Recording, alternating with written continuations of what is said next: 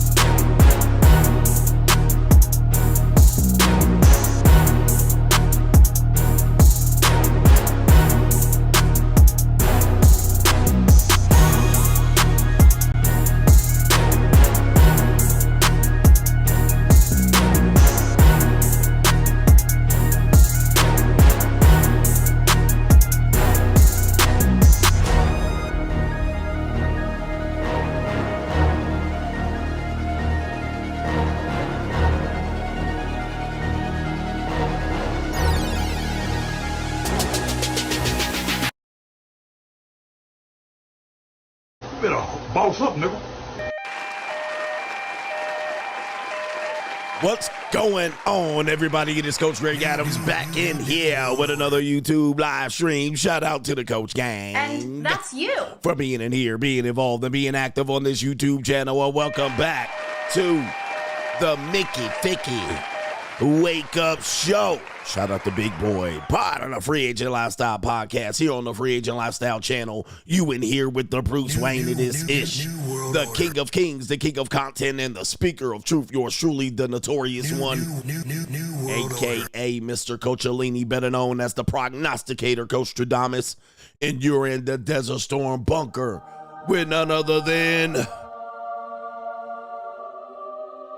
EWF, that is every woman's fantasy in the whole fucking show. I'm the CEO, nigga, bro, of Fixes Binds LLC, the unbinder, the undebatable, the undisputed best edutainment here on YouTube. You can call me Senor Gregorio Graybeard. The ladies love to call me Mr. Third Leg Greg. Was just also the man with one trabajo, that is the Mitch Slapper, the anointed one.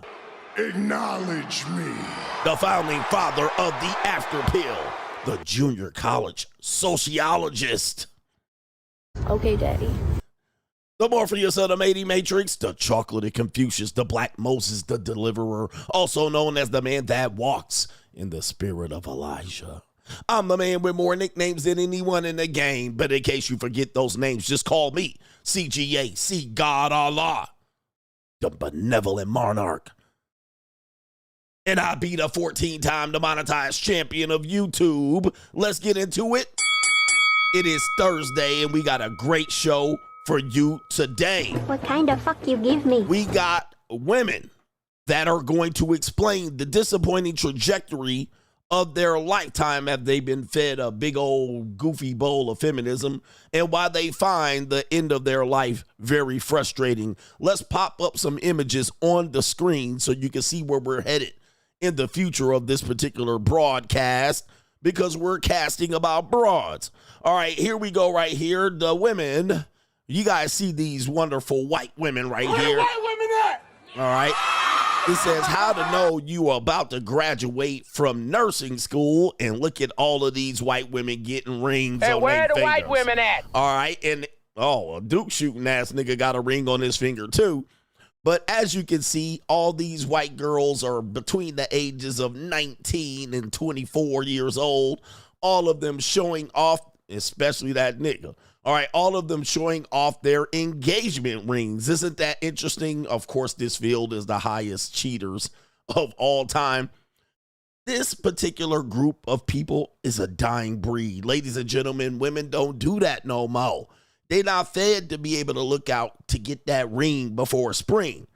What they're fed is that they're supposed to ride out all of their cock carousel and their bad dating decisions all the way into their 30s, and they're going to be strong and independent queens. And of course, the men are going to just sit around quietly and wait. Okay?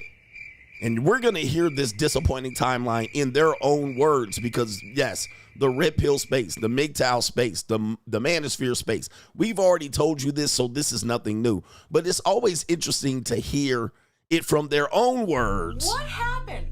Where did all the We also have this right here, a crying, redheaded, ruddy woman, and she's going to tell you why she's absolutely miffed and disappointed that her career is not taking off and why she is not CEO by 32. Okay? And we also have this woman out here who says her type is hood ninjas, and that is a horrible BBL. Her type is hood ninjas, but now she's ready to settle down for the nice guy after she says her son is almost 15 years old. Holy moly. And we also have this woman that says it should be illegal what Uber Eats pays us because she was broke and she went to go get a job at Uber Eats and she only made $3.85 in her Mickey Ficky purse. You get it through your Yes. thick skull that I'm broke. Strong Dead, queens. flat, stony broke. I've got $3.85 in my purse. All right, so we got all of these particular groups of women plus a Lingling because it is Thursday. What kind of fuck you give A me? Lingling who says most marriages don't benefit women unless the man is financially successful and of course, generous with his resources. Right there, basically, I got money. she's ready to pimp herself out to a man with resources and an easy man. I got money. She's an easy lover, and look at the disappointment on that condescending Americanized Lingling right there. What kind of fuck you give me? All right, after she done got ran through and dominated. I like to get dominated. Yes, indeed. I got you, baby. So anyway, we got that coming up, man. That should be a funny, fun segment for a Thursday, and it's going to be a great show. But to contribute to today's show, $ the Notorious CGA on the Cash App, Venmo, Coach Greg Adams TV, PayPal, paypal.me/Coach Greg Adams. And that is near the top of the description box on the Free Agent Lifestyle channel. And you can super chat by clicking the link on the top of the live chat. New. On the Free Agent Lifestyle channel. Do me a favor, man. Just give me the likes. Don't pass the scroll. Mugga. Do me a favor and like the show. But before we get into the earlier contributors, well, you know what? Let's do some earlier contributors, and then we'll hit you with a little bit of Thursday throwback. All right, real quick, just to give y'all a taste of what you missed. Shout out to our brother in League I Trust. We're not protecting these renegades, coach. That was from last night. We ain't protecting these renegades. Renegades don't get protection. All right, shout out to you, NGN, since the new trend is women saying they want to turn off their brains. Do you think that this will be used against employers to get an easy lawsuit, especially women in management positions? I don't know if they want to turn off their brain while they're at work. All right, when they're at work, they seem to be focused on the task. All right, women like to be at jobs. All right, they like to be chained to a desk, but then they come home. You're not going to put me in a prison. All right, they like their boss. All right, they like Sambos. They like their boss. They like their master. So when they're at work, they don't turn off their brains. All right, when they're not at work, that's when they want to turn off their brain. You know how many women I've heard say this in the past year? Okay. And when you're on the dark side, you hear it a lot more because, you know, when they're on the dark side, they want to tell you a little bit of the truth. Right? Just want to turn off my brain. It's an interesting thing. All right. But when they're at work, they want to count beans. Shout out to VMAD, a.k.a. Sky Daddy, Coach and Coach Tribe. Coach, he says, hope your life is well. You as the person. F YouTube. I appreciate you as a person. He says, real recognizes real. He says, any disagreement aside, I will always have respect and appreciate you for your work. He says, keep going, my brother, from another mother. All glory to the Most High. Thank you for the years and years of support. Mr. VMAD, Sky Daddy 4444. Yes, indeed. That's what it is. Yeah, man. Yeah, man, it's a struggle. It's a struggle with the YouTube thing, you know what I mean? But YouTube is YouTube. This is why I have some exciting news to announce after this weekend. But YouTube is YouTube. Somebody messaged me. I think one of our other supporters was like, hey, you know, do like the Angry Man does and do your podcast, you know, vertically. And you know, and people are like, oh, he blew up off of that. And shout out to the Angry Man legend. He knows how I feel about him. But people don't realize what demonetization does to your channel. I mean, people don't realize it. I mean, Angry Man, when he blew up, he was monetized. All right, when you're demonetized, any tricks that you use, you don't realize you're super buried in the bottom of the, you're not getting any promotion. Your channel is not going to get promoted. I don't care what tips and tricks and tools that you use. You're not getting around demonetization. Demonetization is basically the death nail into your channel. I've been managed to keep channels alive due to demonetization, but just because you use a trick that worked for somebody else that was monetized and you do it, it doesn't mean it's going to work for you. All right. It doesn't mean it's going to work for you. Your demonetization is just burying you and discouraging you from making content. All right. So the goal of the demonetization is to discourage you from making content. Right. That is basically, they don't deplatform people like they used to. Some people still get it. But what they're going to do is basically say you have no incentive to make content. And eventually you'll figure it out and you'll quit. That's basically what they're trying to do. And they then try to encourage you to apply for monetization. Oh, keep applying. All right. It's been 90 days. Apply again. But it ain't going to happen. I don't know on my side. So every time I apply, and I haven't applied in about maybe 8 months or 9 months, but every time I applied, nope, they were like, nope, this channel has serious violations. Yeah, when you have a channel that has serious violations, all right, they ain't monetizing you anytime soon. All right, there ain't at all. All right, they ain't got no, but they'll still ask me to do it. They'll be like, how about you apply for monetization? You never know. All right, and then I apply, and they be like, hell no, nigga, sit down. You on the list. You're on the government list. New world order. But basically what they try to do is discourage you from making content so that they didn't deplatform you for something that they can't determine, right? They're like, I don't know what rule he broke. Just Joe Biden's administration told us to demonetize the nigga. All right. But at the same time, since they don't deplatform you, they basically discourages you from making content because you're not going to get paid off of it.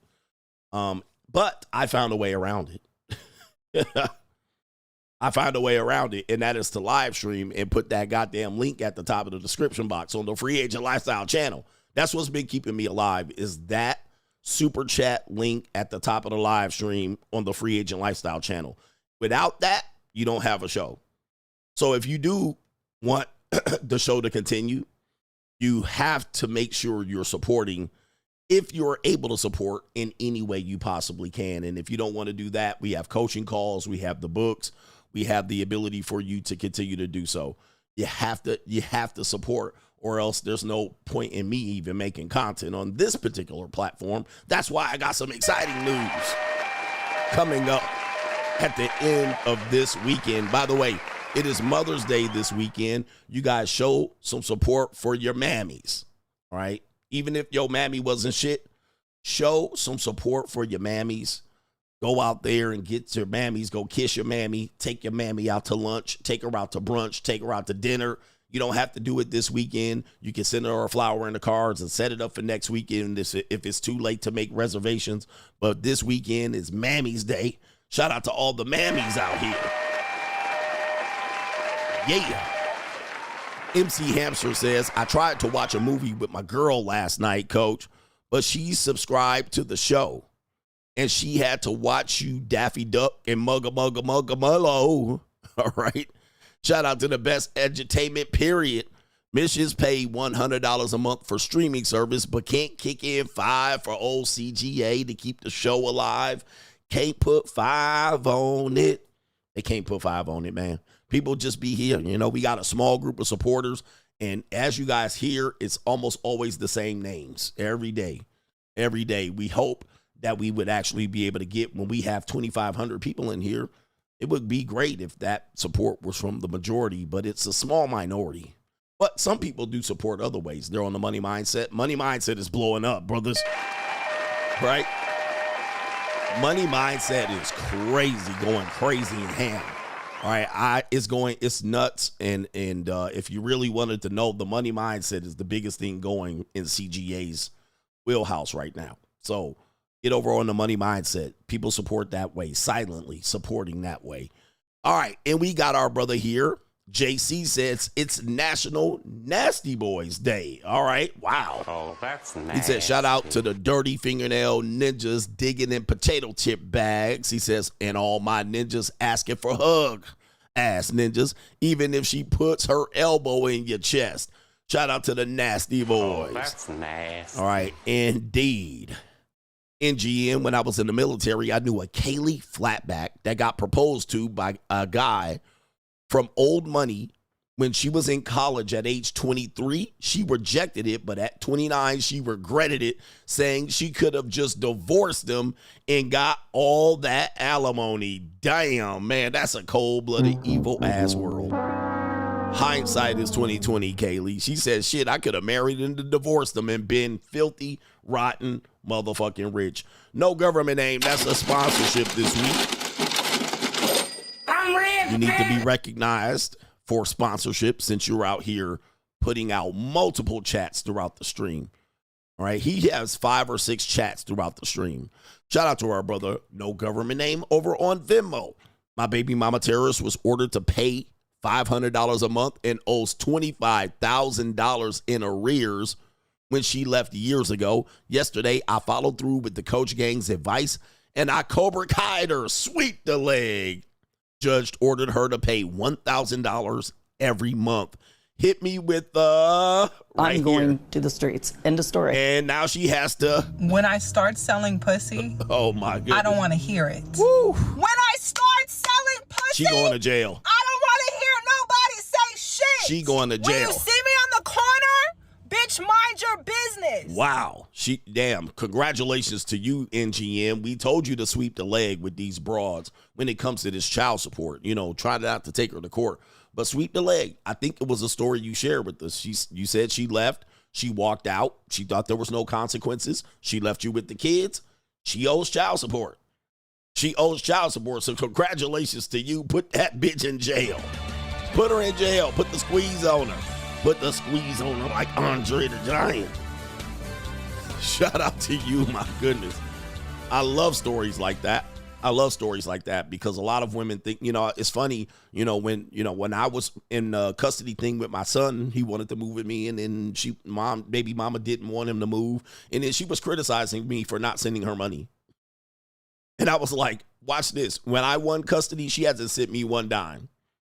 My son been living here for almost 10 months, almost a year. She hasn't sent me no money, zero. Like, when it comes to the contradictory nature of these women and how they shame men and use kids, when you ain't paying no child support, you a deadbeat. And they tell everybody that when it's time for them to pay child support, even if she said, well, you make more than me, it don't matter. You're supposed to support your son. Send them some fucking money. Send them some money. But they don't want to. I ain't going to do it. And they just sit back and be a goddamn deadbeat. Hey, man, it's a sad thing, man. Shout out to you for putting that deadbeat in her place. Deadbeat mammies. And most women are deadbeats as parents. You got to understand that. Even though it's Mammy's Day coming up, most women are deadbeats. All right, they do the bare minimum and they want a goddamn cookie. Bitch, you drop your kids off at daycare, pick them up, take them for a Happy Meal. You basically avoid putting them in anything that can improve their lives. You just send them in deadbeat prison which is daycare, and then you take them home, barely give them a shower, barely brush their fucking teeth, and they a C, D, and F student. All right, you ain't doing shit. Goddamn deadbeat mamas. And we going to celebrate the shit out of these deadbeat mamas on Mammy's Day. All right. All right, shout out to you, man. And Preston says whoring is desperation. Whoring in desperation is considered coercion now. Okay, so that's not going to be a surprise out here. But it's sad because people have disproved whoring in desperation. There's no such thing. It is a choice.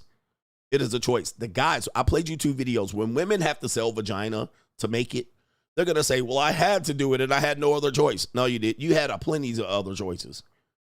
But because a guy proved it where he pulled up to the blade and he had a soggy titty ass Latina chick come up and she was happy to come over there and suck him off for a couple of dollars. All right, but guess what? He said, you know what? I'm going to give you the day off. You don't have to suck me off. Go wash my truck. I'll give you double the money. She was like, nope. She said, hell no. She said no.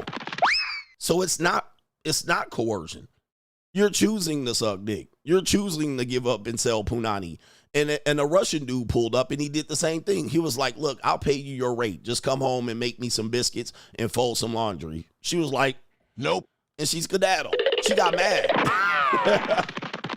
She was pissed. She was pissed. She was like, oh, hell no. Why did you think I ain't trying to fold your laundry? Oh, so it's never like when a woman sells vagina, it's a choice.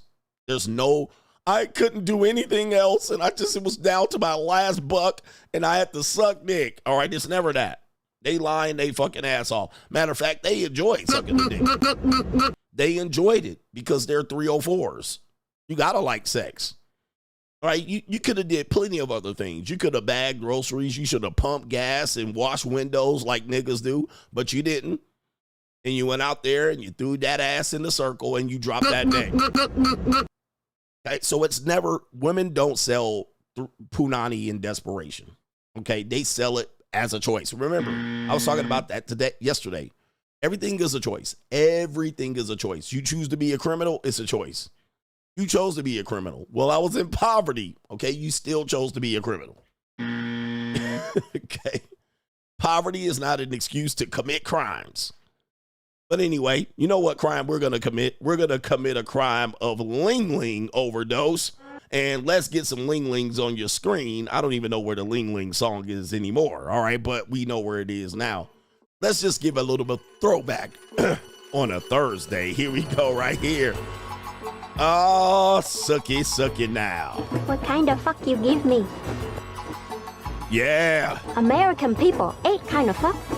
Love fuck. Yeah. Hate fuck. Sex only fuck. Breakup fuck. Makeup fuck. Drunk fuck. Body fuck. Pity fuck. Oh, yes, indeed. Yes. I like to get dominated. Yes. I like to choked, whooped, spanked, told what to do. Yes, I need a indeed. man to take Lingling. charge and let me just, be goofy. We got you, baby. What kind of fuck you give me? Oh my goodness. Look at this. Oh, Jesus. Oh my good. Wow. Oh my goodness. Let's go. Oh, the humanity. Yes. Yeah. It's been a long time since we gave you some Linglings right here. They got their feet out right here. Yes. What kind of fuck you give me? Yes. Okay. Yes. All right. Here we go. Oh my goodness. What is she doing? Oh my goodness. Oh, the humanity. wow. She said, oh my goodness. That's what she did. She said, oh my goodness. That's a wow. She said, and it's a lot of, It's barbecue in there. oh my goodness, ladies. Okay, calm down. You're getting the crowd excited over here. Jesus. All right, that's what they doing. Jesus. This is crazy. She's a nasty girl. Oh my goodness. It's barbecue in there. Jesus. All right, calm down, crowd. This is crazy, man. That was a good little throwback on a Thursday. Hit the like button. Woo, Jesus, this is crazy. What kind of fuck you give me? American people ain't kind of fuck. All right, that's somebody's daughter. and that is an underage emerging adults. Those were a bunch of emerging adults. Oh, shout out to our brother P to the R says, thanks for all the lessons last night. All right, shout out to you, brother. I appreciate that. And coming up next, we got Straggle and Sniggle Theater, but we're going to go over to PayPal and show some love. All right, he likes those and not the gorditas. Chairman Mo wants those and not the gorditas. All right, yes, indeed. Somebody's daughter was out there doing the nasty without no interrupts. Shout out to our brother. It is Martin Muhammad to all brothers who want to run trains or have menages. Last night, I learned a ninja got 2 women pregnant at the same time, and they intend to run his pockets. Say goodbye to prosperity, but you can still brag about being a sex machine with your broke ass, for sure. Trying. Yes, indeed. 2 women bragging about getting and yes, they're going to run his pockets. The thing about it is once a woman gets pregnant and she has your baby, she going to change on you. She going to switch up on you, and she going to run right to the child support office. All right, she going to get that money. She going to get that money. Anyway, let's celebrate today's Thursday show with Straggle and Sniggle Theater. Like, ride with me if you ride with me, you can slide with me if you feel like 550 on the 5 sticky, come get high with me, that's a deal, right? Straggle and Sniggle Theater. All right, let's get some straggles and some sniggles on here. We're going to warm up and get a couple of laughs before we get the heavy subject matter. We have this joke here that we have an old married couple, and look at this couple right here. Sandy and Jim. All right, Sandy and Jim. This is the old traditional marriage that you guys have. As you can see, she has totally decorated the entire house. And look at our brother here, goofy ass Jim, representing the regular beta cuck husband. And now he has a joke. He says he has a 1968 model for sale. And let's see what he is doing. He's in his rocking chair. So listening to her rehash the exact same stories over and over again. Play it again, Jim. I currently have for sale one wife, slightly used, 1968 model. It needs a muffler as it's very loud and its intake valve is stuck in an open position. It's going to need rewiring as many of the wires are currently crossed. Got lots of little dings in the body which have been covered up with too much paint and a failed effort to camouflage them. Rear end needs a major overhaul as there is a crack that has grown quite large over the years. Needs reupholstering as its carpets have turned a dingy gray. Needs a little bit of front end work as the headlights are too close to the ground and the fenders are way too far apart. It may not pass an emissions test as it currently produces foul clouds of malodorous gas on a regular basis. The heater works great and hot air is never in short supply. Asking $500 cash or trade on a newer model. I currently have for sale one wife, slightly used. All right, one wife, slightly used. All right, so there you go right there. And look at this happy marriage, all right? Look at this happy marriage. I'm not happy. All right, and that's definitely a heavy Chevy and a soggy woggy. All right, that's a soggy woman, and Jim ain't no better. All right, but there it is right there. It's, depreciating asset at best. All right, depreciating asset, and a lot of things don't work on this machine. But, of course, you're still taking care of it at a steep, heavy price. And shout out to Renter Center for providing furniture for this lovely couple. All right. And no refunds. All right. And no, Jim, you're not trading this in. It's old and it's yours. All right. Keep it. All right. Keep it out there. You're not getting rid of this big old heavy ass Chevy. Trying to dump that shit in our backyard. Now, will we pump on this for a couple of times? Yeah, we'll dump some nut on her. You know what I mean? We'll dump some on this on a slow Tuesday. Come on, all right here, Nancy. What's her name? Her name's not Nancy. It is Sandy. Yeah, Sandy. They don't make Sandys anymore. Hey, Sandy, we'll dump some nut on you here. Come here. All right, come here. Let me. All right, and that about it. All right, but we sitting in the back to Jim. We're sitting in the back to this ninja, man. Hey, you bought it. You bought it. It's all yours. You're keeping it for life. That's marriage right there. Shout out to all the people who are men in their 30s and early 40s, and they're out here pandering for marriage. And I'm like, y'all haven't even got to the bullshit yet. Right? They're like, I love my wife. She's the best. All right. And I'm like, nigga, wait till you get into the late 40s and 50s and 60s. Then you'll realize you're like, and you got 25 years just with this heavy ass Chevy. You looking like this right here. Just wait till life slows down. And you'll be like Jim. Jim definitely was in the Marines looking like this. Hoorah. Straggle and Sniggle Theater, we have a woman that says dating attractive provider men is not for the weak. This definitely is an apex predator or a woman who was a sugar baby type woman.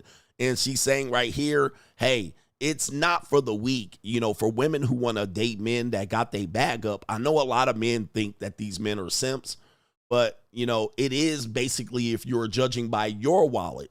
But a lot of men have discretionary income that they can dump on these skeezers and then use them and then put them back and pay the restock fee. And these women just go through these men like crazy. These men have access to all these women. So here's what happens. She's saying dating attractive provider men is not for the weak. It's not going to last because you're scared to ask them for money. You're scared to ask them to provide. You're scared to ask them to be a man.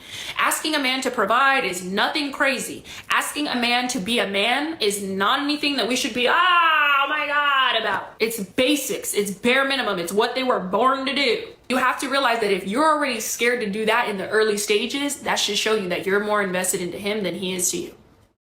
I used to have a rule that when I went on dates, if I felt that tingly feeling in my stomach, I had to vet that man extra hard. Extra hard. I had to be extra tough on him. At that point, I knew he might have a one-up on me because I'm feeling this in my stomach, which means I'm attracted to him, which means my stomach, the butterflies in my stomach, I never saw that as a good sign. I saw that as, bitch, you about to make a stupid-ass decision. Bitch, your intellect and your decision-making is not going to be on point right now. That is how I trained my brain to think. I trained my brain to think when you feel butterflies, you need to be on alert. All right, so you can see, holy mackerel, this is a damaged woman. This woman is damaged beyond repair. Foobar, as you can see in here, and you see her loud mouth. The reason why she gets used and discarded so much by these men is because she's basically a trailer park trash dressed up. All right, if she was fat, she'd be out. But of course, because she's thin and she's got veneers and she looks like an IG model, rich guys with yachts are dumping on her. But she's classless. All right, this woman has no class or tact. All right, and now she's like, I got butterflies in my stomach. It's time to skedaddle. This woman's a party chick, and it went too far. All right, and boy, oh boy, is she going to have a tough time later in life. Listen, it ain't none of my business. All right, but she don't got no class. This is a classless strag. Extra, because you can get caught slipping because you like this guy. And so that is how you have to train yourself, ladies, if you want to date these super handsome, attractive men that also provide. Because, baby, it ain't for the weak. Let me tell you. It's not going to last because you're scared to ask them for money. Yeah, this is an apex predator. This is an apex predator, classic apex predator. I know when we say apex predator, men are automatically, we supposed to be scared of these skeezers. You're not supposed to be scared of them. They're broken women, but a lot of times they will look attractive or attractive enough to get dumped on. All right, but these are just classless whores, and she's trying to mix love, and she's trying to mix love and being an apex predator. And so what'll happen is she'll fall in love with these guys, but then she'll get a wake-up call. That's when she gets dumped, and he'll trick on her. This is why a lot of guys don't be like, oh, they tricking on her. They're messing up the dating marketplace. Okay, if it's true that they're messing up the dating marketplace, are you going to date these women and marry them? Okay, if you're going to date these women and marry them, yeah, well, it sounds like you're messing up the dating marketplace. But these women will do this from 19 all the way up to 26, maybe to 30. If they don't turn into a madam, they will try to roll this shit out and pass it on to you. And that's you. All right, but these women are out here they're going to try to do it and play it just on the money, but then they're going to think, oh man, I really like what he's providing. And then next. All right. And especially if she don't know how to keep her mouth. I mean, look at how listen to this woman's mouth. She gone. Scared to ask them to provide. You're scared to ask them to be a man.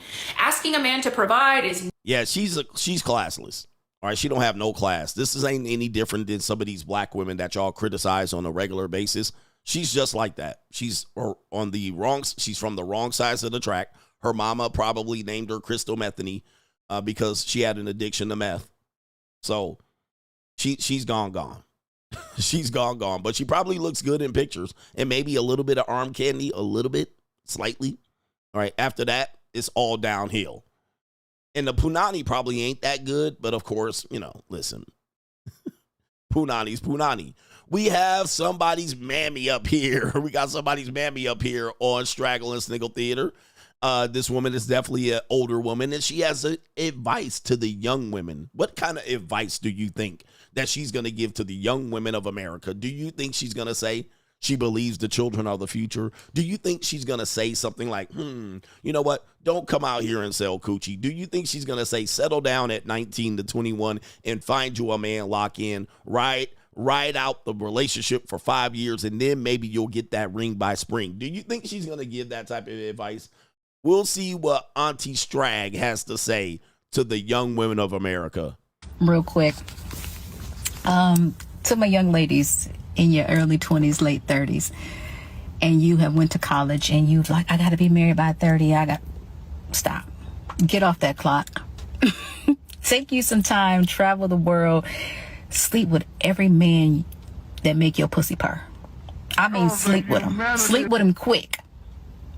Get that on out. Get it out you. And if your body don't respond negatively, keep him around. Keep him around so you keep your sleep number low. But if you have been sexually traumatized and you have not gotten the proper help, don't get married in your early 20s, late 30s. Don't get married at that time, because you will be an earth disturber and you and this man will not make it. So fuck everybody you can. Get married when you want to, respectfully. What the hell? Oh my God, no way. Yeah, gentlemen, today we're going to be discussing the women's disappointing timeline, all right, and why they're not happy that men, why they're not happy that you're now at 35, 38, 40 and successful. Why you want to go and date young women? Why don't you want to date a woman like this that just has this mentality? All right, just fuck everybody until you're 35. Damn. And that's you. Damn. Did somebody hurt this woman? All right, I think she's been hurt. And then they blame us. It's all you men's fault. You guys don't want to get married and want to be serious. You don't want to grow up. And it's all Jermaine's fault. It's always Jermaine's fault. Now, juxtaposed to this particular video right here, all right, look at what we got here. Look at how this culture right here, save for that one guy right there. Look at what these girls are doing right here. They're proud to be a future divorcee, or at least 50% of them. Even these ugly, plain white girls. Look at these ugly, plain white girls pushing in their chips. All right, fuck it. All right, these women are 4s and 5s at best. Let me go and get married now. All right, I fucked all through my freshman and sophomore year. Let me lock in Bradley now. Let's lock in Bradley and Chadley now. They lock it in. This is what the white women are doing right here. Where the white women at? This is what the majority of white women are doing across the nation, especially the flyover states and the states that don't have a coastal area, right? New York, Los Angeles, San Francisco, Miami. Yeah, they're doing it. Those white women are doing it too. All right, foolishly, because white women have no preservatives, no additives. All right, them bitches is gonna expire quickly. All right, but now the sisters, because they got a little bit of melanin in their skin, this is the advice. Real quick, to my young ladies in your early 20s, late 30s, and you have went to college and you've like, I got to be married by 30. Stop. Get off that clock. Take you some time, travel the world, sleep with every man that make your pussy purr. Oh, I mean, sleep with them. Sleep with them quick. I'm going. Get that on out. Get it out you. Get it out you. Get it out you. And if your body don't respond negatively, which it will, your brain will though. Keep them around. Keep them around. This is essentially what this woman was saying. This woman was saying the same thing. All right. you know, I'm going to try to keep them as long as possible. But when the butterflies hit, it might be time to skedaddle in morning time. All right, just keep them around. Hey, man, men are in love, women are in business. I told you there is no more genuine burning desire. Not in these women. Guys, there used to be a time here before we continue with this. There used to be a time where you can get a woman absolutely sprung on your ass. Shout out to you and shout out to Solo TV 84 with this talking point. Women used to get crazy cuckoo about you. Okay, you guys have missed this part. I know we talk about the 90s and a lot of that shit, but guys, and if y'all don't hit the like button, this is despicable. Look at my likes. It's crazy. And just before I can't look at the likes because they're so crazy, but I got to stay on point and deliver this content. But there was a time where if you did a girl wrong, she would burn your car up. She'd be outside of your apartment. She'd be talking to your mama. Like, they used to go crazy over them. If you put your dick in them and dipped on them, they would find your ass, hunt you down. They'd be at your job. They'll be at your job. You be over there with the cluck chicken on your goddamn hat, punching keys, and they will be at your job, rolling up on you. I know your ass did not. Today, if you do this, the women will just blow it off. They'll be like, because they've already been there, done that. You're just the 19th, 20th, and 25th guy to do this. Okay? You're just the next guy. They're like, oh, well, you know, just guess I'll get back on Tinder. They'll be bad for a second. They'll be sad for a second. They'll get some ice cream. But what they do now is they fuck themselves out of the situation. So when that happens to them, they just jump on dick. Like this woman saying. They just go on a dick ride. That's what they do.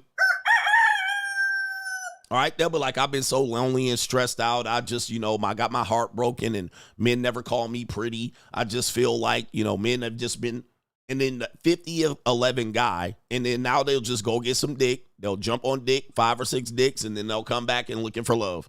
Then I'll be like, listen, this is what we're doing. And the good old days are over. They're numb to the bullshit. They're numb from getting played and all that shit. Shout out to our brother, the Bachelor Supreme. For the flowers. All right, but this is where they are. All right, it's just what they are able to do. The good old days are gone. So now they're out here 45 years old and telling the younger women, just get it on out your system. Keep him around so you keep your sleep number low. But if you have been sexually traumatized, yeah, and you have not gotten the proper help, don't get married in your early 20s, late 30s. Early 20s, late 30s. Don't get married. Ladies and gentlemen, juxtapose this right here. Look at this. Don't get married in your early 20s, late 20s. Did she say late 20s or early 20s? All right, we're going to go over the timeline right here. Isn't this crazy?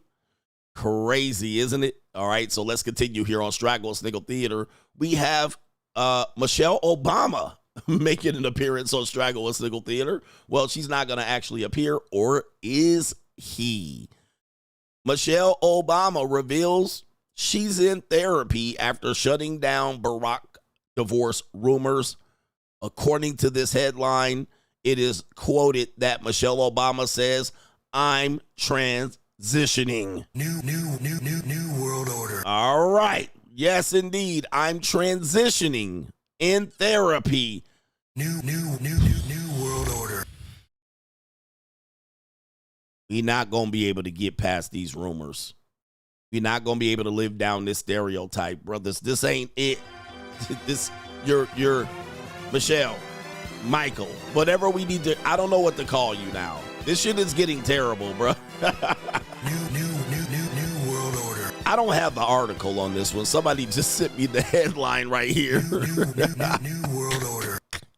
What are you transitioning to? Please tell us. All right, because we need to know, man, the secrets of life is just waiting on you, man.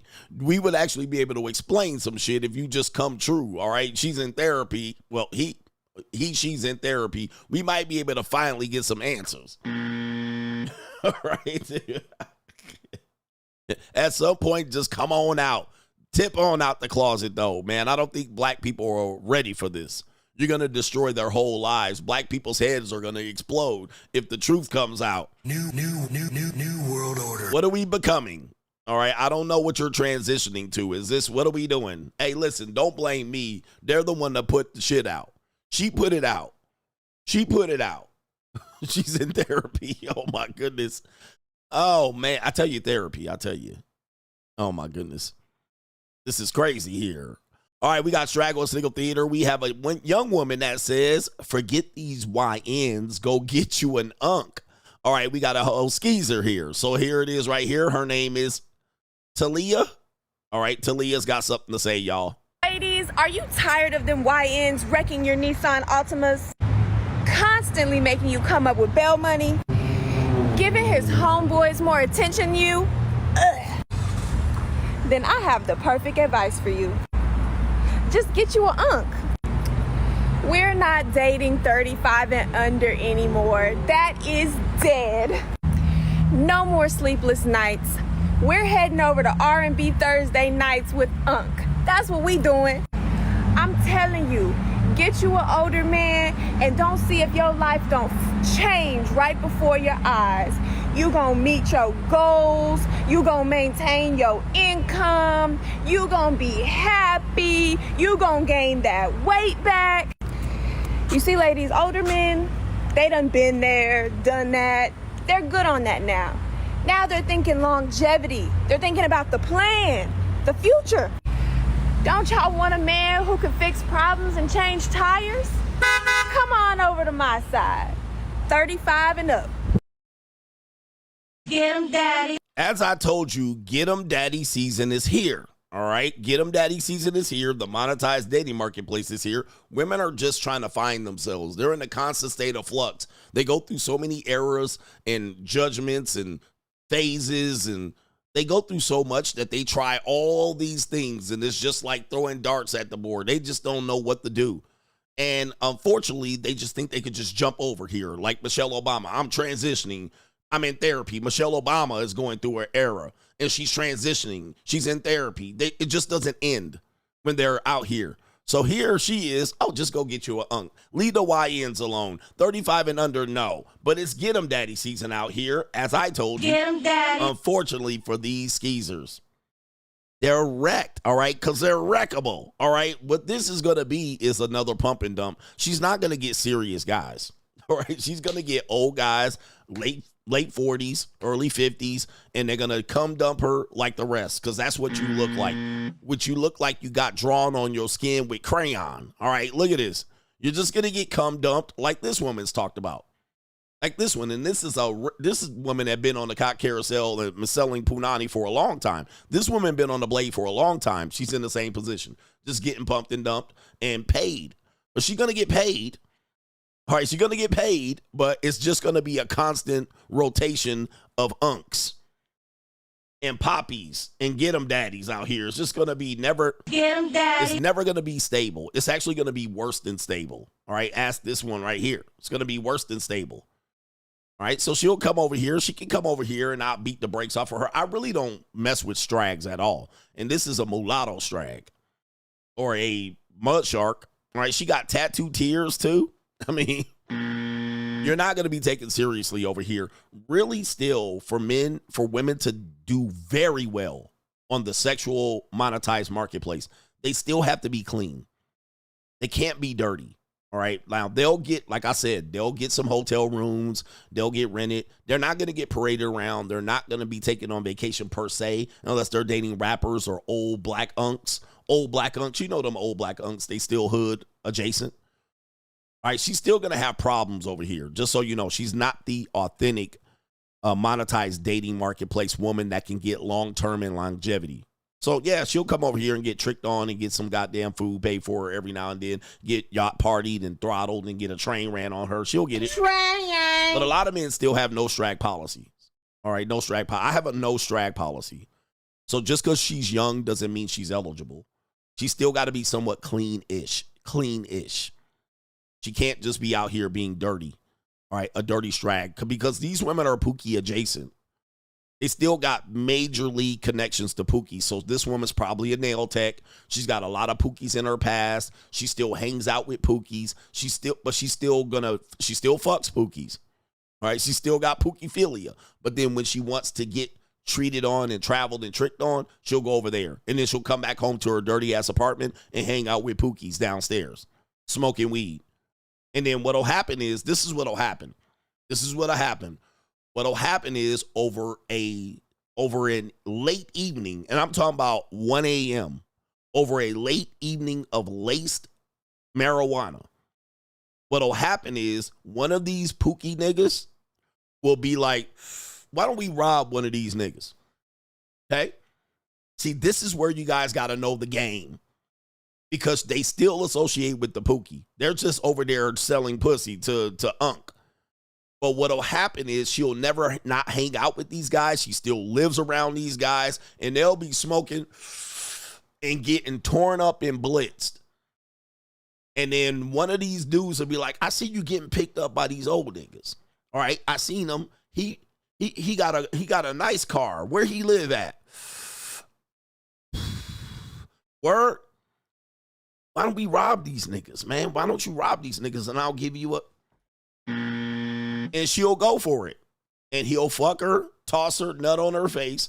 And then the next time, all right, pick him up. Let me know. We'll have some homies. We'll be waiting in the bushes. And they'll rob you. They'll rob Unc. Because she's still pookie adjacent. This is why we don't fuck with strags regardless. Even though if you're at the JUCO, you have to have a no strag policy. You have to be very discriminate when you're at the JUCO. You can't just take any young girl. Okay? You can't just take any young girl. This is definitely a one you meet in the Momo, and you order her an Uber to the Momo. All right? And you fuck her face, and that's it. All right, that's it. And you toss her out. Do not let these girls come to your house and case your joint. Because over a whole session of marijuana, they're going to have Pookie set you up and skitty pop pop. The whole goddamn cut. Your whole Cadillac Escalade going to be filled up with bullets. Okay? And you'll be lying like this. And the police investigation tape around the crime scene. So do not mess with these strags. Okay, leave strags alone or leave them for the Momo. I could be carrying them. Dude, they will set you up they pull you all the way to the corner of a apartment complex and then light your ass up. It's crazy. All right, so anyway, we got Straggle Sniggle Theater. Last one, we have a woman that says she sells punani, but she got a boyfriend. Uh-oh, but the boyfriend, he doesn't have a problem with her selling punani right now. So this is going to tell you about the spectrum. This is the spectrum. We actually seen this right now. Okay, the spectrum. The spectrum. We'll talk about the spectrum tonight. The spectrum with Michelle Obama. The spectrum right here. Just because they're not, women are not one-dimensional characters. Angry Man said they are not robots. Women function they change. They go through transitions. They're over here. They're over here. They're like a butterfly. That's why they like butterflies. All right. They're like a butterfly. So just because they're doing one thing doesn't exclude them from doing another. For instance, just because they sell punani doesn't mean they don't want love and a boyfriend. You see what I mean? Like, men think just because they're over there that they want to be over there and they don't want to be loved and caressed and cuddled. No, they want to be romanticized. They want romantic dinners. They want dates. They want marriage. They want marriage, but they'll sell punani to 12 guys a day. Okay? So we got this woman out here. Female woman of the night explains how she sleeps with 12 different guys a day and her boyfriend don't have a problem with her being an escort. Now, some people will say her boyfriend is the pimp, and that's conventional wisdom, but not so fast. He's not really the pimp. What it is she met him on the other side of the spectrum. She met him on the other side of the spectrum. Or it might have been a past client. Or I think she met him in a dating marketplace. Okay, not the strag marketplace. So let's hear her break it on down right now. I am an escort, amongst other things. But I would say the most I have slept with in one day. This is crazy, but you looking at me crazy right now? But roughly 12. 12 to 10. I mean, do you have a boyfriend? I do. All right, so how does he feel about you doing that and knowing you're still together? What's crazy is me and we just got together. What's crazy is I was just a lesbian for years. I was married to a woman, all that. He just came about not too long ago, and he didn't meet me like that. But I did tell him up front before we even had any type of like encounters and stuff. And as far as how he feels about it, I don't think he feels a way about it. But I do think that he, of course, don't want it to continue to go on for a long time. Right. All right. As you can see, the spectrum. All right, the spectrum. The only thing she left out was church. All right, because I'm pretty sure she goes to church too. She definitely goes to church off and on. All right, that's the only thing she left out. All right, but look, we had Lily Lentlicker. She had married to a Lily Lentlicker. We have Escort, and we have boyfriend that she met not in that life. Guys, I'm going to tell you, brothers, some of y'all niggas don't realize. Do you have the stomach? Y'all ain't got you got to realize what you're dealing with out here. You're dealing with women that hop all over until they figure it out. And yes, even the good women, even the so-called good women. Now, some women have a different timeline in which they find a guy and they just be like, all right, the streets were so bad. All right, dating was terrible. I'm not putting my life on the line anymore. I'm not putting my vagina on the line anymore. I tempted fate. I tipped in my tummy with the taste of nuts and honey. All right. And I'm going to just go ahead and retire. Some women retire for a little while. All right. Or for a long stretch. All right. But this is an example of the spectrum. Okay. This woman says she was married. She was a Lily Lentlicker. She was right. She out there getting throttled. And I met a nice guy. He's okay with it now. I don't think he wants her to do this long term. He wants to save her ass. You know what I mean? He's saving her. Where's my save him? Captain Save him button. There it is. She's at the tail end of selling punani. She's like, you know what? I don't want to do 12 a day. No more. 12 a day is too much. All right, so let me just go ahead and find this guy, hold on to him, tell him I'm only going to do it for a little while longer. I got some goals and ambitions. I got some things that I want to do. I got some financial things to take care of. I didn't think I was be out here selling pussy at 34, but let me just get that. All right, and then she's going to sell him a dream that she's going to quit. And she's not. She ain't going to quit. All right, 12 in one day. And by the way, listen, this is why tattoos are a bad thing for women. All right, this is why tattoos are a bad thing. It's a red flag. Most women that have tattoos are absolute 304s. All right, so be careful. There's no ifs, ands, or buts about it. You might meet her and she might not be a 304, but before you met her, she was a 304. She was selling pussy on Van Nuys Boulevard. All right, but now she's a good girl and cleaned up her act. And she did lots of hardcore drugs. I am an escort, amongst other things. But I would say the most I have slept with in one day. This is crazy, but you looking at me crazy right now? Well, roughly 12. 12 guys. I'm going to tell you, man, this is the thing I'm going to tell you, because guys will be like, why can't men sell dick? Because you can't fuck 12 women a day. That's the plain and simple. It's not because dick is worthless. It's not because punani is more valuable. It is because women can resell it multiple times a day.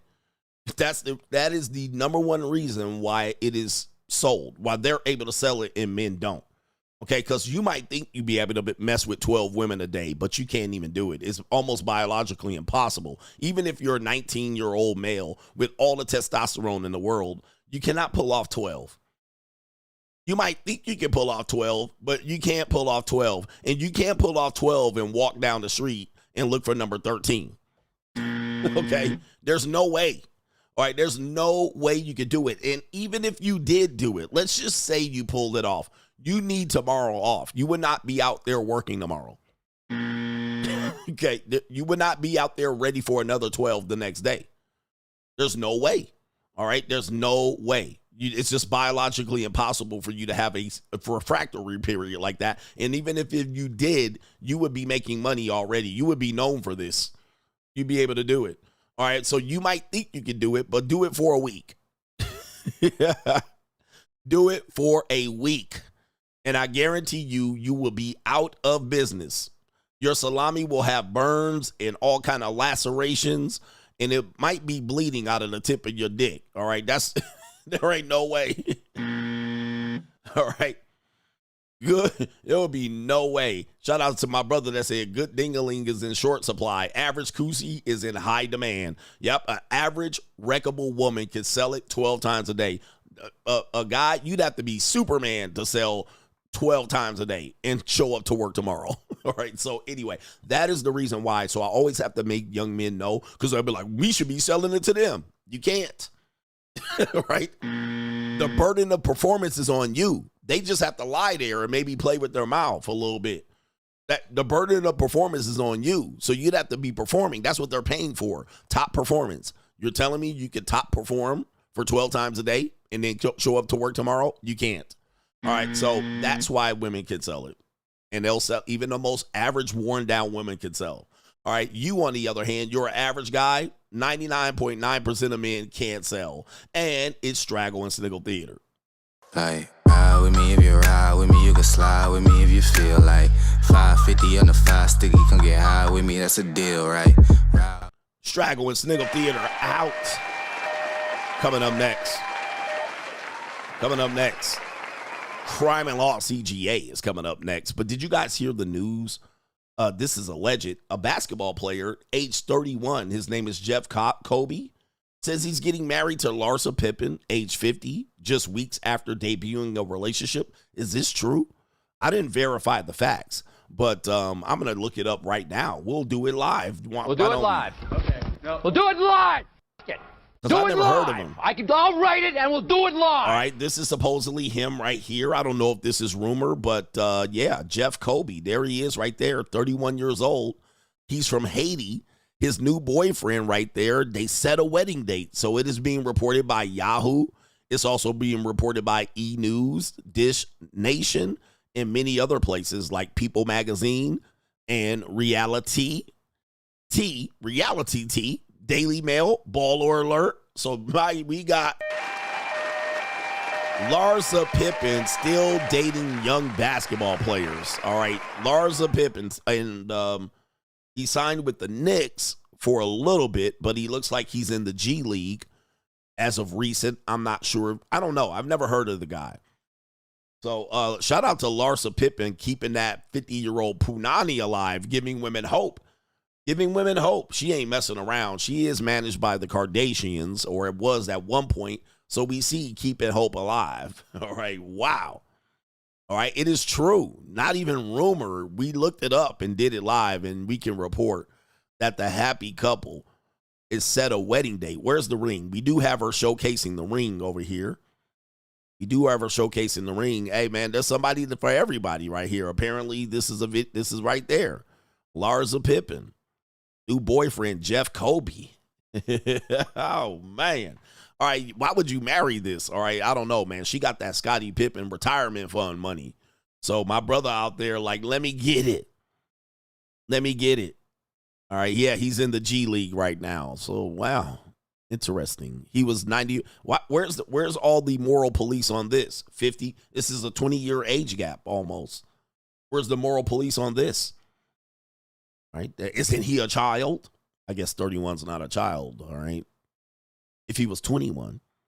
Wasn't some woman talking about this yesterday? Oh, it was that skeezer, Joy Taylor. Joy Taylor, this is right up her alley. 25 to 31, she wants it. But do me a favor, man, just hit the like button. If you guys hit the like, I need like 200 likes. 200 likes. Just to get to 50%, man. These like ratios absolutely pathetic. Now, the thing is, I can't weaponize it. I don't have a members group. I can't go members only on the chat.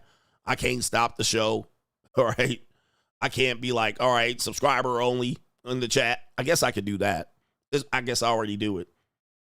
All right, but give me a 50% like ratio. You know what I mean? Give me a 50% like ratio. Likes are free. I know you guys are preoccupied. You're doing something else. You're driving a long haul trailer. Some of you guys are at work and the phone's over there. Your earplugs are over here.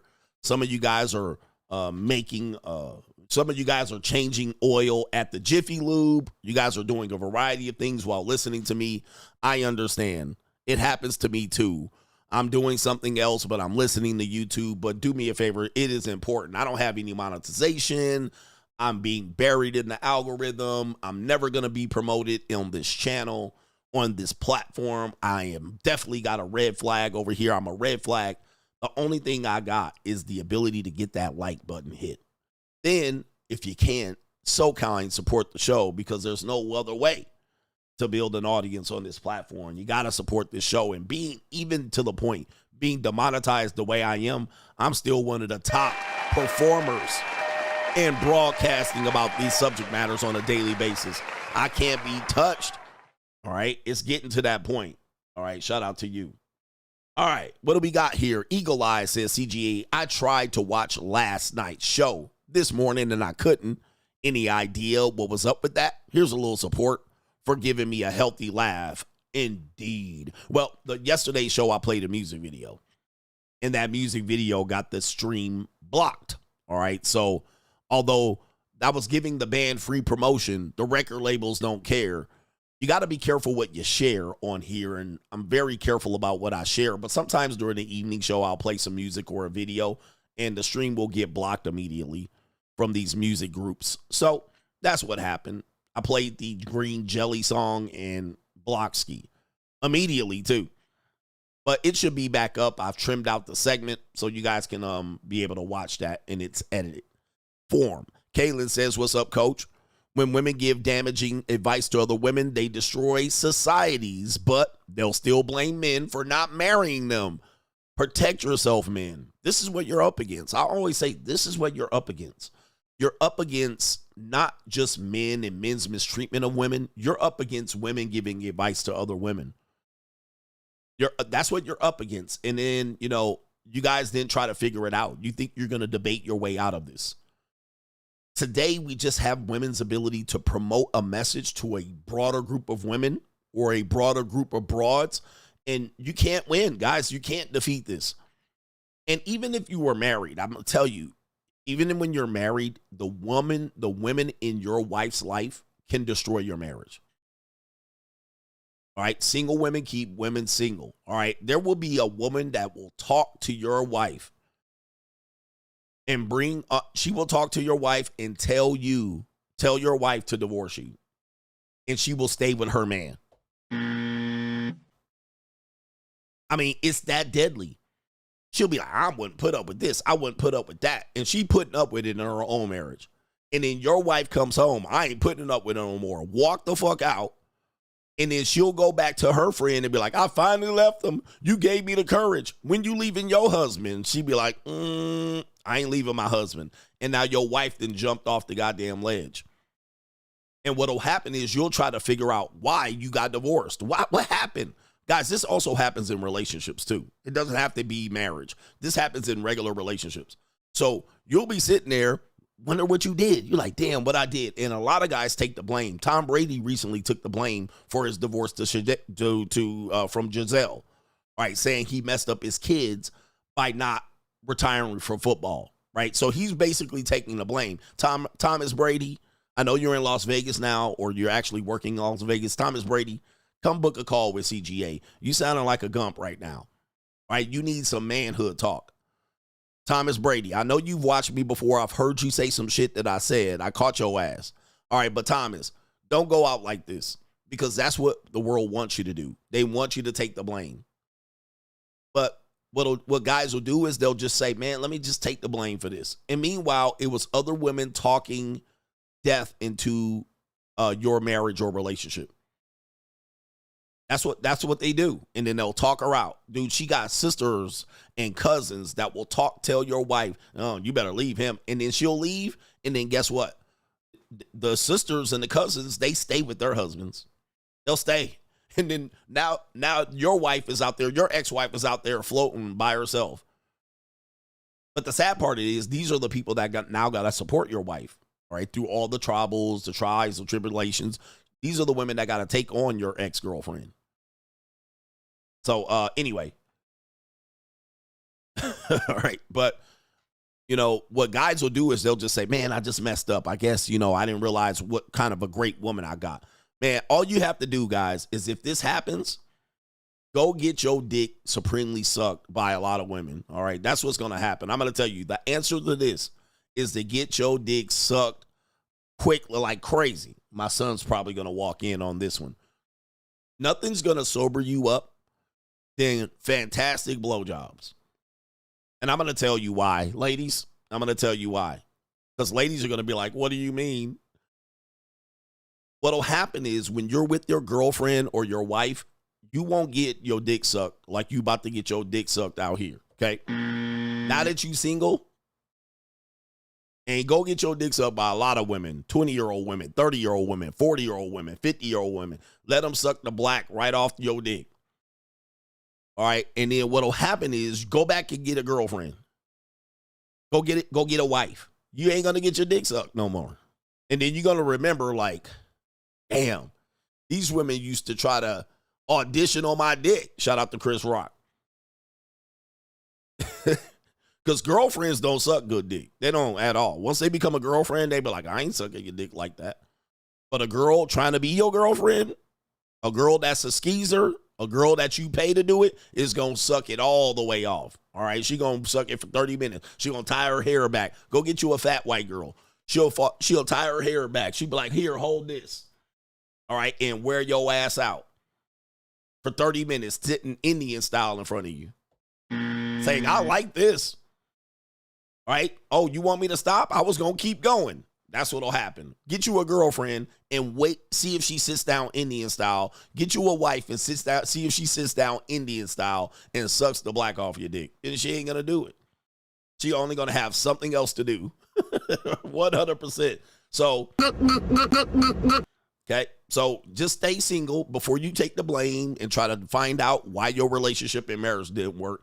Go get your dick supremely sucked off. All right, go to the strip club, whatever you want to do, man. Just do it. And then think about getting in a relationship again. Think about how many times your girlfriend sucked you off. Supremely sucked you off. All right. And swallowed it all that. And she said, put it on my face. Now go get a girlfriend and a wife. They ain't going to do it. They ain't going to do it. Anyway, they'll swallow every last drop and be like, you got some more in there? That's what a girl you're dating and the girl you paying is going to do. All right. Your wife and girlfriend ain't going to do none of that shit. This is a fact. All right. And you should, and guys, you deserve this. You deserve it. And you know it's worth it. Guys, you deserve this type of treatment, man. You work hard every day. The next thing you need is a woman to supremely suck you off. That's what you need. You deserve this, bruh. You should not go without this in life, man. Men, you should not go without this. You deserve every bit of that. Yes, indeed. All right. Yeah, shout out to our brother Macaroni Tony. Says, facts. One time my JUCO slept over. I forgot they nocturnal. It was fun. He says it was a fun late night, but I was useless at work the next day. That's the truth. Now, when you hang out with too many younger women, they are nocturnal creatures. So that, you know, most women that are young, they wide awake like this. Like they've been out here swallowing no-dose tablets and drinking mocha chocolates all day. So from 11 p.m., really from about 9 p.m. to about 4 a.m., a young woman is wide the fuck awake. Wide awake. This is why when you dating a girl and she says good night at 9:30, it ain't no good night. She about to have a good night. You about to go get some sleep. Because you got to go to work at Jiffy Lube and catch another shift. All right, you got to open a store at 8 a.m. All right, she ain't about to have she about to have a good night. 9:30, 10, 11, 11:30, 12, and 1, they wide the fuck awake. And they get they punanis in trouble. They about to get that punani in trouble. When I have young women sleep over here, we finish up, I be in there getting to sleep. I catch a shower, brush my teeth, and I go to sleep. She be in the loft, wide awake, looking at YouTube and shit, playing video games, up all night. Finally crawl in my bed at 4 in the morning. Right? Then she sleep in the night 11 a.m. It's like that's what young women do under 25. That's their whole life. Now, once they get a little bit older and they get a real job, they tend to not keep these hours. They tend to, get up a little bit. But for sure, man, it's crazy how they live, man. They live a whole nocturnal ass life. So but then what'll happen is these young women will sleep over your house, and at 2 and 3 in the morning, they on the phone texting Pookie after you done paid them off. And then they like, what you doing, bitch? Oh, I'm over my daddy's house. I'm over my sugar daddy house. All right. Get him, daddy. Where? Pull up, drop the location. Now she unlocking the sliding back door. She unlocking the front door on your ass. You better set the alarm on this woman, because she gonna let Pookie slide through, fuck on the couch and steal all your shit. Okay?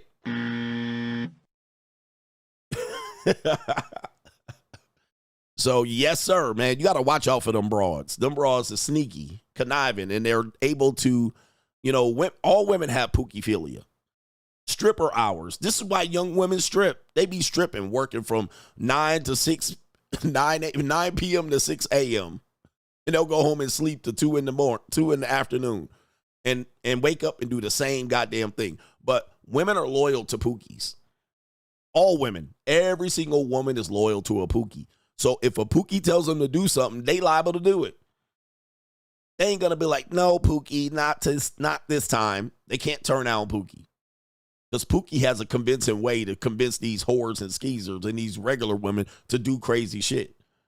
All right, so if she up at 2 texting a Pookie, because Pookie up at 2, he ain't got a job, he'd be like, why don't you let me slide through and let me smash while your sugar daddy's sleeping? Because that's what Pookies want to do. And then while he over there, he bring another nigga, and then he waiting on downstairs casing your joint. Okay?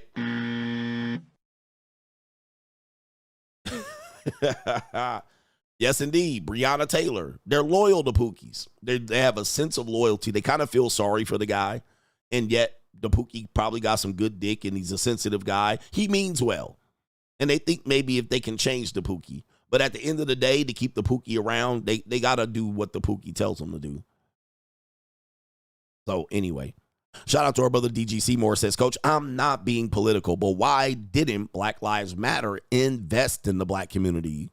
Coach, was it hypocrisy for BLM to buy large mansions in white neighborhoods just asking for a black friend? And my uncle ass ninja, he says, roast these pro-blacks. Shout out to DG Seymour. Well, I said from the beginning, Black Lives Matter was a shitty organization. All right, I was like, why? I was like, it doesn't even make sense. And I'm going to tell you when I did it. That's a co-sponsorship. All right, remember when everybody changed their screen to a black square? I immediately called it out right then. I was like, nope. Because what'll happen is if you didn't change your little Instagram to a black square, because you guys don't realize you guys are participating in psyopses.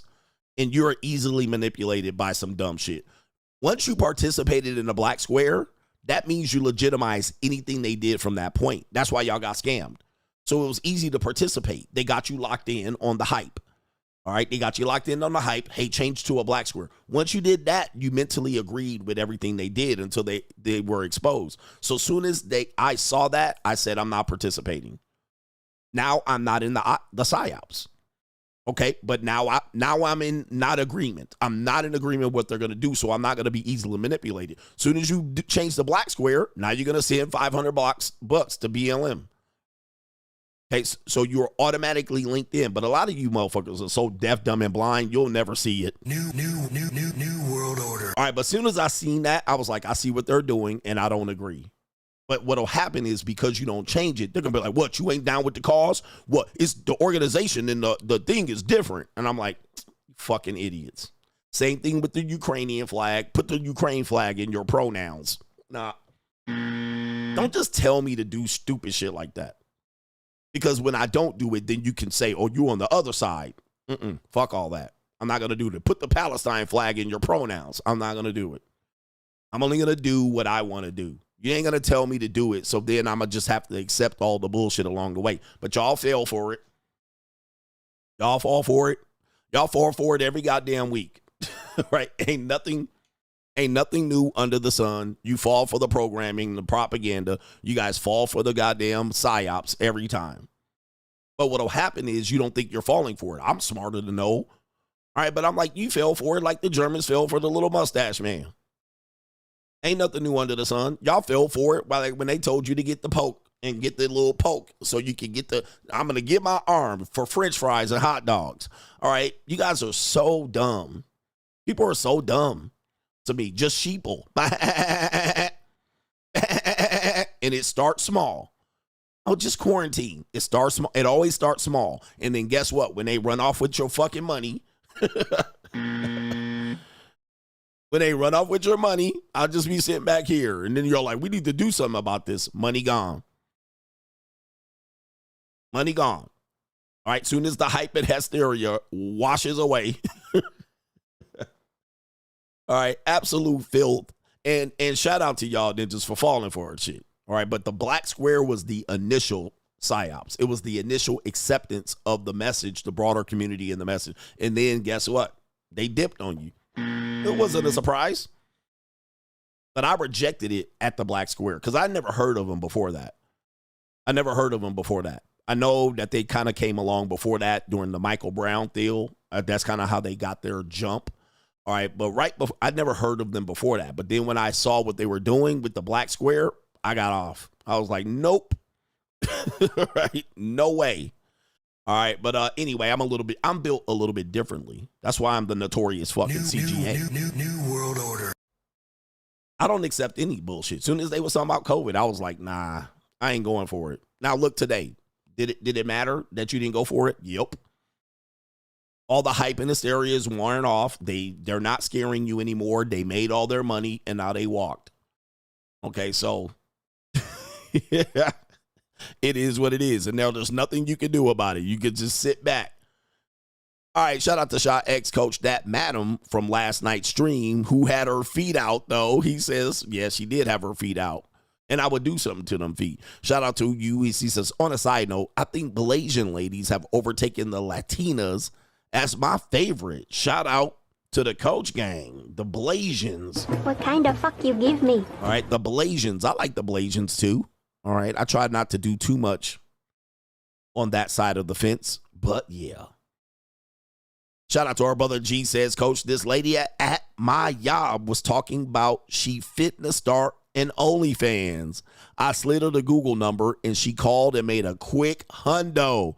I saved her under the contact number as Throatzilla. Shout out to you right there. As soon as she said, I'm finna think about doing an OnlyFans, that's when you knew she was going to sell you some punani. That was her telling you she's on the take.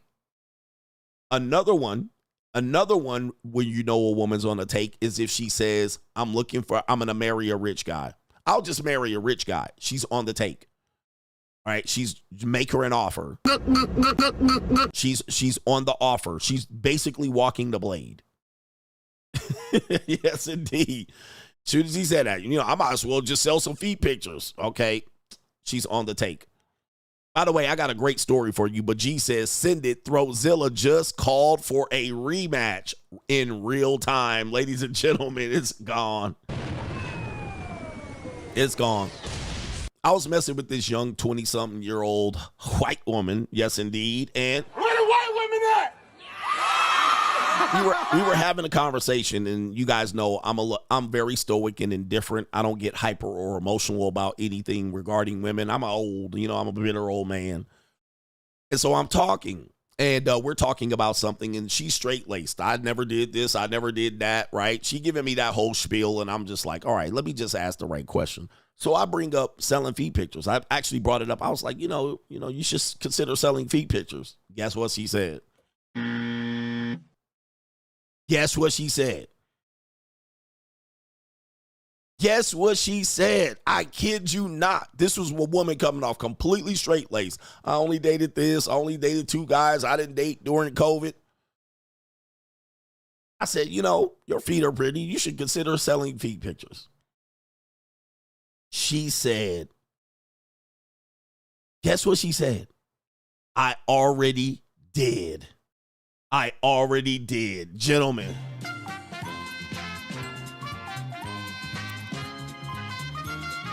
I knew it.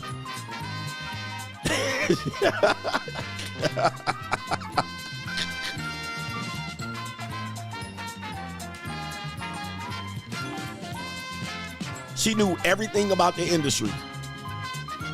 She knew everything about it. She was like, oh, yep, there's girls that do this, and there's this website. She knew everything about it. I was like, see, brothers, the monetized dating marketplace has been going. These women have already, by the time they're 30, this is what's different about the timeline of men and women. By the time a woman's 30, she's already known about it or done it or considered doing it. Her friends have talked about it. It's already something in her past. It's already there. That's the spectrum. It's already been there. Now you're 30. You don't know nothing. You know nothing from nothing. You don't have a clue. You think these women are different. You think these women are separate, just daddy issue women. And then there's real women that don't do it. And you guys don't realize that they've already been introduced to a world that you don't even know exists. They've seen it. They've seen the boats, the yachts, the trips, the vacations, the breakups, the pookies, the divorces, the engagement 3 times, the sugar daddy sites, the I'll try this, I'll try that, the strip, they try to strip, amateur night strip club. It's a variety of spectrum activities that they already participate in. They knew a girl that was a prostitute and she hung out with her. It's one of those things that men just don't see. You don't see these opportunities. You don't have these conversations. They're just theories to you. They're just, I hope I can find a woman that ain't like that. But from 16 all the way up to 25, 28, they've already been exposed to something. We don't know what it is. You just got to figure out what it is.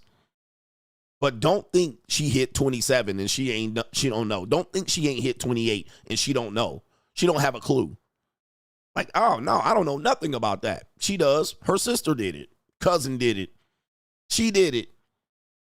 It's what it is. It's what it is. But I'm trying to show y'all, man, it's one of those things, man, that I try to educate guys to wake up, that you just be like, I just want to meet a good girl. What do you call a good girl? I mean, what do you mean? Somebody that ain't been ran through, somebody that never would consider. I'm like, whatever. Whatever. All right. Good luck out there, guys. Last one. Meow. All right. It's your favorite former baby mama terrorist. Meow. Says my sons 11 and 10 love your clips. Thank you for your time, CGA. I miss the Amish bitch driving to work. Meow. You better work, bitch.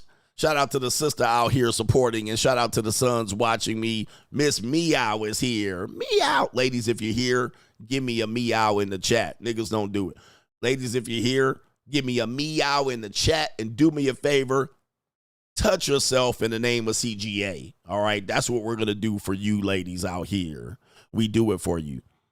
Cody Draper, I figured it out. The laws in marriage and divorce encourage men, now women, to misbehave.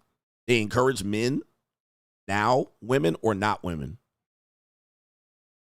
I'm not sure if that's a typo or if that's what you meant. The divorce laws and marriage divorce laws encourage men, now women, to misbehave. It encourages them or incentivizes them. It incentivizes them. Let's get to the next part of the stream, and it is crime and law CGA. Okay, crime and law CGA. We're going to trailer park trash here. We got a woman here who is pulled over by the police and finds her in all kind of disarray in the state of Ohio. We're going to Ohio, ladies and gentlemen, where everybody defends. Coach, man, don't talk about Ohio. We're going to Ohio. A woman's pulled over by the police, and the police finds a raccoon with a meth pipe. Oh, my goodness, ladies. Future cat ladies of America, let's play the clip. What are we doing today? I'm Officer Brandon, Springfield Township Police Department. Okay, stop it, Josh. How are you? So the reason I stopped you is you are suspended with a warrant for your arrest. I am? So do me a favor, turn off the car, put the keys up on the dash, detain you for that warrant. Look at this porker right here. Look at this big back porker. All right, you can make a whole slab of pork ribs with this woman. Because you are suspended actively. Oh. Hey. What? Come here. Hello. The raccoon has her meth pipe. Oh my goodness. That's what? Oh my God. Her meth pipe. And look at Nana. Oh, y'all want me to go to Cleveland? Jesus. He's playing with the meth pipe right now. No, don't reach for it. That's evidence now. Oh, I don't want him to have that. I don't want him to have that. Hey, this is what these women do with this this fascination with pets. This is going to be them. Any woman you find that has a fascination with pets, they're going to be this woman right here. This woman driving around with a raccoon smoking meth. That's why I'm going to do it. Hey, buddy. Huh? It's okay. Look at this. Okay, you're on Arlington. He'll be here in 2 minutes. And look at the state of disarray in this vehicle. Look at this vehicle. And these people were sitting in this filthy ass car with a raccoon. Right. Across from my house. Is that what that is? Yeah. Okay. This is what she's smoking meth in. Smoking meth. Okay. Oh, The my raccoon Lord. playing with her meth pipe. All right. Barney Fife can't believe it. Listen to Barney Fife. Raccoon here. All right, this is nuts. This is nuts, man. But watch out, man. This is crazy. Oh, there's no way. He's trying to smoke it. All right. Thanks. The raccoon smoking meth. There's no way. Wow. All right. Enough fun and games. Do not pick up that dirty ass raccoon. Look at these bags. Huh? Oh. Yeah, he's on his way here. Keep an eye. She was trying to take the meth pipe out of the car. Just keep an eye on her real quick. That's Ohio for you. Straight jacket. That's Columbus, Ohio, right there. That's Columbus, Ohio, y'all. All right, when y'all tell me not to go in Ohio, I've been talking about Ohio for years. All right, that is Ohio. That's the Ohio that y'all talk about. All right, Columbus, Cincinnati, Lima, Cleveland, Toledo. It ain't that far from motherfucking West Virginia. All right, I don't believe it's that far from West Virginia geographically. So you looking at the biggest piece of trailer park trash running around the whole state of Ohio. Okay. All right, and look at Nana. Niggas is still gonna smash Nana too. Nana's only 70 years old. All right, she looked 89, 50, 11 years old. And what's up with that goofy ass police officer here? Laughing like Barney Fife. All right, and why do you think it's funny? I don't get it. All right, shout out to all of my real estate people here. Our real estate people, are you guys fascinated by real estate? I'm going to get rich in real estate. Well, you can get very rich in real estate. Doesn't mean it's not going to be a headache. We're going back to Chicago, the city of Capone. There's no place like home. All right, we got Sister Samantha Chapman here. All right, sister, I see you. She got some big titties, too. They look small here, but boy, them some bazookas. I'm going to tell you that right now. Them some double handful for me. All right, but here it is right here. Fed up Chicago man moves in with his squatters to take back his property. Chicago man says he did the unthinkable when he discovered alleged squatters in his property. He decided to move in with them. Marco Velasquez is the owner of this Southside property, which is on the market to be sold. He says his realtor came by with a potential buyer, but there was already people inside. I couldn't believe it. It was like a nightmare. Velasquez says a woman named Charmaine and her boyfriend Codero moved in, claiming they recently purchased the property. He says the couple showed police this mortgage document, but Cook County confirms they don't see this mortgage on record. Velasquez's realtor recorded this video as the couple explained to police they had a right to be there. Y'all bogus right now. I listen, bro. He says police told them under Illinois' current law they couldn't remove anyone. I said I'm not moving out, and I said at the one point they gotta leave. They gotta get tired of us being in the property. I called a couple of friends, stay overnight, and I knew they were not gonna like that. Yeah. So you're telling me that you and your friends came in and moved in with them? Yes. Velasquez says he, his wife, and their friends got a few air mattresses and spent the night with the alleged squatters. Wow. We stayed in the living room. We were watching all the time the door. They stayed in one of the bedrooms. The next morning, he says he realized they were not budging. They're like, oh, well, we want $8,000. Velasquez says they negotiated. He had the couple sign a cash for key agreement, and he paid them $4,300 to leave. We wouldn't want to give them money, but we heard, really bad stories about squatters taking over properties 6, 8, 10 months, even a year. Velasquez says weeks later, a CPD detective called them, informing them that one of the alleged squatters is the same woman accused of squatting in Marcia and Carlton Lee's home after leaving his property. All right, and so let's take a look here. These squatters definitely are ahead of the game. They're just not going to move in. They will come up with fraudulent documents that are not filed with their municipalities, and they're professional squatters. And there are just people like this, leeches and parasites on our society, and they will do this to you. So these are when I talked about these real estate market ideas. This is something that you will have to put up with because there's a lot of displacement in the economic cut in our country economically. So people become crafty. So when you go buy up, I'm going to go buy up this neighborhood. They got cheap houses. Well, if you don't intend to live in them, this could happen easily. All right, because people are paying attention. By the time you figure it out, these houses are $68,000, and you're going to wait for 10 years for this neighborhood to get gentrified and come out and cash out, which is not a bad strategy. One of the headaches you're going to have to deal with is gang activity and squatters.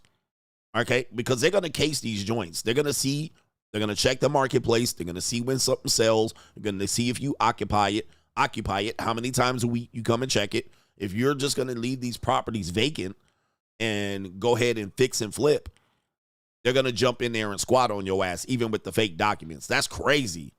But yeah, this is the headaches of real estate. This is the headaches. There's not going to be just easy making money on real estate. I'm going to plunk money over here and make money. If it was that easy, people wouldn't even teach you how to do it. All right, but shout out to these homes made of mostly brick, not facade brick either.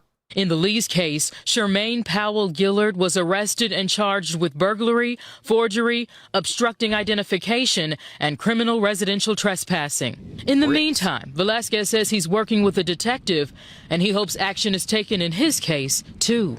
Somebody need to mow this goddamn lawn. All right, so that's the other thing you have to worry about. Look at where's the people taking care of their property. We need an edger, a trimmer. Hey, Jose Velasquez, get somebody to mow this shit over here. I heard stories before about squatters. I never thought it was going to happen to me. The accused squatter, Charmaine Powell Gillard, said claims that she is a squatter are false and unfounded and wrote, quote, innocent until proven guilty. We also reached out to her alleged boyfriend, Codero, but have not heard back. All right, shout out to this woman right here. That's a nice piece of calico. She a little too old for me, but I'll still fold her up. CPD did not confirm if they are currently investigating this new case, and no one has been arrested or charged in this case. Yeah, so no arrests, no charges. And so if there's no arrest, no charges, well, there was an arrest in the first case. The second case, which we saw, there was no arrest in this particular case. They got out of there. They realized the jig was up. Not only that, they made $4,300 on the back end to get out of there and vacate the property. So they made money on the way out. And Cordero and whatever that other skeezer's name is, if they do this, they find this as a means to an end. So protect yourself out here in this real estate game because it gets real out here. Okay, how about let's see here. Boy, we're getting down to the nitty-gritty here. Legacy ninjas. Legacy ninjas. I'm going to do you guys a solid. How many of you men want to build a legacy in today's women? You're like, I want to build a legacy, coach. I want to have kids. I want to have a family, coach. And you want to have a family? You want to have kids? Well, always tell you, man, listen, you want to build a legacy, but you ain't got nothing to build on. I don't know what you're doing. You just want to have a love child. You want to have burning desire and orgasm in a woman. I get it. You guys want to cream pie women and have a baby and plan it out. Raise the kids, send it to a public school indoctrination camp, and it becomes a lemming out here. But a lot of men think love and romance is free, and I'm like, it's not free. There's a lot of payments you're going to make here.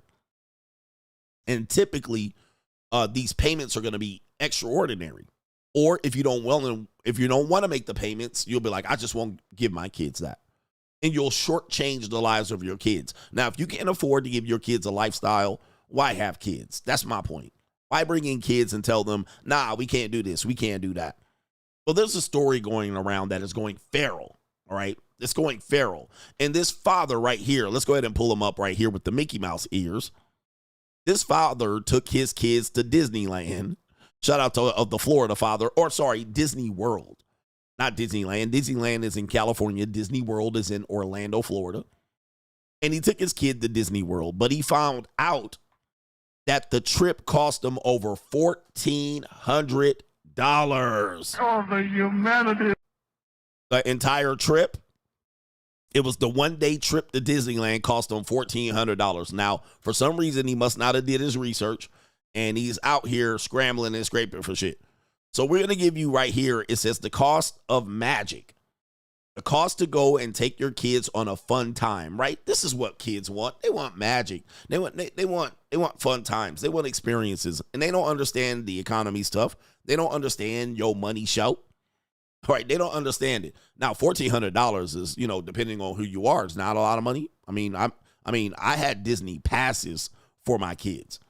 I bought Disney passes for me and my kids. All right. So 2 kids plus me, we had season passes. We had Southern California season passes, but we had season passes, and it was not cheap. And we only did it for 1 year. All right. It was a crazy amount of money, and I wasn't really wealthy, but I said at the time, this is what I said for you legacy ninjas. I said, there's no better time than now to do this, because my kids are still in that kid age. If I waited 5 years, well, 5 years in my years is not a long time, but 5 years in kids' years is a long time. If your kids are 8 and all of a sudden they're 13, they're going to have a different experience. It's not going to be the same, because now you've been tainted by discovery. So I said, if I do it now, I won't regret it. I'll have the pictures. They'll think this is the best thing since sliced bread. But if I wait until they're 13, 14, and 15, it's not going to be the same. They're not going to want to go as much. They're not going to be into it as much. They're not going to be into the characters. So I said, there's no better time than now. I need to sacrifice now. Make the choice now. But what do people do? Oh, you don't need all that. We don't need that. And then your kids go without experiences. They go without experiences. But this dad found out that being a good dad is not free. Let me read the article. The happiest place on earth is facing growing criticism from one of the most expensive. It says right there, a Florida father is speaking out after a one-day visit to Orlando's Walt Disney World with his wife and 3 children, which cost nearly $1,400. A price that he says may not be worth it. I'll tell you. $1,400, my man. $1,400. I think that was cheap. I think it was cheap. Now, depending on what you did with that $1,400, then we're going to figure out if it was worth it. And I think he's going to break down what happened here. And I'm going to see if he says it and if he's on the right track. It says it started with the ticket purchase, and then it ran right into parking, and then it just was like a cash cow for the rest of the day.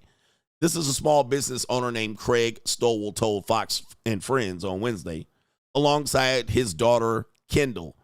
In the video that quickly went feral, Stowell broke down the cost of the trip. $30 for parking,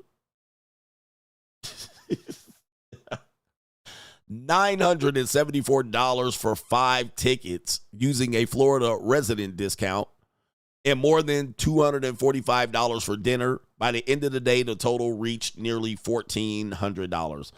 Man, gentlemen, tell me you're not ready to have kids without telling me you're not ready to have kids.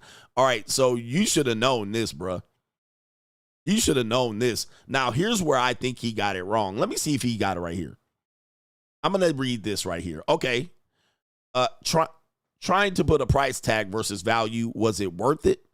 The lines were so long. Here we go. This is where it gets down to it. The lines were so long, so we are already $1,000 deep into the park. Now we're going to drop another $400 to get lightning passes. Now, there we go right there. And it says, Stowell added, I don't want to say it this way, but if you do the average cost per ride, it really isn't worth it. Okay, so there you go right there. That's where I was looking for. This is what I was looking for. So let's just say, for instance, you make that payment. and you're paying $1,400 with all of the price of the admission and all the drinks and the churros and whatever you're buying, what typically will happen is if you go one day, you might go and there might be three rides down. And those are the 3 rides you wanted to get on. Well, yes, in that case, you're going to feel like you wasted it because your one-day experience is only in $1,400. You're not even riding the rides that you want to get in, or the rides are extremely long. You went on a Saturday or a Sunday, and then you just waited in line. You didn't get the Fast Pass. And we talked to you about the Fast Pass. If you can't afford the Fast Pass, you're going to have a completely different experience in life. You're going to wait 3 hours for a ride, and it might break down when you get to the front of the ride. But somebody with the Fast Pass, the $400 Fast Pass, you might be able to get to a couple of rides faster and enjoy the rest of the park. So your experience is going to be completely different. And so we talk about Fast Pass all the time. Just pay for the Fast Pass. Now, if you can't afford the Fast Pass, you're just going to complain. And you might only get on 3 rides the entire trip, right? You're only there for a day. The park closes at 8. You get there at 11. You're only going to get on 3 rides. You're only going to get on 3 rides. So because he was counting the cost and pinching pennies and may have been on a budget, he's trying to make a Disney experience good without realizing you're entering into great levels of capitalism and consumerism. He didn't even talk about buying the ears, putting your name on the hat, churros, ice cream, souvenirs. It gets worse and worse and worse. It gets worse and worse and worse. So it sounds like he was not ready for the experience or to do his research. He added, I don't want to say it this way, but if you do the average cost per ride, it really isn't worth it. Yeah, when you break it down pragmatically, it isn't worth it. And then they're going through here. They're talking about the prices increased over recent years. Certainly it has. And they're also talking about to skip long lines. Guests can purchase a lightning lane multi-pass for an additional $440 a person during top times. Guys, it pays the cost to be the boss. It pays the cost to be the boss. And he says he believes the company is favoring long-term guests who stay at the Disney resorts over local families and day trippers. This is true. This is true. So if you stay at the resort, which don't even count the cost of the resorts are insane. All right. To stay at a Disney resort where you can just wake up and walk to the park, man, those resort rooms are nuts. All right. The day that you're going to, bruh, it's crazy. So they do prioritize them. They let them get into the park earlier than you. They let them get on the rides earlier than you. And then they may be able to stay longer than you and they get discounts because they're staying at the resorts. This is obvious. Like this to me, this is a nothing burger, right? But some people believe that this should be free. This is insane. But to me, this is a nothing burger. It just sounds like he wasn't ready and he didn't understand. And he just tried to give his kids some experience and his wife, and then they got raked over the coals. And he realized, yeah, it's very expensive. Do I think Disney should be blamed for this? I don't think so. Get your money up, not your funny up, or find other ways to entertain your child. Unfortunately, or find ways to prepare yourself to pay the cost to be the boss. There's just the way it is. You're not going to outbeat capitalism and consumerism because you're not going to pay, but just trust me, Disneyland is not going to get, they're not going to not have people there. They're not going to not have people. I hear this from Raiders fans in Las Vegas. And what they'll say is, and these Raider fans are typically not from Las Vegas. They're from Oakland. They're from San Francisco, the Bay Area. They're from Los Angeles. And they're lifelong Raider fans. The people in Las Vegas, the residents of Las Vegas aren't Raider fans at all because they've lived in Nevada long enough to not have a football loyalty. Their loyalty is to other teams. And a lot of people from Las Vegas aren't born and raised in Las Vegas. So they come in from everywhere and their loyalty is with their team. So Las Vegas Raiders are a new team here, but they don't have a fan base here. So a lot of people that want to come to the game are either lifelong Raider fans or people from the West Coast, the Bay Area or Los Angeles. And what they do is they come to Las Vegas and it's not the prices that they were paying in Oakland. Well, Oakland was a shitty stadium. It had a goddamn trough as you piss in a trough in front of everybody. It was old school. It was dilapidated. and you could just get by on the cheap. Well, now you're in the entertainment capital of the world, if you will, and it ain't going to be a cheap thing. So what they're saying is we're not going to pay. Unfortunately, as I was making for the Disneyland, the Raider Stadium is still full. It's still full. One of the reasons it's still full is because the opponent's fans fill up the seats. Okay, that's the number one thing. So as many Raider fans that don't go, that means there's more seats for the opponent's fans to go. When Pittsburgh is here and the 49ers are here and the Cowboys are here, the Cleveland Browns are here, the Miami Dolphins are here, the Arizona Cardinals, the whole stadium is filled up with their fans because Raider fans think it should be the prices in Oakland. It's not Oakland. This is Vegas. So you're going to have to pay up. Or you're going to have to watch your whole stadium filled up with opponents fans. Then you will have Raider fans that are willing to pay the cost, which is going to be 20, 30, 40% of the fan base. They're going to pay up while you're watching on TV. They're not lowering the prices. You boycotting, not paying is not going to affect you. You're just going to get priced out. So when I say you're priced out of life, this is another example of you being priced out of life. By you saying it shouldn't be this high. Well, we should boycott and drawing attention to it to get the people to rally around you. What's going to happen is you have to understand that somebody else is going to fill your void. Okay. All right. So I find this the same thing with this one. Okay. And it says right here, the penny pinchers, all right. The penny pinchers. Hey, you didn't boss up. You're getting priced out of life. You didn't, There's a greater story as to why you can't afford it. Why can't you afford it? Choices in life. Choices in life. You made choices in life. Now you're priced out. Period. He said the Raiders are too bougie now. What did you think Las Vegas is going to be? They weren't going to raise the prices? It is what it is. So you wanted them to have a nice stadium, but you don't want to pay for it. That's great. Sounds like a good deal. All right, you should have just had them in that dilapidated stadium with a baseball field on it. Half football, half baseball field. Is that what you want? If you want nice things, you got to pay for it. And if you don't have that mindset, you're going to get priced out, unfortunately. All right, unfortunately. Let me see here. Field, half baseball. Let me see if I can pull this up. This is what Raiders fans want right here to show up to the game. See, when you had this and you was paying $80 a ticket, it was fine. All right, that's cool. Niggas breaking their ankles on the baseball track. All right, we should have a better stadium. Okay, they gave you a better stadium, but now you don't want to pay for it. All right, see, this is what I'm talking about. People, do you have the stomach? People want shit for free, or they want to keep the price low so you can afford it. Guess what? There ain't a good seat in the fucking house. I've been in this stadium many a times. Bruh, you can't even see what's going on the fucking field. Right here. Okay, that's the old radio stadium right here. They were the last team to play with a goddamn baseball stadium in the middle of it.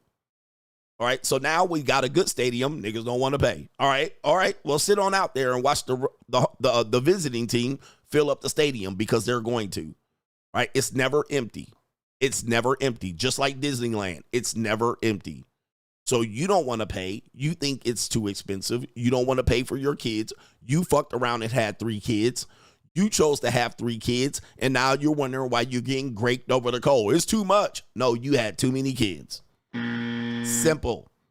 It's pretty simple, man. Listen, do the math. If you want to be out here and win and boss up, don't come out here and complain to keep prices back from 1990. Back in 1990, we could go to Disneyland for $500.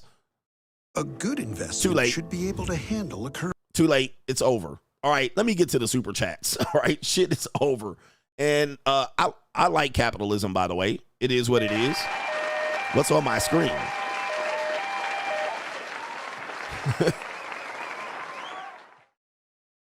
This is life, man. And y'all watching life just pass y'all asses by, complaining all along the way. Complaining all the way, dude. Let me tell you, they are not going to stop life. And people aren't going to stop trying to find a way to make a buck. And they're going to make it on your choice. You chose to have kids. Nigga, your kids want to go to Disneyland. What you want to do? Right here.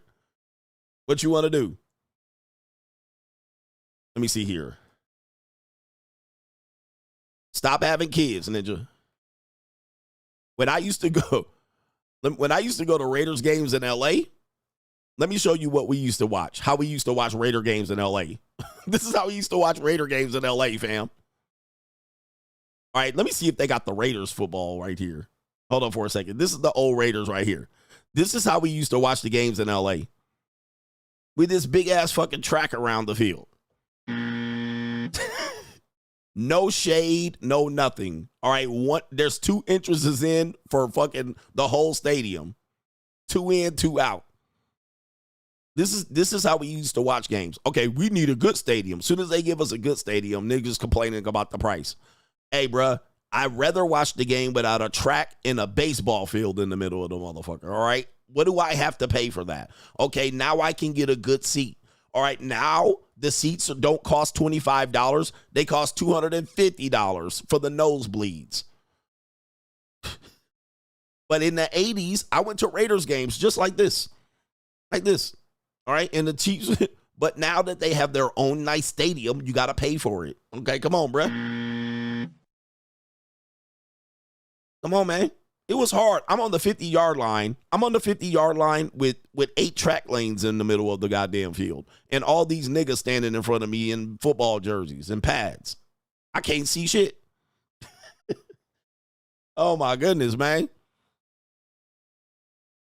Goodness. People complain so much. I just don't understand it. And, dude, I'm not saying I'm rich, so I'm around the problem. I just understand, like, dude, you got to pay for nice shit. Like, stop. Stop. Pay for nice shit. You want your team to have nice shit? Pay for it. You want them to have shitty shit? Don't, you know what I mean? Let them watch the game in shitty shit. Pay for it, bruh. It is the most expensive ticket in the NFL, so I get that. But come on, man. All right, shout out to Caitlin says, both men and women have their disadvantages when it comes to sex. While we as men need our recovery time after we hit, women still have to deal with biological consequences of sex and their emotions. So I'll say, let them sell it. It's better than marrying them. Shout out to you. Shout out to you. H every day, please have some stuff that I can read. He says, if you don't comply, you get ostracized. They threaten me with being fired from my job if I date and take the pokey poke. He says, at the hospital, ever since then, doctors and health professionals lost all credibility with me. Had an Indian doctor tell me, I'm just doing my job. Why you being difficult? Yep. And so they took their choice. They made their decision. They sided with obviously something that they were forced to do. And now we don't have any credibility with doctors. And now guess what? That's their fault.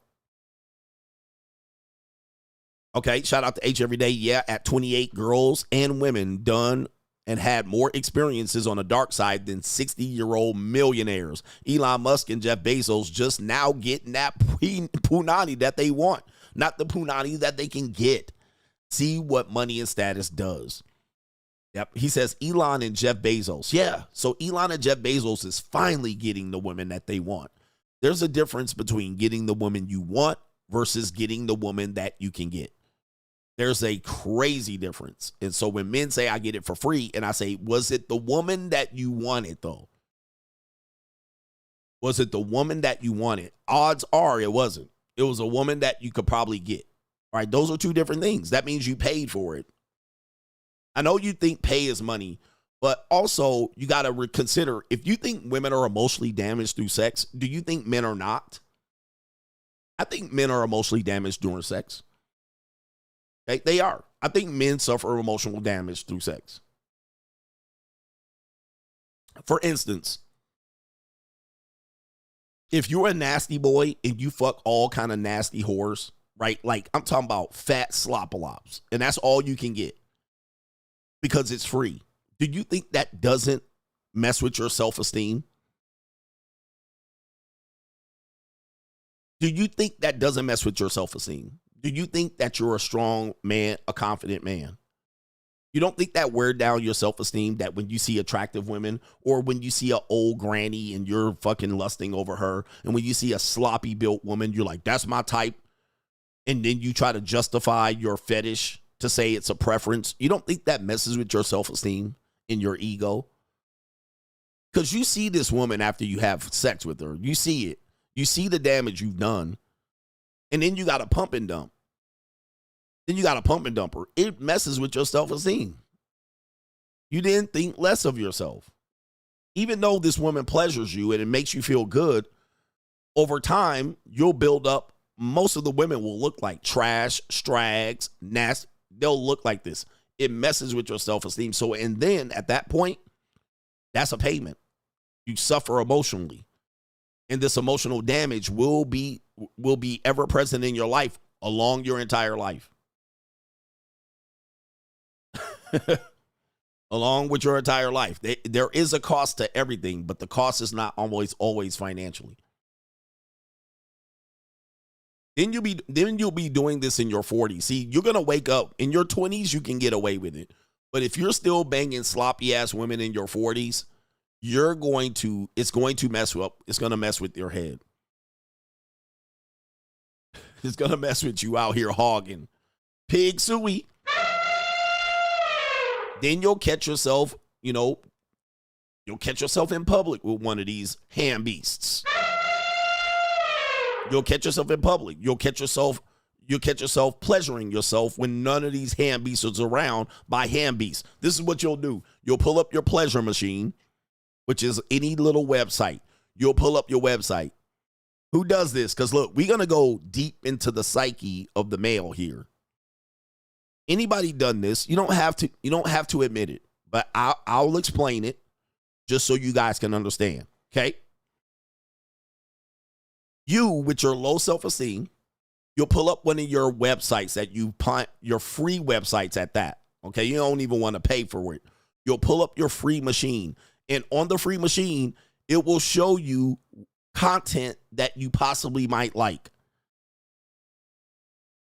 That's when you're going to get a reality check, because every now and then there'll be nice, pretty, petite women with their feet out, women with perfect titties, all right, women with great skin and all of that. But they'll also show you the stuff that you've been watching in your algorithm, and it's all the dirty, nasty, slop-a-lot bitches that you've been pleasuring yourself to. Saggy titty bitches, bitches with wrinkled up stomach, ham beasts, women that with fat and chubby bitch. And then you'll look and you'll ask yourself really quickly, why don't I find these women pleasurable? Why don't I find these young, barely legal, attractive, young, titty sitting nice, right? Why do I not find them attractive? Why am I looking at these amateur ham beasts that are having sex in some apartment building? Why am I doing this? And the reason why is because that's how you paid. You paid with your damn self-esteem. You paid with your nastiness. Now you paid because you can't look at the pretty girls, the pretty young, fine, teenage, right? Now the algorithms figured out, oh, you a low quality nigga. You a low quality nigga. Now you got granny porn and you got all kind of fat gorditas and shit, chunky bitches, chubby, BBW, supersized BBW. Tell me I ain't lying. As soon as over here they try to get you off the damn wagon, they try to get you off the wagon and get you with some prime punani, you can't even click on it. You be like, I don't even find that desirable. That's what I'm talking about. Your self-esteem has been programmed for low quality bitches, and they're just gonna keep feeding you low quality bitches. You don't think that this is a payment? This is a taxing on you because you see yourself as low goddamn quality. And you're gonna continue banging low quality women and bragging about it. So there are all forms of ways you're going to pay: money, energy, attention, and time, even with your self-esteem and your ego. Oh, yeah, it's going to take a towel on your ass. And then you won't even be able to pleasure. You will see nice women that are considered conventionally attractive and tell me that they're basic. Then I look at the ham beasts that you're looking at and pleasure. Oh, well, but I like this. I prefer this. This is the psychological, emotional damage that you're doing to yourself, and you don't see it because it's free.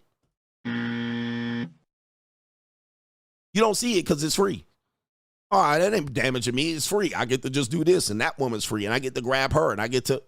Your whole Instagram feed is full of hand beasts. Soggy bitches, big sloppy booty bitches walking through Walmart with they goddamn stretch marks on, and that's what you're constantly feeding yourself. You don't think that that is payment? You don't think that that is payment? You're doing this to yourself all the way from 18 or 16 or 13, all the way up to 25, 30, 35, and 40. Got to deprogram yourself out of that. You got to just put it away. You got to have some intervention. You got to go through therapy. You got to go through a program. You got to go through a goddamn 12-step to be able to say, I deserve women that are considered top-notch, and not argue and cope my way out of the argument. Well, I just can't do nothing with the. You got to have the sloppiest, biggest waterbed booty bitch that you can get. You don't think that that's not normal? Let me just tell you how abnormal this is. I'm going to tell you how abnormal this is.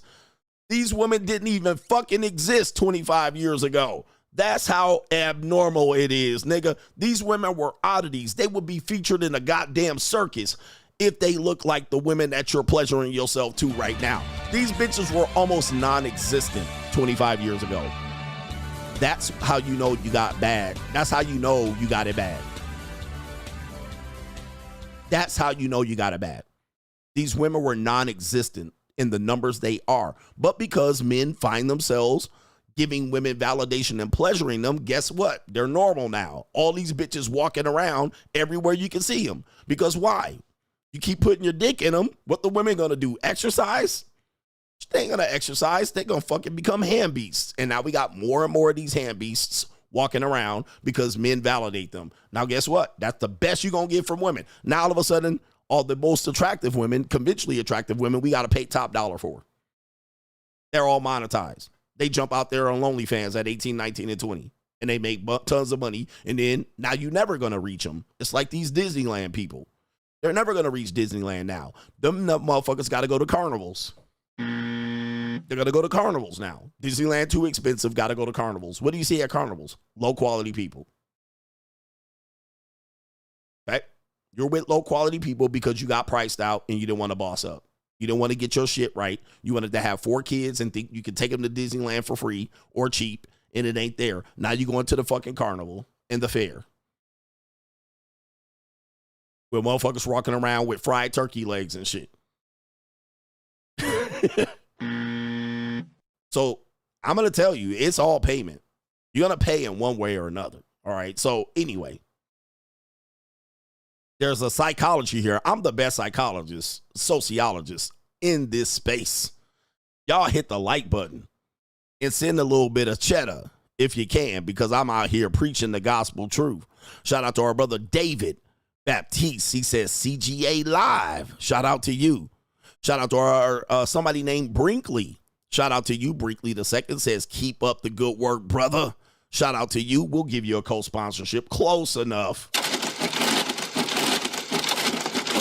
I'm rich, bitch. Yeah, close enough. He said Disney got the turkey leg, but is it fried? It's not fried. All right, shout out to you. We got Zone West says, great content as always. Eric Scott Sermon back in the building for the help out. Shout out to our brother. It is DS says, Coach, thanks. Play the new Yay Hell Little Mustache song. I can't do that. Thank you very much. Shout out to our brother. No government ain't BH. Cash App now requiring me to write a note. Yes, they are. I learned that out at the JUCO. You got to write a note, but you can put an icon in there.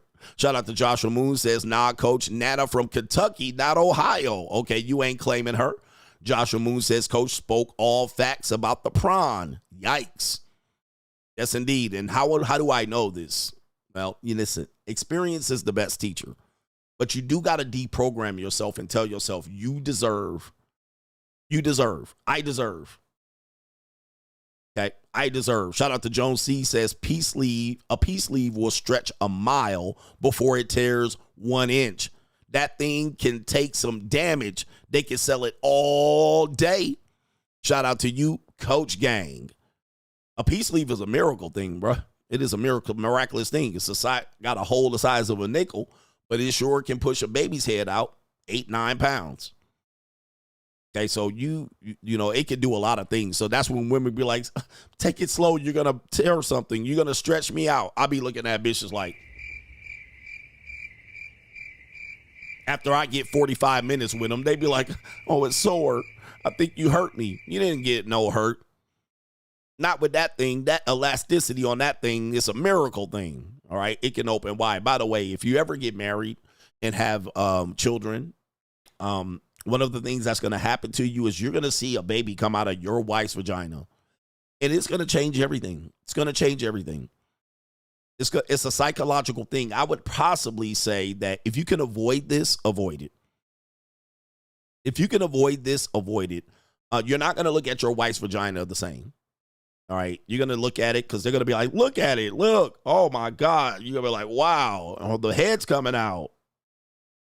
And then, the head's full of hair. Oh, my God. Look at this thing. It's all disgusting and shit and all kind of blood and guts coming out the damn thing. All right. All right. Looking at this shit. All right. The placenta coming out, pushing out. The placenta squirt out after the baby squirt out. The placenta land on the table. You looking at this shit like, yeah, bro. You like, wow. All right. Just sitting there looking at her pussy like, and the baby just coming out like, and they pulling at the baby just. And I look at the placenta. They hold it up and you like, that came out of my wife? Oh, my Lord. This is just crazy. Oh, the humanity. They used to, dookie, and sometimes she might dookie on herself because they gave her the goddamn shot in her back, the anesthesia. Shout out to our anesthesia boss. All right, you're like, oh, man. And then you going to want to take your dick and put it in there again? You want to go there and eat that punani out? You ain't going to want to eat that punani no more. Do you have the stomach? All right, no more punani, bruh.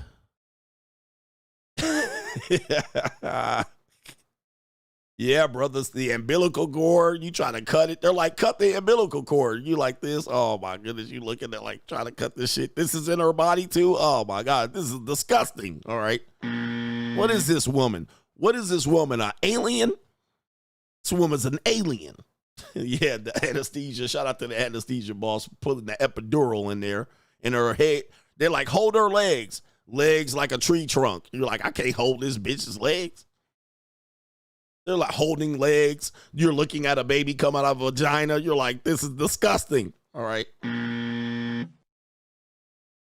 All right. Anyway, I would encourage you not to look, but of course it's tough because they want men to kind of participate in the whole thing. So you're kind of stuck. It's a catch-22. Shout out to ours and shout out to the ladies that have had babies. Because it's Mammy's Day coming up. That's why women get attached to their babies. It's a big, very big thing. Loud Pocket says, in that mug shot, Charmaine Gilliard had the look in her face like she don't give a F, Ninja.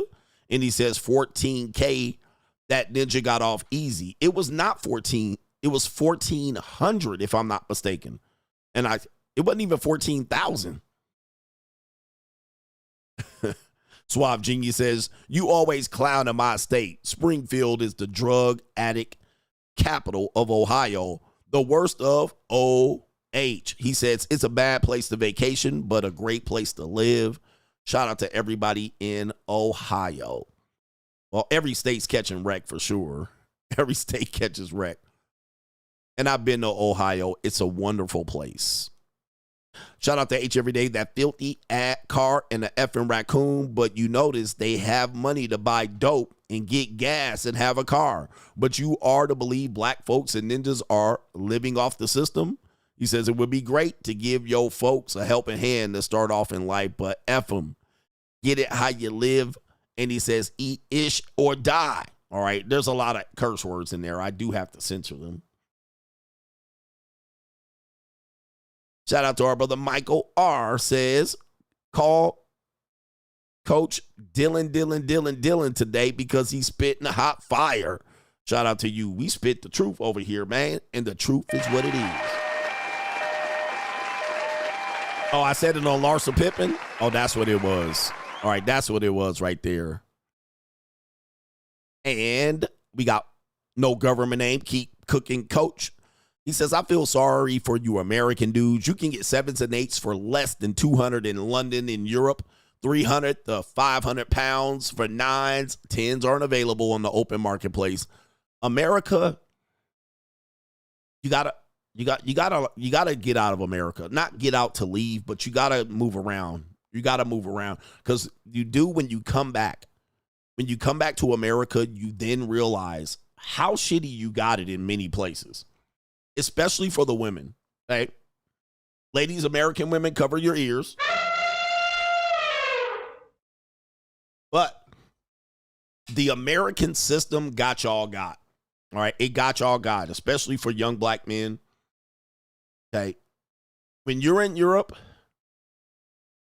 and when you're in other countries, like the disadvantage American men have is this idea that sex and love are attached, right?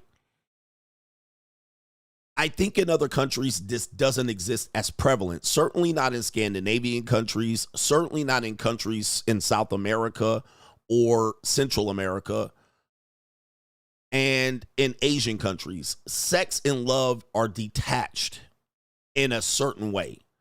Some countries in Western Europe is like this too, but some people exist where sex and love are kind of detached. You can detach it, meaning that there's a space for you to detach it. In America, not so much. So there's a lot of ego in obtaining women. So our system our ego is attached to how we obtain women. And I'll give you an example. It's not just with black people, but I'll give you an example. In the suburbs, they have trophy wives. Okay? So what is a trophy wife? A trophy wife is basically a woman that is highly attractive that is married. Like, you had to get her a certain way. Most people don't realize the deal that man made to get that trophy wife. It may be that she's just only attracted to his status. She might think she's handsome. She might fall in love with him. That doesn't mean he ain't going to pay. He going to pay a steep price for this trophy wife. He's going to pay, just the maintenance of this trophy wife is going to blow his ass out the water, especially if the trophy wife cannot monetize herself.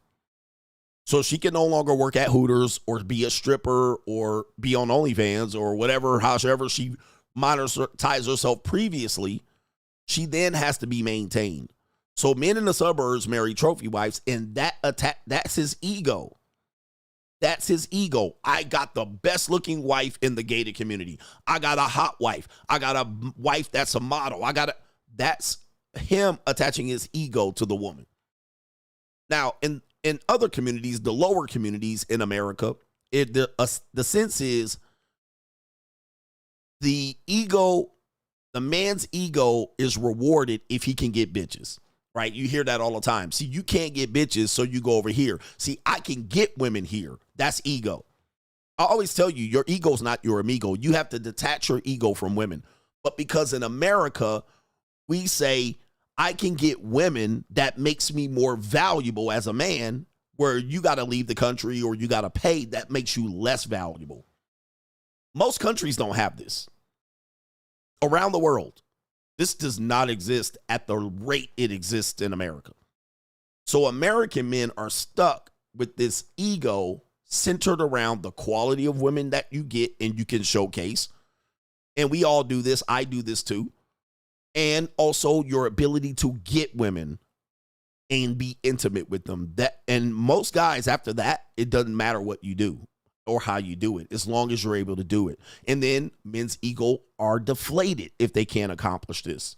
So if you can't accomplish it, men feel bad about themselves. I feel bad about myself. I haven't figured it out. What do I do? And they go get a dating course, or they go and they somehow try to say, hey, listen, my ego is attached to this particular thing, and if I get this, I'll be a better person. Well, guys, this around the world, this doesn't exist. It's non-existent. Or it doesn't exist to this level. With that being said, if you're an American guy, and you're one of the 40% of Americans that haven't left the country, you'll never see it. You will never see it differently. Now, once you left America and you see it it is now hard to come back to America and play that game. So when guys say, I'm going to go get my passport, or he's well-traveled, or he was in the military, or something like that, and he comes back to America, men and women that haven't left America don't understand. They're like, why? And he could have just stayed here in Atlanta, and he couldn't hack it here, and he couldn't handle the women. And so because he couldn't handle the women, he's less than. And women will play that game too. Oh, he couldn't do it here. He couldn't handle women, so he's less of a man. He didn't know how to handle me, so he's less of a man. So they'll even prey on the ego of the man too. He don't know how to handle women. He don't know how to talk to women. He's scared to talk to women. He don't know how to get women. So even that is attached to the man. When you leave America, that don't exist at the rate it exists here.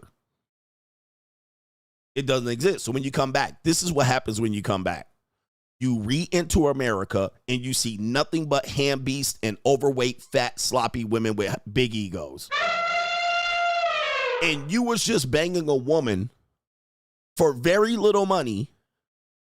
You was just putting your Dilsnick in a woman for pennies on the dollar. That would be considered one of the baddest bitches in your city. You didn't break more than $125, and this bitch came on a scooter with a helmet. You didn't have to dress up. You didn't have to pull up in a nice ride. You didn't even have to gas your ride up. You didn't have to take her to Cheesecake Factory or above. You didn't have to do a goddamn thing. This bitch hop on the scooter, on the back of a scooter with a Latino brother, and this bitch in the rain with somebody else's dirty helmet on her head. You gave her $20 to pay this nigga off. She came 45 miles away to drop some of the best prime punani right on your deals, Nick. Then you come back and you don't even get through the global entry passport line, and you see nothing but high ego fat women in America talk about take me out on a goddamn date. Old bitches, soggy broads, young whores and skeezers, women that look like crack addicts and meth addicts, and they're telling you, you need to take me out on a date. And this woman will be the best looking woman in your neighborhood.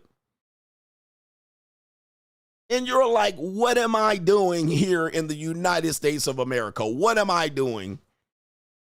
What am I doing? And they're just like, you just can't get women here. And then you looked at the women and you're looking at them going, what? All these old broads and women with 3 kids and you're like, what? And then you just be like, forget it, bro. You ain't never going to understand. You ain't never left Atlanta. You're never going to get it. You're never going to get it. Then you booking another flight to Costa Rica. Now you're booking another flight to Costa Rica. But these American women got what? $215,000 of debt. Broke, no likelihood to make any money in the future. But this woman over here, no debt. She just broke. She just impoverished. She just, she's just a waitress in Brazil. And that's all she's going to be, right? She ain't moving up or down, and she's gorgeous. You're like, what am I doing?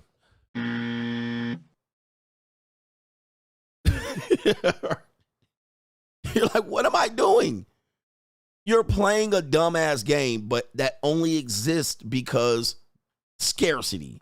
You're in America, you have scarcity. You have women with high egos and men with low self-esteem at the same time. You're like, what am I doing? You go to London and you go with a woman and she's a immigrant woman. She's from Russia or Morocco, or she's a woman and she is gorgeous sitting across from you. You're looking at this woman like, I couldn't even talk to this woman in America. And she's nice. She's all here. She's just being her. And you about to put hands on her Mickey Ficky hips and fold her ass up like a love letter from the 2nd grade in London. You can't even get it in America. You can't even get this woman in America. You don't even have a chance to get this woman in America. You're just like, wow. It's just completely different. It's a mind fuck, but you can't see it unless you do it. You can't see it. But the woman, this Moroccan woman in London is like an 8.5, 9. And she's sitting in the back from you giggling and shit. Right here. You're like, this is incredible. Where did I land? It ain't gonna be free, but it's a woman. Even if you was in America, you couldn't get this woman no matter what you paid. This woman's number will be off the fucking chart. She'll be like 5,000, 10,000. Here in London, it's going to be way less than that just to hang out. So it's where guys that haven't left, they don't understand it. And then when they go over there, they're like, you're tricking. Guys, that's what everybody does over there. Married men, young men. The young men will just go to the brothel, right? They'll just go to the brothel. Ain't no big deal. Nobody's going to be like, damn, you down bad. But in America, oh, man, you had to do that. You're a loser. So it's one of those things that it's tough for men because men in America don't have an outlet. You don't have an outlet. Okay? You're stuck playing this game where your ego's attached to your success with women. And you're stuck playing it. You can keep playing it if you want. And then you're stuck with low-quality women. That's the bad part about it. You're stuck playing a game chasing low-quality women, and you don't even realize it. You don't have an outlet. You don't have a chance where you could go get a rural girl because they screwed over too. You're stuck playing this game. It's crazy. And you're basically, dude, just walk through Amsterdam and then walk through any city in America and tell me if the women in Amsterdam are not better looking. Just the basic woman. Just the basic version of the woman. Plain Jane, regular woman, just walking down the street in the rain.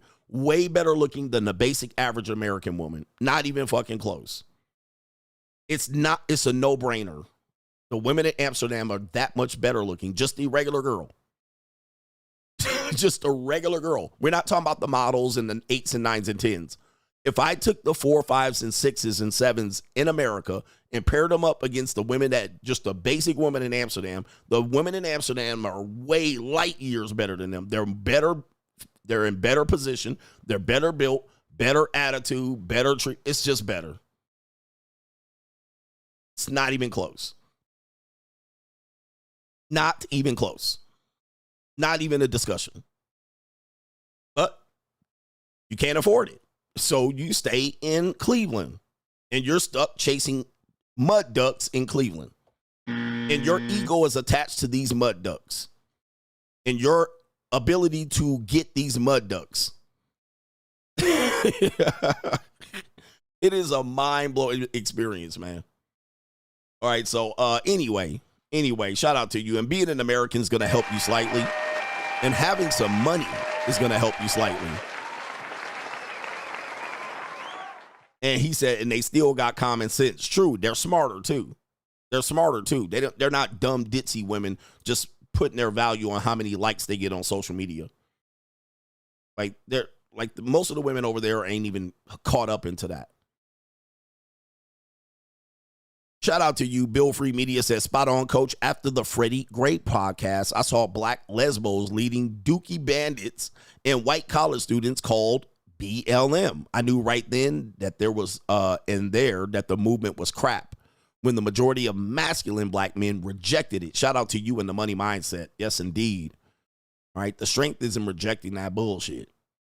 Let's get back to the show. Take a cruise too. Take a cruise and see what the women do that are working on the boat, right? And see what they look like. And they'll be from all over the world. India, Pakistan, Africa. Some of the nicest women you'll ever meet. Like, I need to go to where they live at. Then come back and deal with an American woman, all right, and their attitude and their arrogance. And you're like, what am I doing? Okay. By the way, somebody once said, and it was mind-boggling, he says, oh, so the free agent lifestyle turns into the passport bros. And I'm like, unbelievable.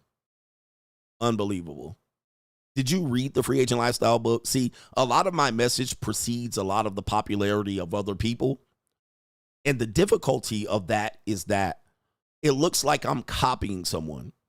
it sounds like I'm copying something. When in the instance, I did emulate something. I did not just come up with things originally. But the things that you found before you found me, I already talked about before they were popular. And I'm like, what are we doing? Like, guys, the free agent lifestyle, before the popularity of the Passport Bros, encouraged men to travel and get their passports. It was already a message that talked about doing that before the popularity of the Passport Bros. It's like it was already in the book. So if you say that it's copying that or it becomes that, that's ignorant. I already was talking about doing that before the popularity of that group. Similarly, I had a chart that you're going to see later when we get to the main event. The main event, it has a chart. It's a chart of women in their age, what their classification is in that age group. And I'll show it here because we're getting closer to the main event. This is a chart, a woman's timeline. And it has these ages, 16 to 20, this, 21 to 14, 21 to 24, this, blah, blah, blah. Now, some people watch this and they go, oh, Kevin Samuels had a similar chart. And he called something in this age group, he called it danger zone. He called it, well, this chart preceded Kevin Samuels. So what you'll say is, oh, no, this age should be called that. However, you don't realize that when I debuted this chart, it was way before Kevin Samuels was popular and Kevin Samuels watched my show. So this chart precedes all of that popularity.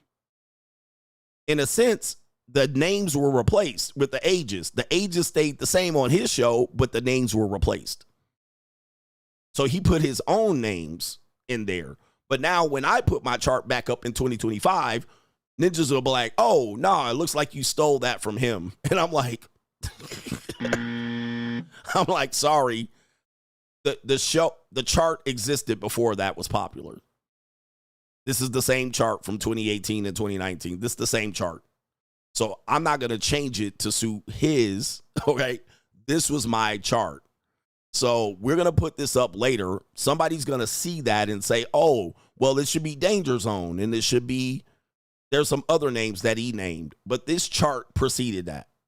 Just so we know, I have to put that out as a disclaimer. I've been teaching this for quite a long time. All right. With that being said here, we got the main event. Before we do the main event, I want to play this story. It's a sad story. It's a sad story. It's a woman here that is going to really talk about the timeline of women, which not all women live the same timeline, but is very similar. We have an older woman here that was married. She destroyed her marriage for a loving affair with a man that she met overseas, I believe in Jamaica. So we know what happened there. It must have been a black man. So this is the married woman going to talk about how she fell in love and then she lost contact with the love of her life, only for them to not have the same connection by the time she found him. 2 minutes and 49 seconds of a reality check for men. Let's play a portion of this video so you can get the idea. This is an older woman who fucked up her marriage to go chase an affair, and the affair didn't work. So she came back with a fucked up marriage and then lost control. She ended up finding the guy later. This is typically emblematic or symptomatic of women's love stories. Okay. Almost all women's love stories are affairs. They have a love. They ruin the love. They pursue the love, and that doesn't work either. All right. It's short term. Titanic, The Notebook. There was another romantic story. A lot of the stories have this particular thing, but this is a real story right here. And now she's left with nothing. Back in 1989, I was in Jamaica and I met a young man. And after a week together, I felt like I had fallen in love with him. They briefly had to part ways, he to London to study theater, she to Afghanistan to cover the war. But they soon reunited for 10 romantic days in England. I thought, this guy's it. I am in love. This is the relationship of my lifetime. Alas, it was not to be. He said he was going to come visit me in Paris 2 weeks later. And I was in my apartment waiting around. He never showed up. What do you mean he never showed up? He just never showed up. Back then, of course, there were no cell phones, no internet. He had a very common name, and It's not like you could find somebody back then with a common name. All right, let me stop it right here. Guys, I don't know if you guys know, these areas in the east of the hemisphere, if you will, they call it the East. All right, that's Europe, if you will, parts of Africa, these people in that region tend to fall in love where motherfuckers is all over the map. All right, I don't know why they do this, but you can get European women to fall in love with you when you live in Las Vegas. All right, and they be taking 15, 16, 20-hour flights to get your ass. All right, and then they'll be like, come to see me in London, come to see me in Paris. This is quite common for that region of the world. In America, not so much. People won't travel more than 300 miles, but people will get flown around. People tend to date regionally here in America, but over there, not so much. So they'll be like, just come to Paris. All right, what the fuck? All right, but anyway, she got dick down. As you can see, she's younger. They're showing her younger here. So she had a young marriage, and she met Dexter, the rude boy, over in Jamaica, got her guts pushed in and rearranged, and now a week later, she fell in love. And then he came for 10 days, rearranged her gut in London, and she fell in love. This is it. I'm leaving my husband. And now we're supposed to feel sorry for this woman. Right? So he's just gone. He's gone. He's gone. How did you react to this? I mean, how would you react? I was sad.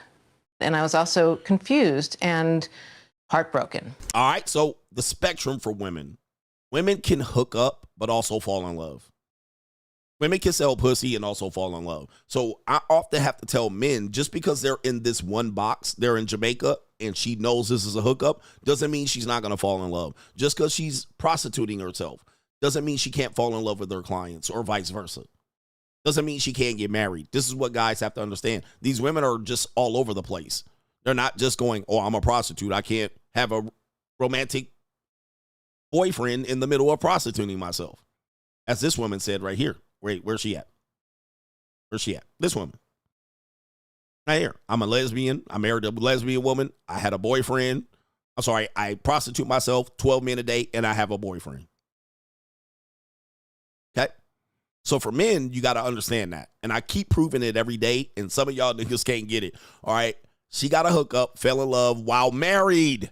Here we go. For Deborah Kapaikin, the best therapy is what she recommends in her book, Learn from Regret. That's what she did 21 years after her Paris heartbreak, when she finally tracked down the one that got away. And I wrote an email and I said, hey, are you the same John Doe that stood me up in Paris back in 1989? You jerk. And he wrote back pages and pages saying, I did go to Paris. I arrived in Paris.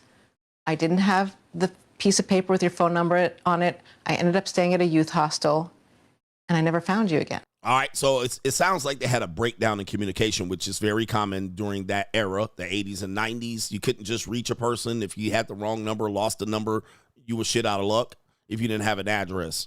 All right, you couldn't jump on email or Skype or any of these things, AIM, message. You was just shit out of luck if you didn't have the phone number and the person was sitting by the phone. Now, this woman is most likely married during this time, which is the complication that I tell you men.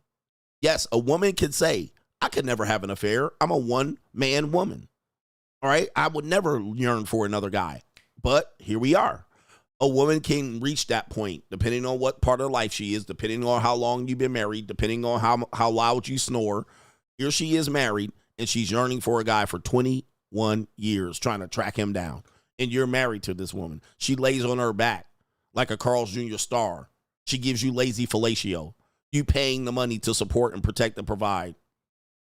And she in a hotel room for 10 days getting her guts rearranged. Now, we talk about these things, and it's easy for us men to keep pointing out the skeezers and the low-quality women doing this, but this woman's supposedly one of the good ones. She was married. She probably has kids, and here she is. It can happen just like that. You have a woman, she can be loyal to you for 12 years. On year 13, she back out in the goddamn streets. I'm going to the streets. End of story. You don't know. It's a gamble. And a woman will say, I'll never do this. And here she is. You don't know. And there's no uniform. There's no tattoo. She could have tattoos. She could not have tattoos.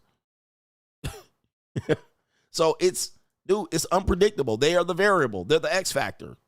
They'll tell you up and down. I could never see myself doing that. Then they're doing it. You just don't know. They're capable of doing anything, man. All right. Kopeikin and her old love reunited for lunch on a bench in Central Park. But unlike in the movies, they did not then ride off together into the sunset. Both were already married. And it's not that I wanted to marry him. It's not that I wanted to blow up two families and, that would have been terrible, right? But it did make me understand what was lacking in my marriage. I realized at that moment that my marriage was faltering and I needed to get out of it.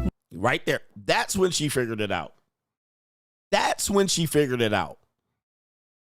She figured it out after this nigga went through the entire investment phase. Guys, there's no loyalty with women, bro.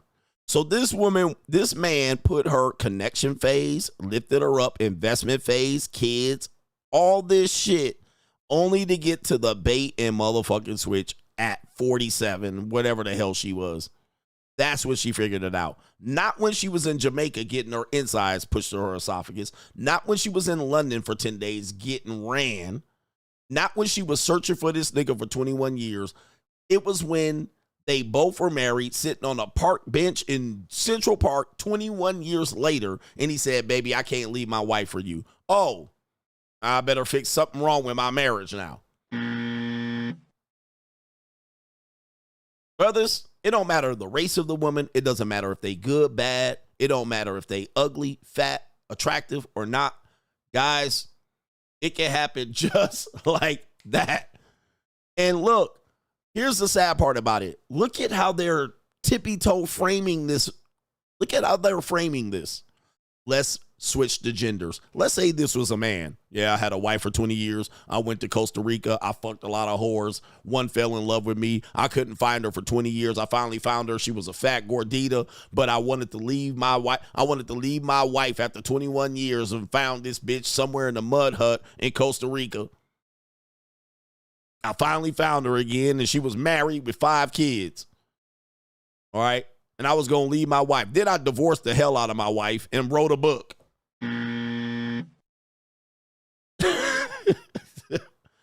Would they let this ninja be a New York Times bestseller? Would they let this ninja be on 60 Minutes?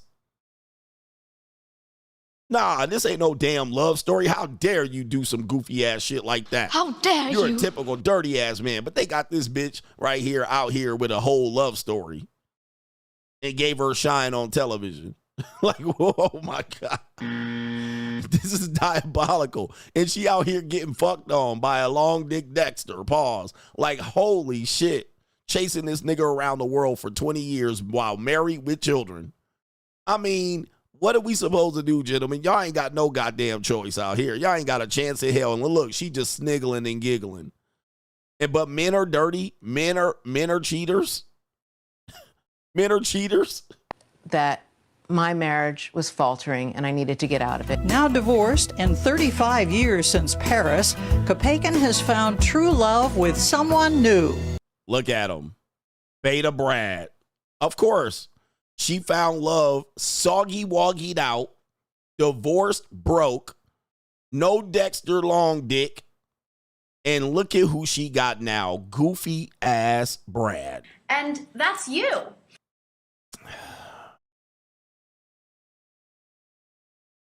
And that's you.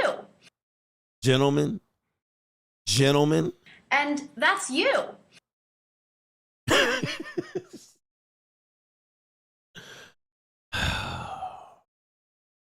I hate being right, but see, when I explain let's just say this. Let's say that a guy contacted me. He told me this story on a coaching call. Then I jumped on and be like, damn, bro, you ain't never going to believe what I heard from this guy. This guy was with his wife. He was married, gave her 3 kids, supported her and financed her. Then up out of the blue, she divorced him. Then he found out 20 years ago, she went to Jamaica and got throttled. And then she met this ninja all around the world in II and was yearning for him for 20-something years. Then met him, and then they were going to divorce. If I told you this story, you wouldn't believe me. Ninjas would be like, oh, you just bitter and hurt. Not all women will do that. You would think that this woman was like evil, you know what I mean? Evil. But yet, it's a regular woman. And then in the end, she got her a simp Brad. You guys would be like, man, you making this up. This can't even be real. But I describe these every day, and you act like I'm making this up. People act like I'm making this up, like this can't happen to you. Like the women are just predestined to do this. But yet, here's a regular woman doing it, and they ain't even giving her no shade. She found love after all. That's how easy you can be made the bad guy, and she can reframe herself as the good guy. I tell you, it's that easy. Not my girl.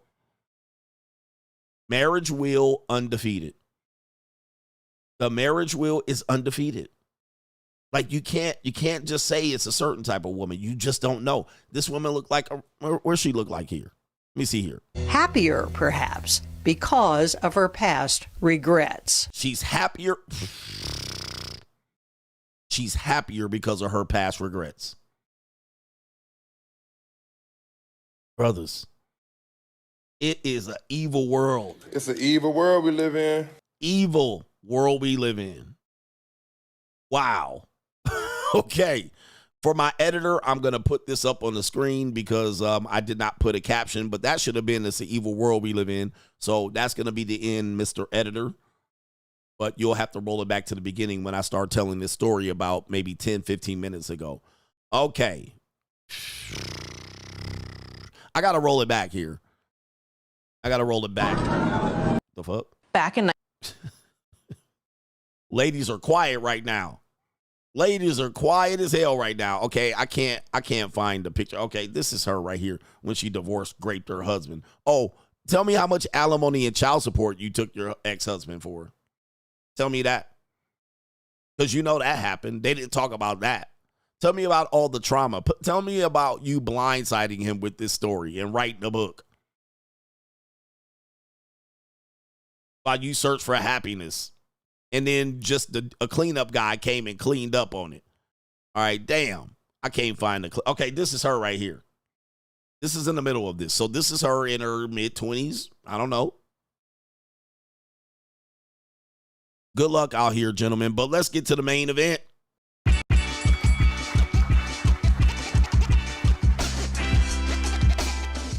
Let's go, main event.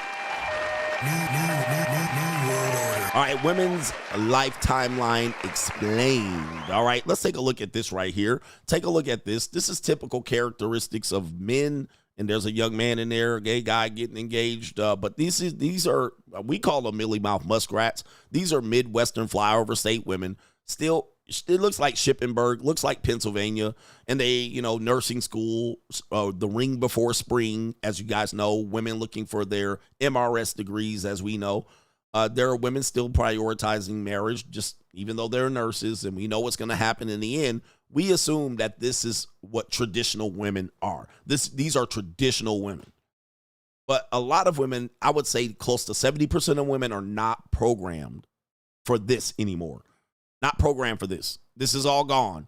All right. By getting women to marry, settle down in college years or right before they graduate college, it's all gone. Bye-bye.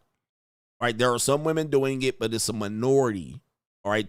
Today's women are operating on a different timeline. And that timeline does make it so that these women think they want to, have some fun. Like this woman was saying, all right, this woman right here was saying, when you're 19 to 32, fuck everybody. Okay, remember this woman? For the people who didn't see this part of the show, I'll play the clip again so you can get a frame of reference, because sometimes you guys only want to watch the main event. Guys, the main event is just one story that I share of many great stories, and I normally set up the main event earlier on in the show, so it all matters. This woman right here. Real quick, to my young ladies in your early 20s, late 30s, and you have went to college and you like, I got to be married by 30. Stop. Get off that clock. Take you some time, travel the world, sleep with every man that make your pussy purr. I mean, sleep with them. Sleep with them quick. Get that on out. Get it out you. And if your body don't respond negatively, keep him around. Keep him around so you keep your sleep number low. But if you have been sexually traumatized and you have not gotten the proper help, don't get married in your early 20s, late 30s. Don't get married at that time, because you will be an earth disturber and you and this man will not make it. So fuck everybody you can. Get married when you want to, respectfully. Respect. There you go right there. So she's encouraging women late 30s. Now, you just saw this in my setup right here, the women's timeline. We saw this. Okay. Are all women getting that? These regular plain Jane women are like, nah, we ain't listening to that advice. We white. All right. We ain't got it to our late 30s, but the white women that do have it to their late 30s, get this nigga off my screen.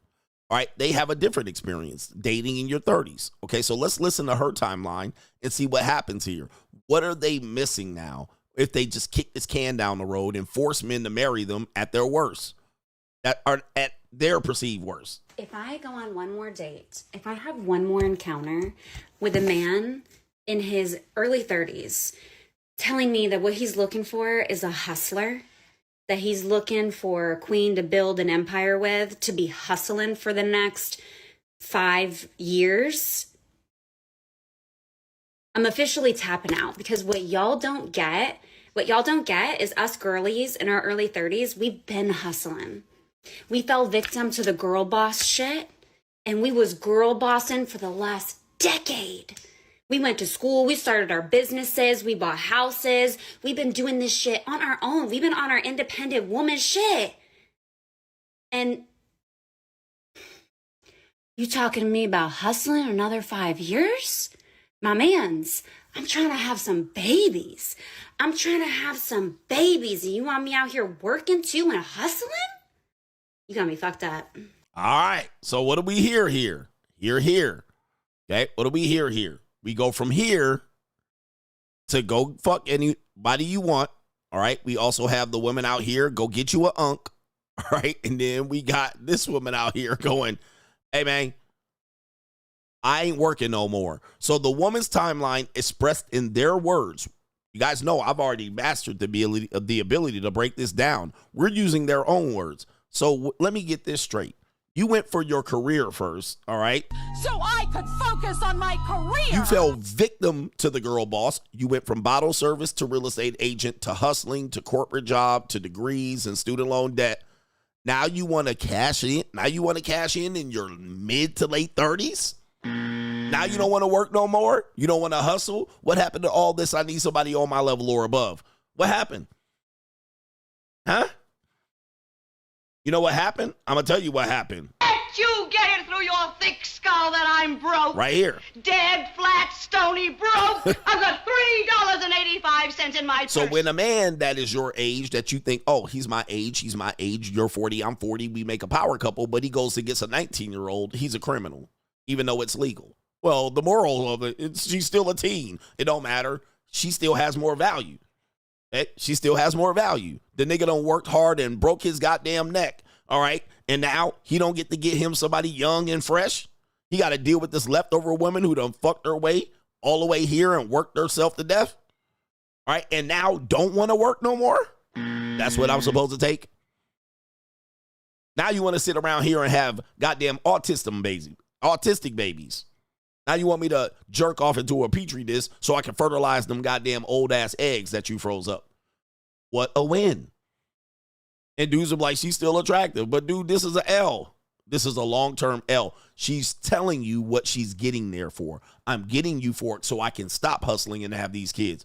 They're not telling you about the debt, the past relationships, and all the bodies. And all the time she sold feet pictures and shit. They're not going to tell you all that. You got to get that information out of them. As soon as you ask them, they're going to skedaddle and go find another one. Okay? So I came up with this chart before the red pill became a little bit famous. This chart right here is the woman's timeline right here. And you see it on the screen. All right. And so what they'll say is, as some of these women have said, 16 to 20, I was young and dumb. You can kind of give them a pass. They're young and dumb. Their brainstem hasn't developed. Okay, their frontal lobe hasn't developed. But you see right here, 2024 are MRS degrees. Remember, this kind of preceded Kevin Samuels, so it still existed on his chart, but this was already on my chart prior to that. So this is the MRS degree, okay? Ring before spring. Right there. So there are women that have come up through the 80s and 90s and still somewhat exist today in middle class suburban flyover states. They still kind of have this mindset where the ring is got to get the ring now, because if I wait, especially this Poggy right here, okay, she don't have much room to wait. So the ring still is the biggest thing. Now, for some reason in our world, guess what happens? Women prioritize the ring at 30, 32, 35. And then you're ending up with what?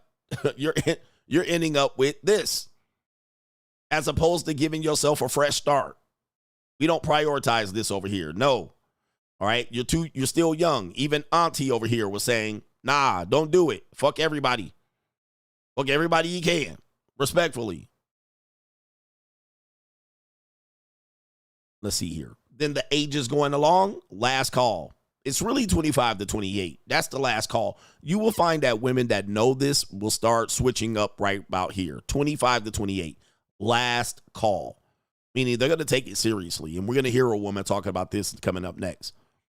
Especially white women, European women, they'll get serious really right in there. 25 to 28. Now, this is how it normally worked. Today, it's not working like that. 29 to 36, this is Hail Mary, buzzer beater time. Okay, this is I froze some eggs. I'm going to grab you up. Leftovers, single mothers.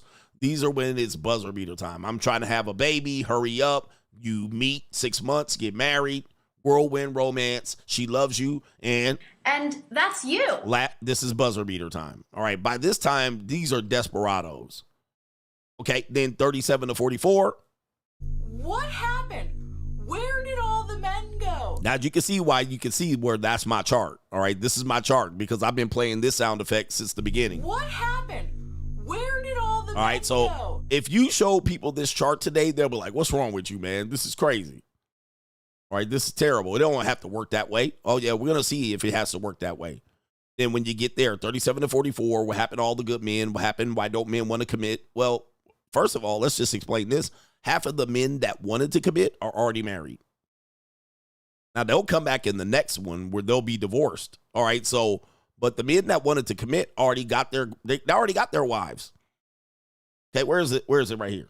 The men that wanted to commit, commitment-oriented men, already proposed, and the wife said yes. They don't have a thought culture. They don't have a whore culture. And if they do, it was just freshman and sophomore year. It wasn't the whole goddamn 20s and 30s. Are you a freshman at the university? No. You look like a freshman. All right. So the women that be like, nah, we ain't playing that game. They don't play that game for very long. Then when you get there, then you have these gremlin looking women, 45 to 52. 45 is the new 25. All right.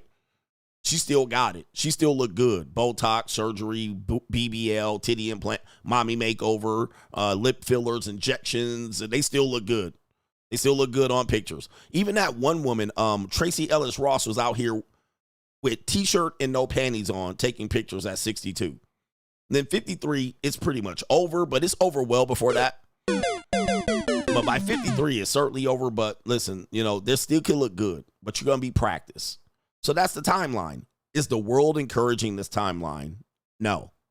You're still young. Don't get married now. Don't have babies now, which to the point, more women over 40 are having babies than teenagers. Or women over 40 are having babies than teenagers. Now, watch this, because I'm the only one that can break this down. You're assuming women that are teenagers aren't getting pregnant and having sex. Oh, no, that's not true. Because people only have partial information. I can tell you're being subjugated by propaganda. You're like, women over 40 are having more babies than younger women now. Times are changing. See, what you have to realize is that the biggest demographic that are having the most early terminations of pregnancy are 14 to 19. So indeed, they're still getting pregnant. They're just killing the babies. They're just not delivering the babies. The women over 40 are delivering them. The teenagers are killing them. Not only that, 60% of these women are on birth control already. So they still fucking, they just not keeping the babies. That's the way you look at information. Don't just come out here and say, well, we're making improvements. Teenage girls aren't getting pregnant anymore. Yes, the fuck they are. They go right to Planned Parenthood and suck them bitches out on the vacuum cleaner. All right, so they're still getting pregnant. They're just not delivering the babies. But the women over 40 are delivering these babies. So now, let's get back. This is why you need CGA. This is why I encourage you to support CGA. Because who else is breaking this down? Who else is going to give you the real? You're going to get some people that can trigger you. You're going to have people just calling women whores for no reason. Can anyone break this down like this? But guess what? Those same women that have aborted those babies are the same women that jump up here like this and say, what happened? Where did all the men go? But they got 1 and 2 and 3 ghost babies. At least one. They got one at 16. And they might got one at 24. But they want to push you to have babies at 38 and 40. See, this is the timeline. They're trying to convince you to jump on here. And that's you. Let's go to this woman right here. We're going to go to the sister. This sister right here is on a show called Pop the Balloon, which I heard MTR's channel experienced some censorship and copyright. Not strikes, but copyright notifications. All his Pop the Balloon reviews got demonetized. His channel didn't get demonetized, but the content got demonetized, which I've been critical of people lethargically, lazily producing that type of content. It was only a matter of time. I'm not celebrating this, but he can no longer make money reviewing that content. But I'm going to play a small clip. We can still do that. Okay, but I stopped playing those clips a long time ago because listen, it's not good content. But this woman right here says, again, the women announcing their timeline. It says her type is hood ninjas. Now she wants to settle down with a nice guy. All right, look at this woman's build, first of all. Something is wrong with this woman's build. All right, that seems quite unnatural right there, but that's neither here nor there. Let's look at the woman's timeline as explained by women. So my original type is a little toxic, a little hood. that was my original type. You know, I liked the fast money, the fast lane, you know. But now that I'm going into my more era, I want something more mellow, calm, family oriented. I have a son, so I don't want a hood figure. So I went from more my YG type to my Michael B. Jordan type. When the last time you dealt with a toxic guy? It's been about 2 years. It's been about 2 years, and again, it's hard, but I'm not going back to my. All right, so let's just frame this right here. This is why I tell you, men, guys, you have to travel. You have to get out of America, at least just for a little while. Because if you're dating this woman seriously, it shows you have scarcity. Now, I know this is a show, but if you're dating this woman seriously, or you're seriously considering a woman like this who is way too old, she's way too toxic, she's still attracted to Pookies and Glocktavius and them. She's still attracted to them, but what does she need? She needs a man that can be serious right here. She needs a retirement plan. She needs a man to take her out the work hustle. All right, I've been grinding. I'm not CEO at 32, so guess what? All right, I didn't hit the glass ceiling. I'm not going to be CEO anytime soon, so my fantasy bubble is burst. So now let me just go get a man. I still like Glocktavius and them. And them, I should say, Glocktavius and them. I still like it. She just said it right here. I'm working on it. About 2 years, and I'm working on it. Again, it's hard, but it's hard. I love these niggas. Where's she at on the timeline? Come with me. Hail Mary. Run quick, see. What do we have here now? Do you want to ride or die? Fa la la la la la la la. Come with me. Hail Mary. That's where she is. She's on Hail Mary buzzer beater. She missed last call fucking around with Pookie and them. And now she's on Come With Me. Hail Mary. And these niggas are seriously dating them. I mean, come on, bruh. Like, you got to get on an airplane. Go get you an airplane ticket, bruh. She's like, it's hard, but I think I need a nice guy in my life. Okay? What happened? Where did all the men go? All right, this is deception. She's deceptively trying to position herself for a lifelong partner, or at least somebody she can divorce. Yep, 4th and 30.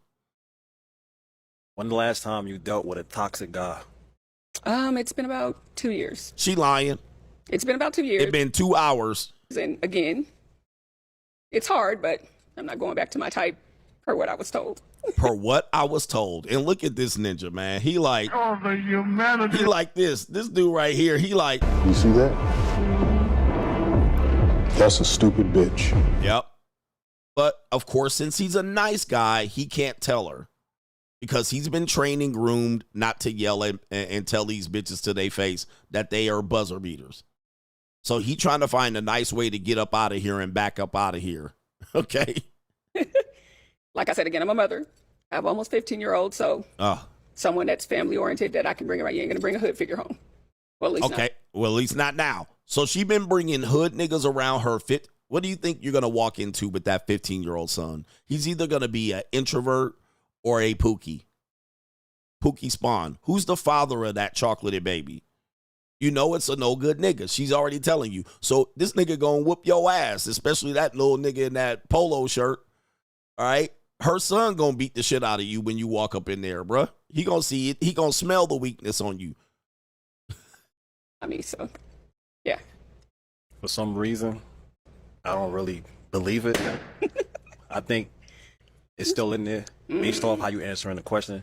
It don't seem so sincere. It seemed like it's still in there, like a little sprinkle. A little sprinkle my ass. All right, she fully in there. She's perpetrating a fraud on these young men. I'm not going back to my type. It's hard.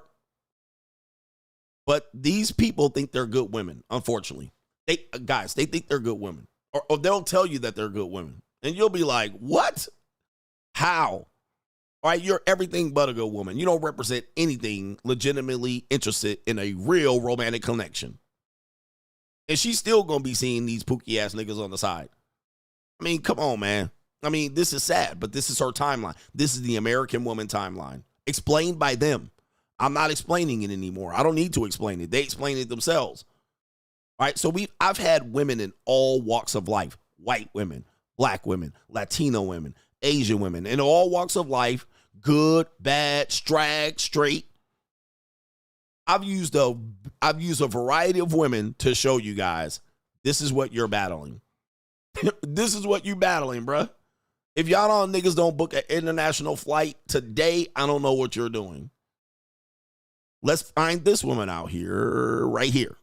Okay, we got Lingling. Now we're going to use a Lingling. You're not safe with an Americanized Lingling. You're not safe with an Americanized Lingling. So we're going to go with Lingling right here. You're not safe even if you go to an Americanized condescending Lingling. This woman has posted, most marriages don't benefit the woman unless the man is financially successful and generous with his resources. How old do you think this Lingling is? She's well past 30. She's well past Shang Yu. This woman's well into her 30s, damn near probably touching 40.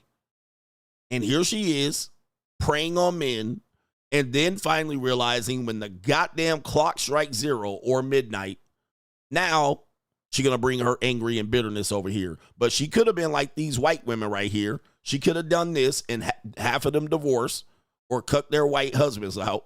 But she couldn't do it. She waited too long, and now here she is. Here she is. Talking about marriage don't benefit women unless the man is financially successful and generous with the resources. Guys, generous. I warned you about this word. Guys, they're going to use this word and they're going to say generous. This means easy. This means give away. This means give away without her asking. This means just spoil her. That's what generous is. She didn't ask for the money, but she's there to get it.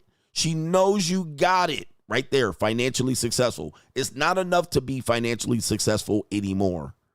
Now that she's down in here at student loan debt from the University of California at Berkeley, now she wants a man that's financially successful and generous, willing to give away or pay off my student loan debt, pay off my passport, pay off my trips, pay off my consumer debt. But she's 40. She's 40. So she's done everything under the sun to try to get these guys from age 16 all the way up to 40. Now she's done sugar babying, and it didn't even work. Remember, this woman even said right here, as we set up earlier, this woman said, yeah, it ain't enough to be out here sugar babying. She says dating attractive provider men is not for the weak.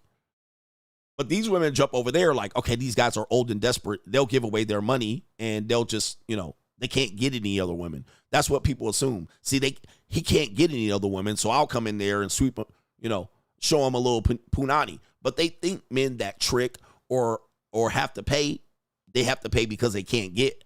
No, they're paying because this is the best way. It's easier.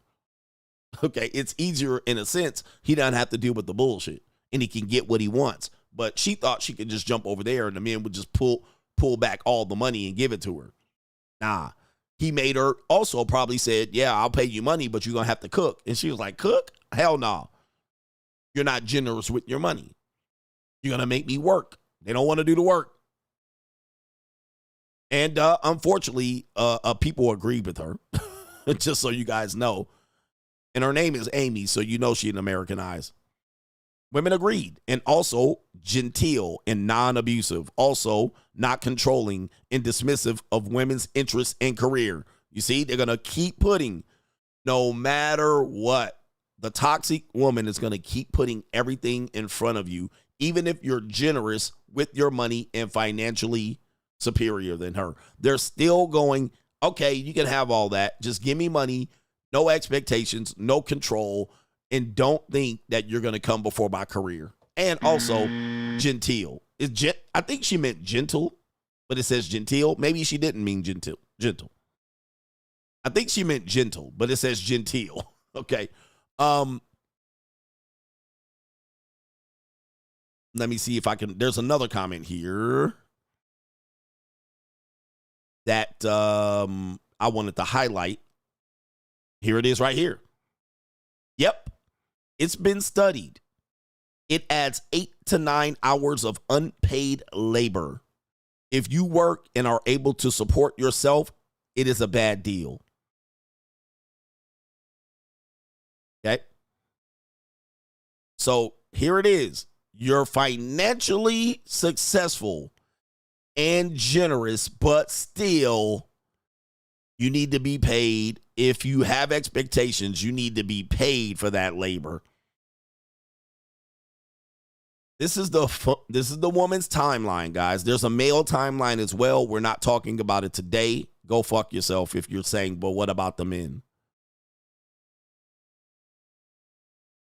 Okay, unpaid labor. So if I'm expecting of her, I have to pay her for this. All right, I have to pay her. But if she's doing it for free, she's like, nah, I ain't going to do it for free. Unpaid labor. All right, so here we go right here. What you're dealing with. We have this woman out here who is Mrs. I'm in a bind. All right, can we say I'm in a bind? I'm in a bind, Nate. Okay. This woman says that she was in a bind. She didn't have a man, so she had to go work for Uber Eats. Oh, I have a car. I'll just go hustle Uber Eats and make money. And she found out the hard way that it doesn't work that way. You guys, I'm so poor that I had to sign up for Uber Eats, and I just did my first trip. Okay, so I only did 2 deliveries, but I was out driving for 45 minutes, and I drove like 8 miles. Do you want to know how much I made? $7.86.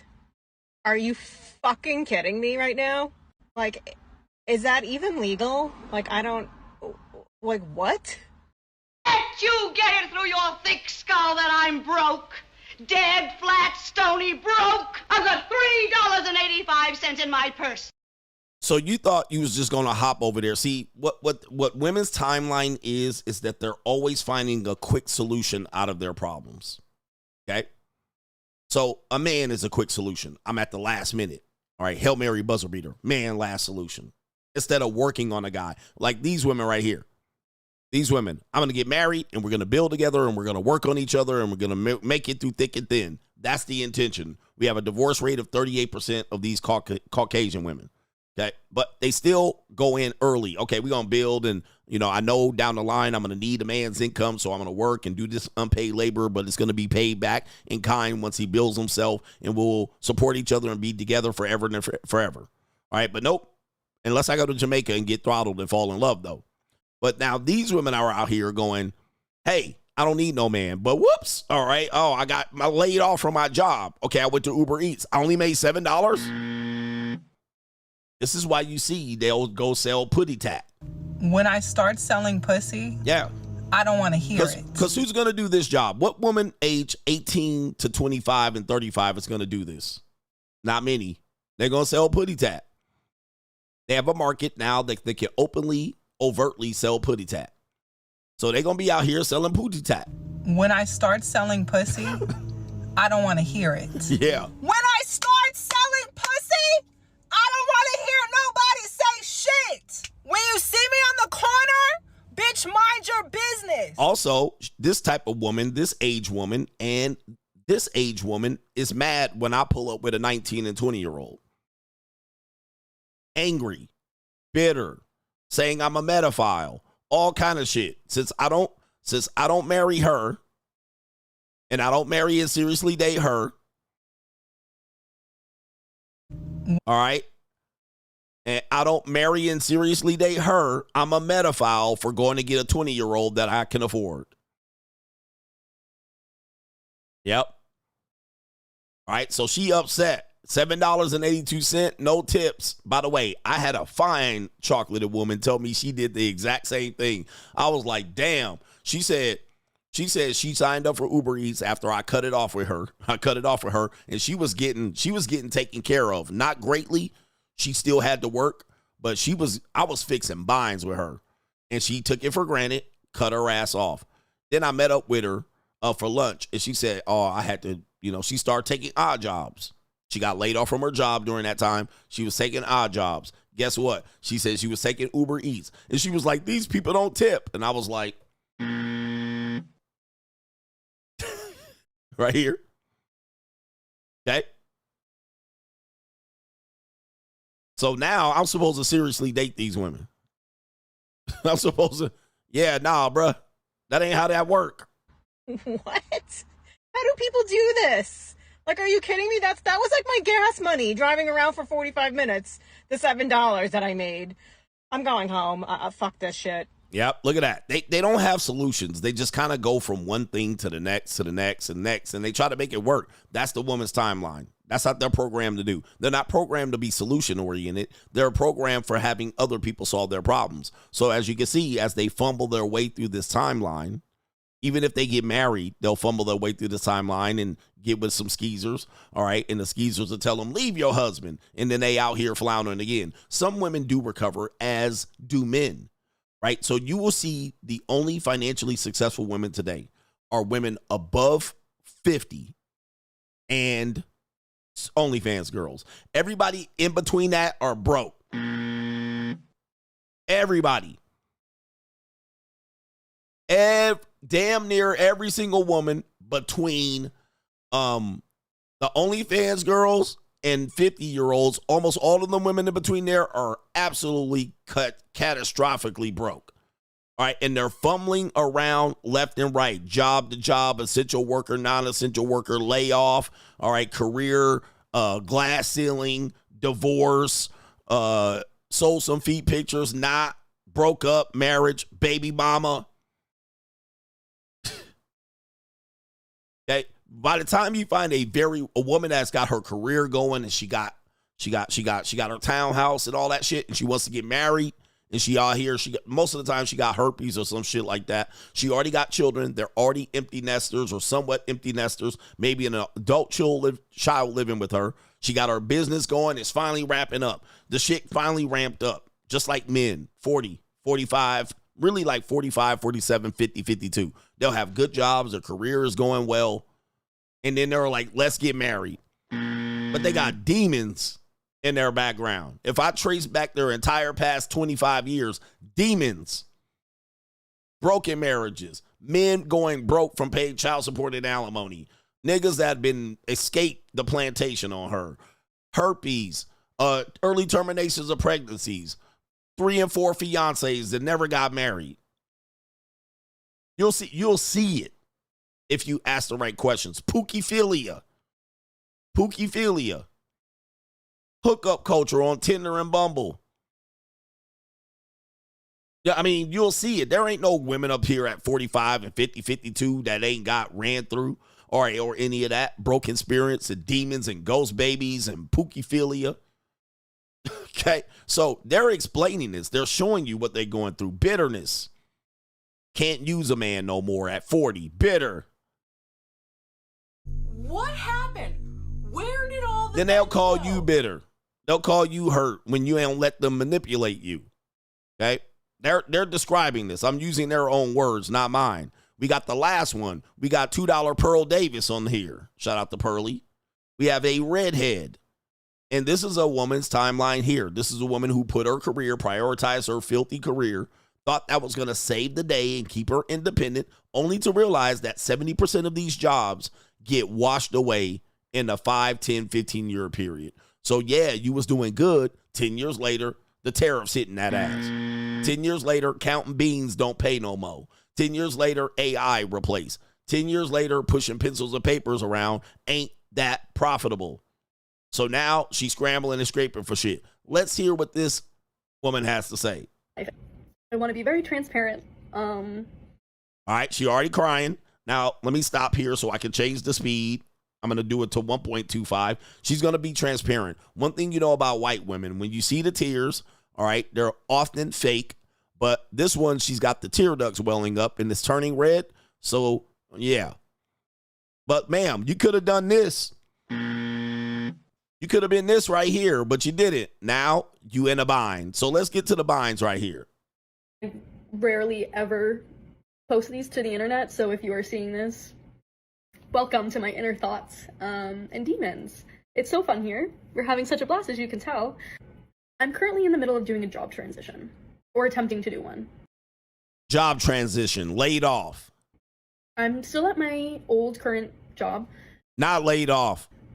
But I'm just not having any job satisfaction in it. I definitely think that my skills and talents could be put to better use. Unmarried. What that is, I don't really know. She ain't got no skills. Hey, counting beans, don't pay no mo. Pushing papers and pens, don't pay no mo. Glorify a secretary, don't pay no mo. It don't pay no mo. So now she like, what do I do now? She got laid off. She got 2 weeks severance, and now she's struggling. All right, so here we go right here. Hence the tears. I've spoken to quite a few different people. It's just hard. I wish that I could just have a crystal ball that tells me exactly what I'm supposed to do. See? I wish. Crystal ball. Energy. Crystals. Motherfucking magic and tarot cards and witchcraft and demons. Man, that ain't how life works. What you supposed to do is you supposed to put one foot in front of the next one and build your life. Most of y'all need to go get you a goddamn husband, but that's the last resort. So now she out here floundering and saying, I wish I had a crystal ball. Is that how your life works, Miss Disneyland? That's not how life works. Okay, you got to put one foot in front of the other, make good conscious decisions, not throw your vagina around the marketplace, not try to get married later and freeze your eggs and play God. You supposed to do it the right way. Now you out here trying to hustle you a man up. And that's you. I've never really been under the impression that, like, having a job is fun. Because, like, would I rather be laying on the beach, drinking pineapple juice? Yeah, like Nobody lives that life. Would much rather be exploring and traveling the world. Yep, there you go right there. Ma'am, no man has this fantasy. I wish I was exploring, challenging. I wish I was exploring, traveling the world and drinking pineapple juice on the beach. But here she is, sub 30 or slightly over 30, dreaming. She's just dreaming. I wish I could live that. Sure. Traveling the world, backpacking, getting dicked down by European men. Than working. I'm definitely someone who believes more in the European ideology where it's work to live, where in America it's very much so live to work. Socialism versus capitalism. Europe is democratically socialist. High taxes. America still has high taxes too. We being taxed to death because y'all don't fight, but that's neither here nor there. But we're a capitalist society and you got to keep pace. If you don't keep pace, you die. You drown. In Europe, there's none of that. You can just keep pace by doing siestas at 3 o'clock and leaving at 5. Driving a little small hatchback vehicle in a crowded city with immigrants. Is that what you want? And no chance of making more than 80 grand in a fucking year. No chance at all. You ain't never gonna get out of the fucking rat race. You're stuck on a hamster wheel in Europe. In America, you can hit a lick. In America, you can date up and marry a man that's about to hit a lick. And then he hits a lick, bitch. Now you live in a gated community away from these motherfucking peons. But you can't do that in Europe. You can't marry a man and hit a lick. Y'all bitch ass niggas gonna be living on top of each other in apartment squalor. All right, so choose your motherfucking choice. In Europe, I wish I could just live to work. Nah, bitch, that ain't how it works. And I do not live to work. I don't. Like, not to cue the Kim Kardashian sound of, it seems like no one wants to work anymore. Yeah, I don't. Now, if living it, dude, this woman was just in Europe. She said, from Europe. She was just here this weekend. She said, your bathtub is bigger than my bathroom. And I looked at my bathtub and I was like, damn. She still prefers Europe. But she said, your bathtub is bigger than my whole bathroom. Right? Now, that's the difference between capitalism and democratic socialism. Pick your motherfucking poison. You want to live in a 400 square foot, one bedroom apartment with a bathroom the size of a bathtub? Go ahead. If you want to prioritize that shit.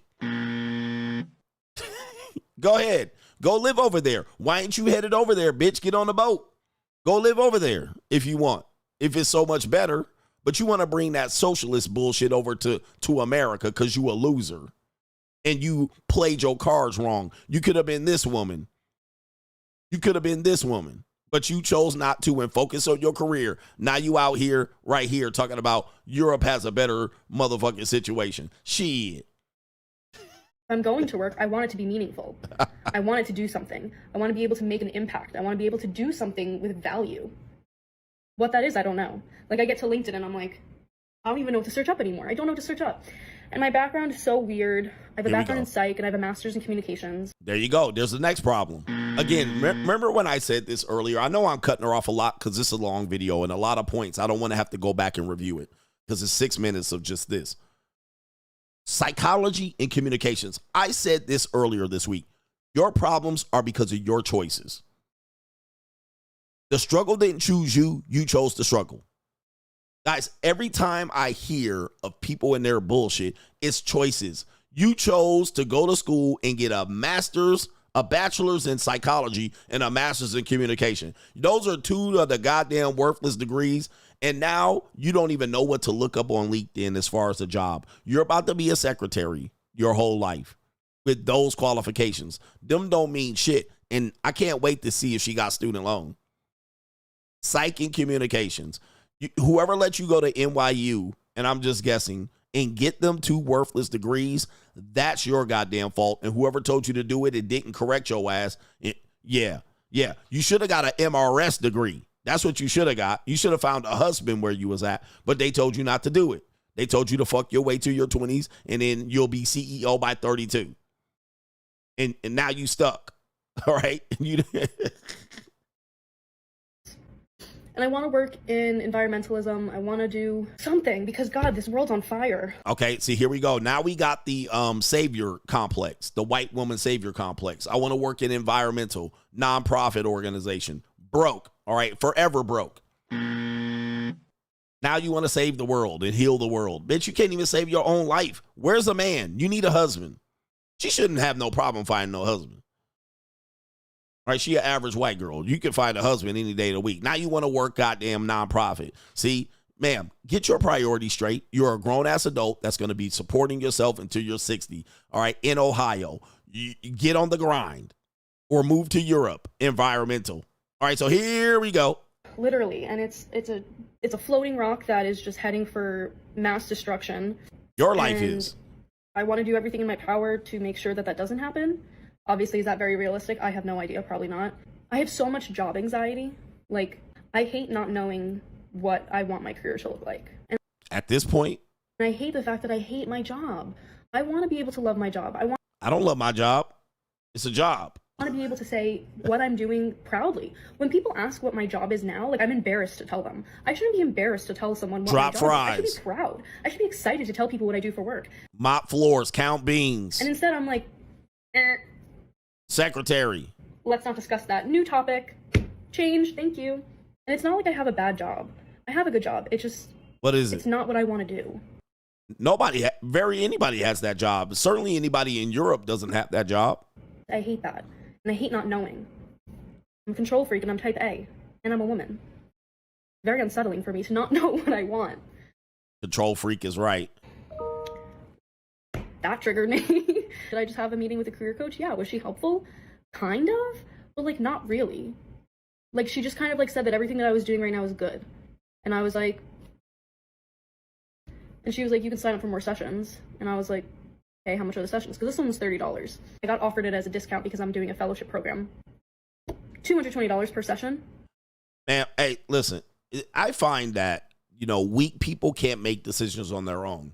Okay. And I say the difference between people who are successful and people who are not is decision making. All right. We can talk about all of this stuff, but people who can make decisions and know the risks and know what the consequences are and still make the decision and then take accountability if the decision doesn't work out because, hey, I knew what the consequences were. Those are the successful people. What do you find that weak people do? And what do we find that women do? They have to have a meeting. They have to have a meeting. They got to run it through someone, whether that person is qualified or not. They got to ask around, what should I do? What should I do? What should I do? What should I do? Instead of standing on business. All right. You ain't standing on business. You got to go find all of these other fucking losers to learn from. They ain't talking to nobody successful. You just say, oh, they have letters behind their name. They should know, and they don't know. And that led you to useless degrees the first time. Now you got career counselor. What the fuck is a career counselor? How successful can they be making $30 an hour? Okay. So now they got to go to somebody else who lost and failed in life, a fat person, to tell them what to do. The fuck? Why don't you get a man and look, all you have to do, bitch, is cook and motherfucking clean. All right, cook and clean for the first 5 years. I'm going to breed you like a fucking cow, and then you're going to like the rest of your life. Just make it through that rough patch and don't fuck it up. All right, how about that? Toss them white legs up, all right, and let me get to knocking you up. And then clean all this shit up, all right? All right, but nah, she don't want to do that. She don't want to do this shit. She don't want to listen. All right, I can do all better by myself. All right, go ahead and look at the results right here. She's struggling, trying to figure out what to do next. Talking to a career goddamn counselor. What is a career counselor? $250 an hour. Huh? $220 per session. She recommends 6 to 10 sessions. Huh? Break bread. She goes, yeah, it takes about a year. Huh? See? These women are a straight finesse. These women are a straight lick because they're going to listen to everybody but men. They're going to think the women are going to help them, but the women ain't going to help them. What's going to help you is a man. But listen, they don't want it, guys. They don't want it. These women are finessing them out their money. These therapists and these career counselors and all of these people are finessing these bitches out of their money when what you need to do is you can go over there and sweep my goddamn kitchen, okay? Now, here's the sad part. They going to end up doing a job like that. See, that's the sad part. I ain't cleaning up for you. I ain't cooking for you. And guess what? They end up delivering food for other men. Instead of making one man a sandwich, they rather work at Subway and make 50 sandwiches for 50 men. You make 50 sandwiches a day and get paid peanuts. But I tell you to sweep the floor and make me a sandwich so you can stay in this fucking air conditioning. Nah, I ain't doing it. You're not going to control me. This is the modern woman. And then they end up scrambling and scraping for shit and getting finessed by other women. Yep, they'll work for a maid service and clean my house, bring 3 gorditas over, clean my damn house. They go home and then won't clean the house for their own husband. They'll make my bed to perfection. I can bounce a quarter off my bed. And they go home, husband bed ain't made. Like, dude, this is what they think, bro. Hustling backwards. I wrote about this in my book, The Evolution. All right, so here we go. And it's unpaid labor for me to ask her to make me a sandwich. Bitch, I'll pay you to make a sandwich. All right, come on, make me a sandwich. I don't want to do that. All right, but out here can't even find a job to make sandwiches. I don't think anybody understands that if I stay at my current place of work for another year, yeah, there's no need for a transition because I'm going to transition into the afterlife. There's no point in that. Yeah, take my money then. It's not going to be useful for me when I'm 6 feet under. Like, I just want to get paid to look pretty and travel the world. Wow, you hear it.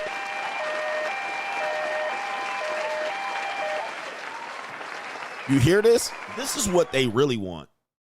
The Asian woman said it. The Asian woman said it right here. Just give me money and be successful and get out of the fucking way. Just be generous and successful and give me the goddamn money. Just get, and don't ask me to do shit. Now, this woman's not even beautiful. She ain't ugly. Neither is her. She just regular. Regular. I just want to be beautiful and be treated like a petty princess, turn my brain off, and travel the world. Ninja. Now, why are they saying this? Let's go back to this woman. They're saying it because I don't want to hustle no more. So the woman's timeline is 18 to 20, 18 to 24, focus on my career. 24 to 30, build my career. 30 to 34, be CEO. And then if that don't work, then I just want to be pretty and travel the world. Okay, that ain't working. Where's the men at? And that's you. Where's the simps? Where's the men? Where's the generous rich men? Where's the successful men? What she wants to say is she wants to... When I start selling pussy, I don't want to hear it. When I start selling pussy, I don't want to hear nobody say shit. This is an eye-opener. When you see me on the corner, bitch, mind your business. This is why they turn to selling pussy. This is why they turn to luxury dating. I want to just turn my brain off. Let me find a rich guy. Let me sell feed pictures. Let me go on OnlyFans. Let me go. Just want to turn my brain off.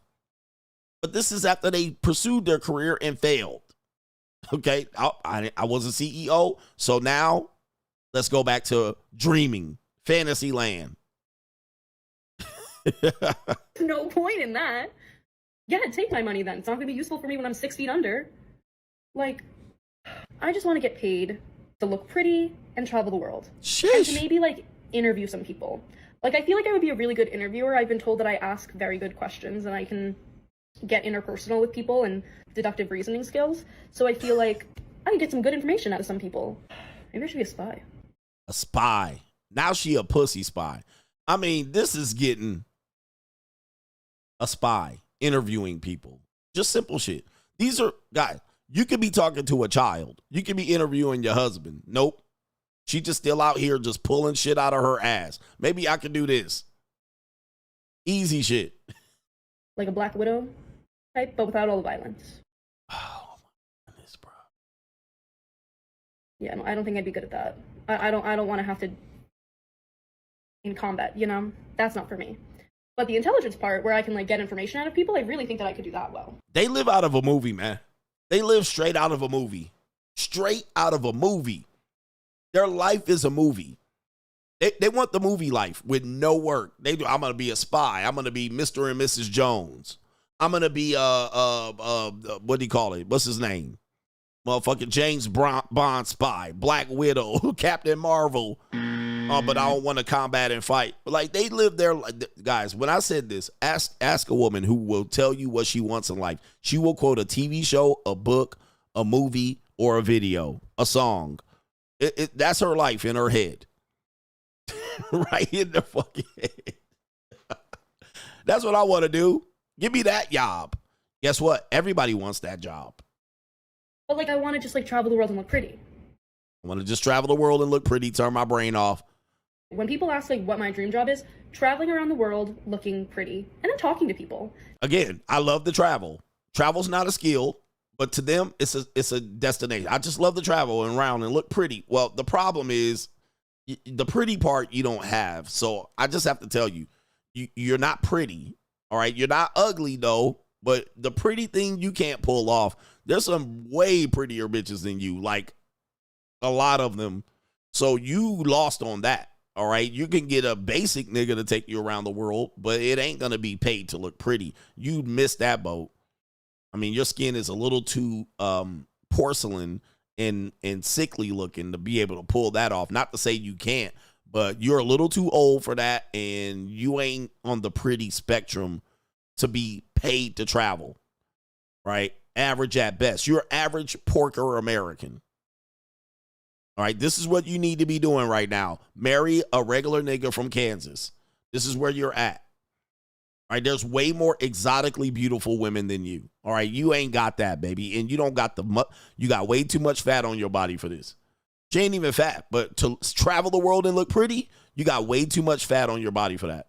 You need to be a lot more thinner, a lot more gaunt looking. You need to trim your face down. You need to take around a good 15 to 20 pounds on.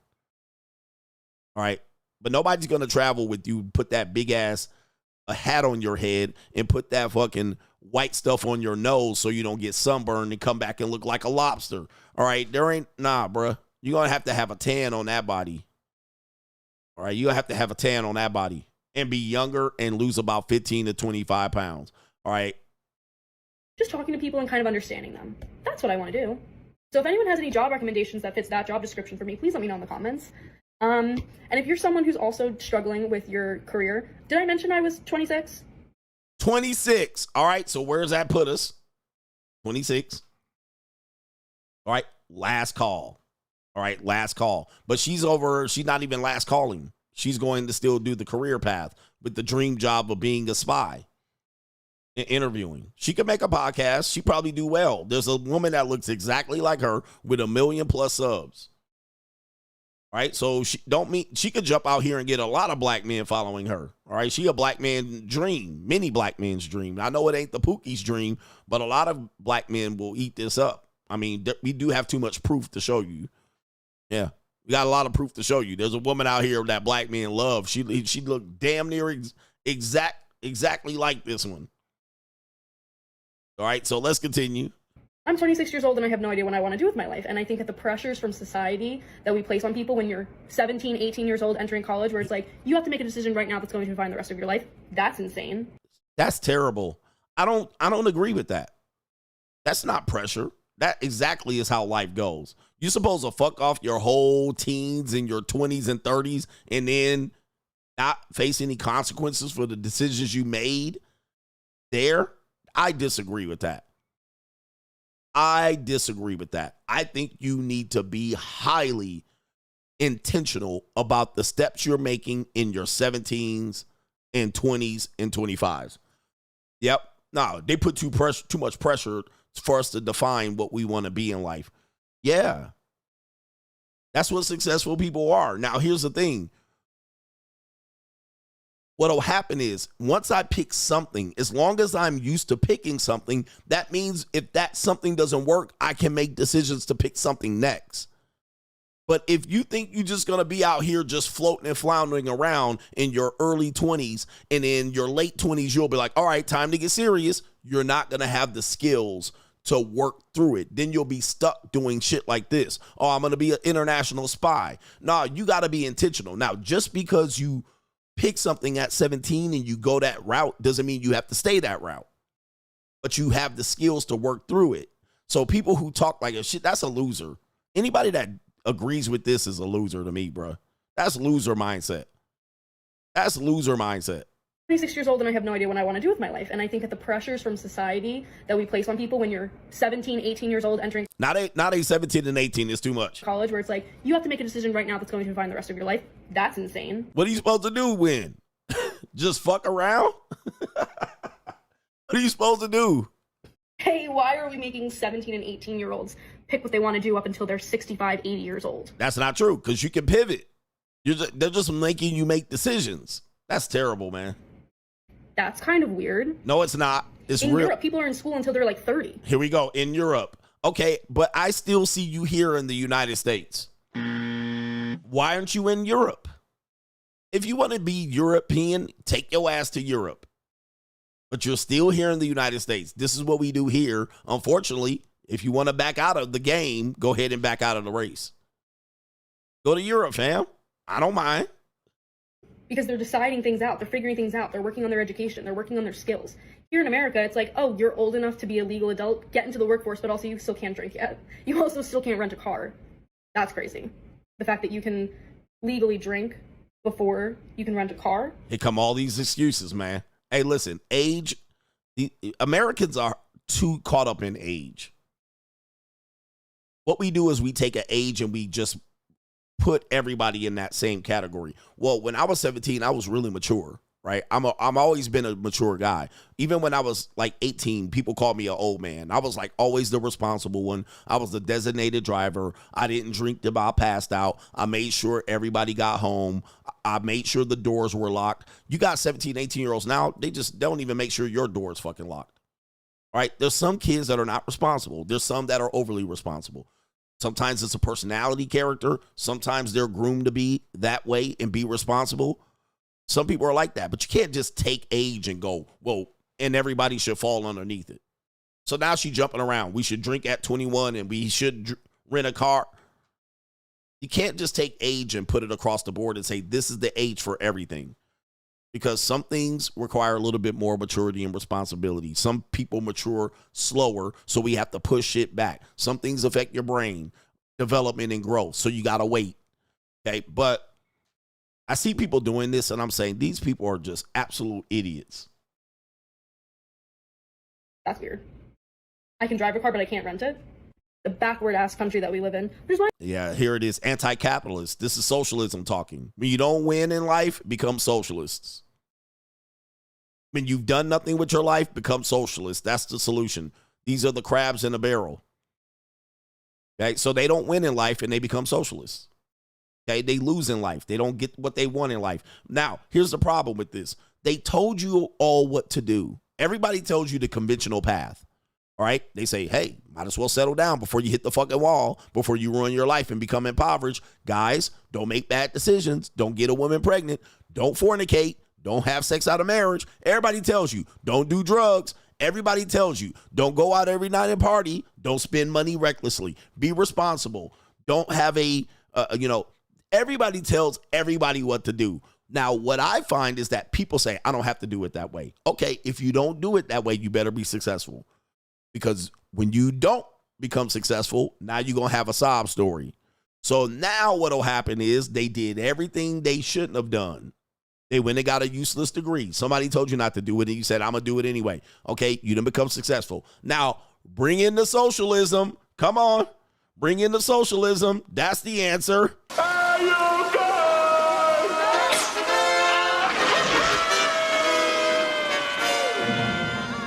Here's William. Bring in the socialism.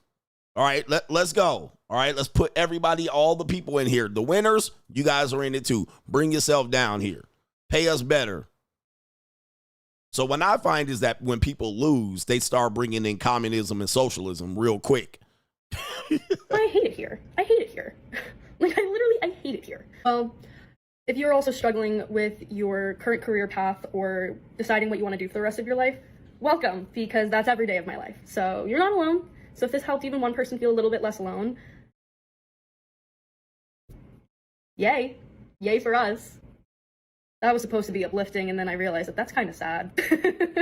I have no form of advice to give except you're not alone, which who cares? Like, duh. I'm 26 years old living in America. Yeah. The rest of us are all depressed and anxious. Hello. Why don't you get you a man, baby? Go get you a man. Welcome to the political climate. Oh, now it's the politics' fault. Now it's the political climate. All right, well, I'm going to sign off now. So, happy Tuesday. Yep, there you go right there. New world order. Good luck out here, man. Good luck out here. But that's the woman's timeline in a nutshell. There's not conscious decisions being made to progress their lives forward. There's a lot of this. All right, jumping over here, spectrum, over here, try this for 2 weeks. I can't do it. Over here, they're just jumping around constantly. This is why, in the order of protection, men are to protect women. Not from the world, but from the world. They're to protect them from themselves. If you believe in God, if you believe in the order of protection, if you believe in nature, women have great things that they can bring to relationships and the world and to men and to children. I acknowledge this. But in that, in order for it to achieve not only for themselves, but the community at large, the society, the family, and all of that, the man has to be there to protect her from herself so that she's not ending up like this. But there's too many women out here ending up like this. Angry, bitter, destroying relationships and marriages. Okay? All on the word of some other loser woman. Instead of this, they're out here doing this. Now, the sad part, how does this affect us? If they affect you and say you don't deserve to build yourself up as a man and go get the woman you want, take one of these reclamation projects, take a woman your age, it ain't fair. It's not fair anymore. If I work hard and become successful, why do I have to take one of these women? That's what I don't get. Then when I go get a 22-year-old, I'm a pedophile. Why? Why can't I get the woman I want? This woman, y'all had a 15-year head start on every single dude. 80% of men, they had a 15-year head start, and they still fucked it up. Now, with you all fucked up, I'm supposed to pick this up after I get divorced. I'm supposed to pick this up after I hit a lick. I'm supposed to pick this up after you get fucked and fornicated and got ghost babies. I'm supposed to pick this up. I can't go get the woman I want. These are horrible deals. They're coming in here. Horrible deals. Why work so hard to pick this shit up off the floor? I want a family-oriented guy. I want a hood guy, 37. And look at him, this poor guy right here. It took him 30 years to get where he's at. And he didn't make not one mistake in life. He diligently planned his life out to not go to jail, to not commit crimes, to not party and drink and smoke, to not shoot nobody, to not crash out, to not get put on probation, to not fucking. This ninja, he literally lived his life putting one foot in front of the other. And what he's supposed to pick up is this. This is it. Now, that's the big part of the story that people don't want to complete that part. We don't care. I don't care what these women do with their lives. Just stay away from me. I don't care if they hit the wall because I ain't going to put my dick on you. All right, I'm still down in the 20-year-olds. I'm down at the freshmen and the sophomores. All right, but you, on the other hand, they're trying to guilt me to pick this up. All right, don't guilt these men to have to be feeling like they got to rescue these women. That's all I ask. Ladies, do whatever you want to do. Party, fuck, drink, smoke, get married. I don't care. But don't look at me at 40, in my 40s, and be like, hey, we be great together. Hell no. I literally have only made one mistake in my life, and that was getting married. That led to a divorce. That was a huge critical mistake. I acknowledge that. Other than that, flawless life. Flawless. I haven't gotten to jail. I haven't got arrested. No domestic violence. I ain't put hands on women. I haven't done any drugs. I don't go party every weekend. I do diligent work. I had a successful career. Then I have another successful career. Then I have this one. All right, I've been doing very well. The one mistake I had was the marriage divorce. That is the biggest scar on my record. I didn't commit a crime. I don't have false allegations. I don't have real allegations. I don't have a criminal record. I literally been one foot in front of the other to get to this point, and I'm supposed to pick up this.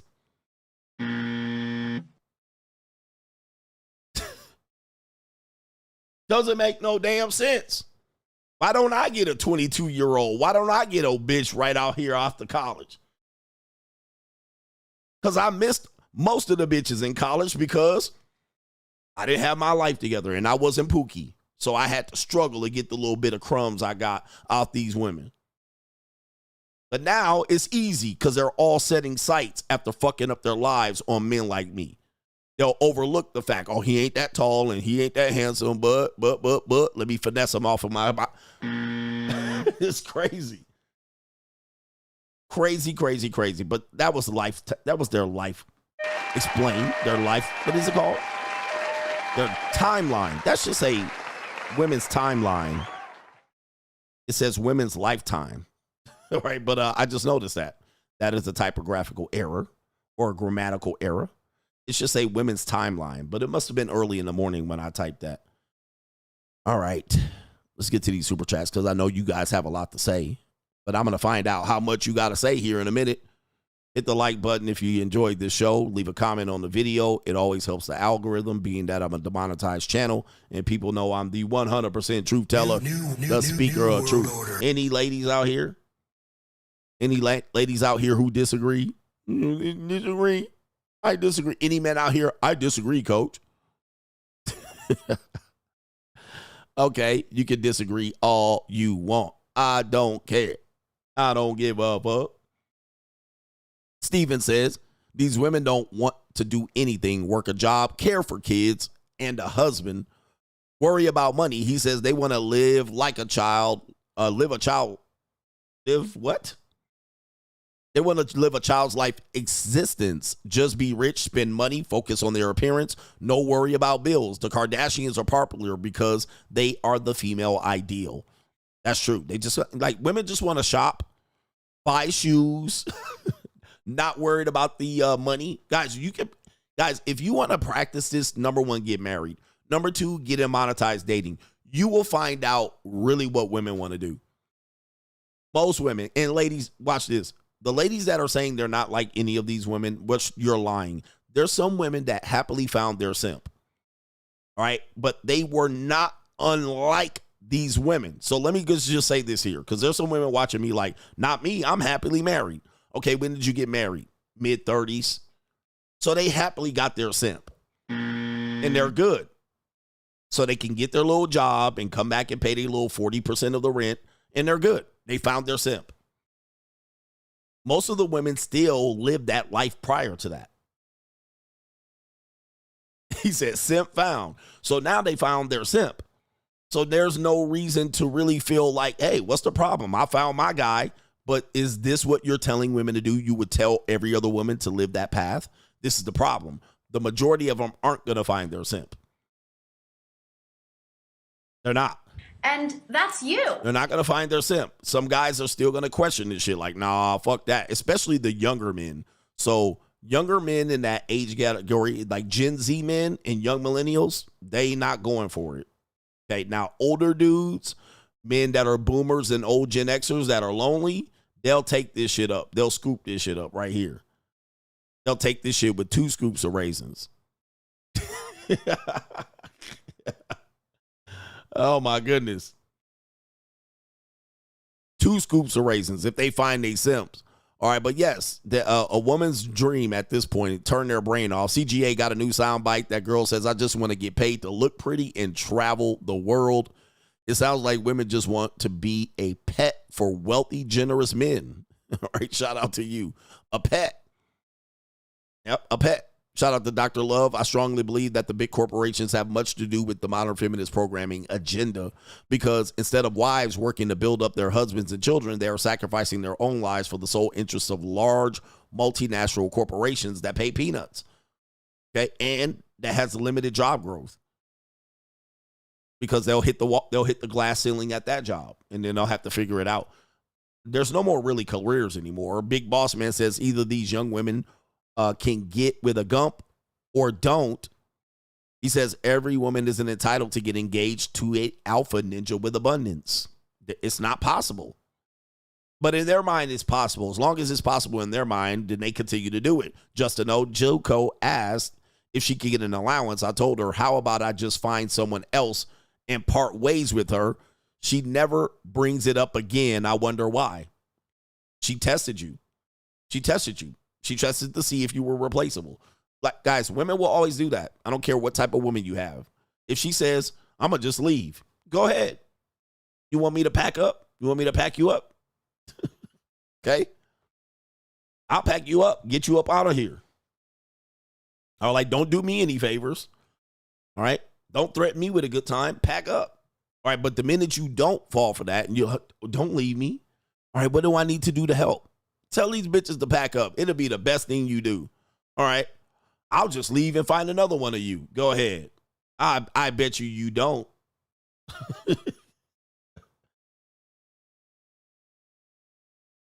Yep. Somebody said, my wife said it's not possible to find someone else. He says it's impossible. He said his wife said it's not possible for her to find someone else. That's what you're going to find, guys. I tell you guys, always challenge them on their bullshit. They think they can find another you. My ex-wife still ain't got another me. All right. And I was supposedly, she still ain't got another man. She's still sitting over there single. All right. And it's been 13 years. And it ain't by choice. It ain't by choice. So I don't give a fuck. All right. She may not want to be with me, but she didn't find another one better than me. I know that. All right. So, all right. She's still sitting up over there in a 2-bedroom apartment. All right. Fuck out of here. So, you know, most women say they'll do better, and some of them will find someone to settle to do better. But hey, it is what it is. Oh my goodness. But a young JUCO said that to me the other day. All right, I've been with her for a long time, and she was like, "I'll just go find somebody else." I was like, "Do it." She was like, "No, daddy," and I was like, "That's what I thought about. That's what I thought." Okay. Get him, daddy. That's what I thought. She knows she can't find nothing better than me. I'm like, I might not be the best, but I know goddamn for sure you ain't finding nothing better than me. Like, always tell a woman, I'll find another you before you find another me.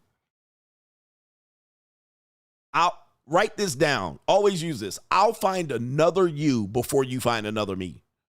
If you're a guy and you're a halfway decent guy and you're halfway handsome, I'm talking about halfway, and you make halfway decent money, she can't find another you. And you keep her around for more than 2 weeks, she can't find another you. Okay? She'll find you, but she'll get pumped and dumped in seconds. She can't keep them for long as she's staying with you. She can't keep them. She'll keep them for about 2 days, maybe 3. Get fucked, nutted on, and discarded. It'll take her years to find another you. All right, so I would always tell them, I'll find another you before you find another me. And that's almost any woman that I can sit across. I believe that. I mean, I'm not in scarcity. And I've been with some very attractive women. I've been with some bum bitches and strags. I've been with a whole bunch of women, mastodons and old soggy bitches, plain Janes.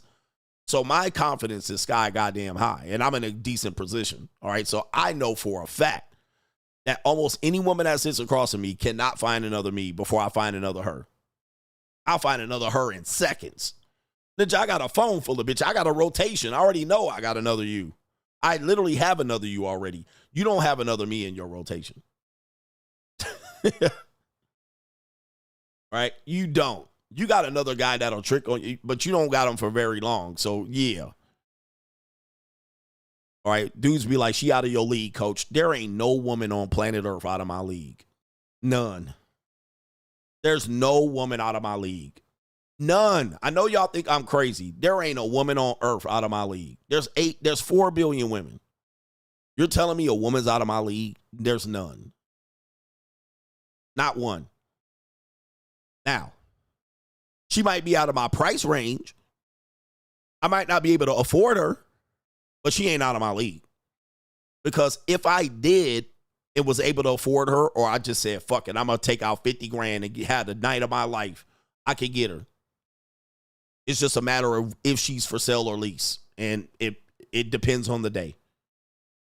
I could get her. I could get any woman. She just out of my price range. She's not out of my league. Right here.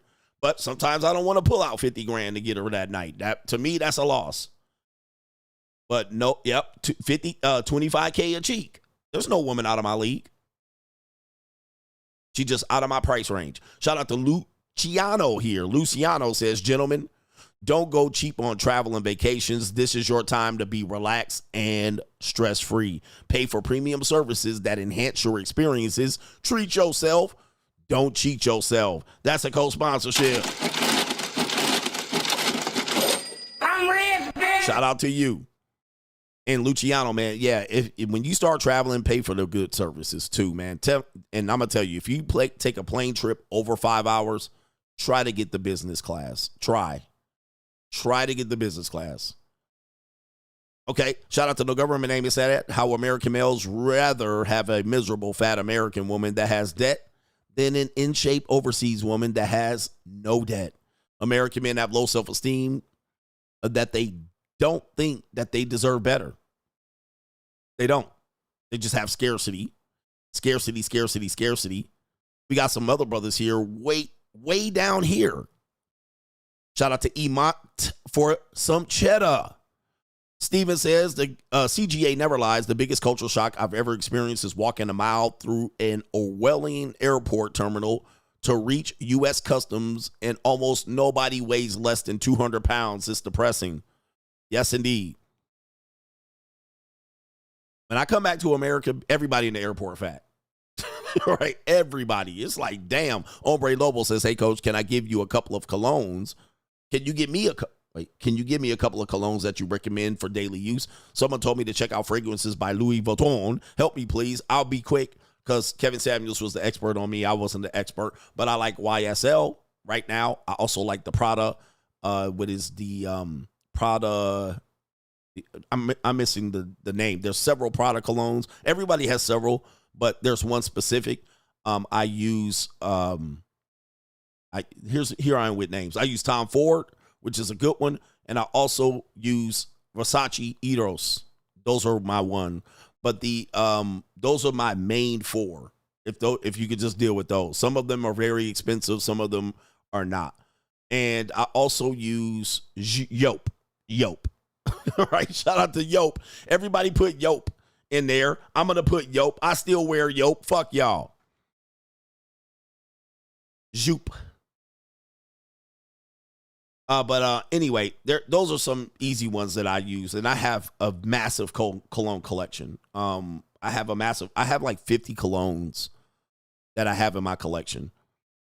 But the Dior Sauvage, some people like that. I like it. It's pretty good too.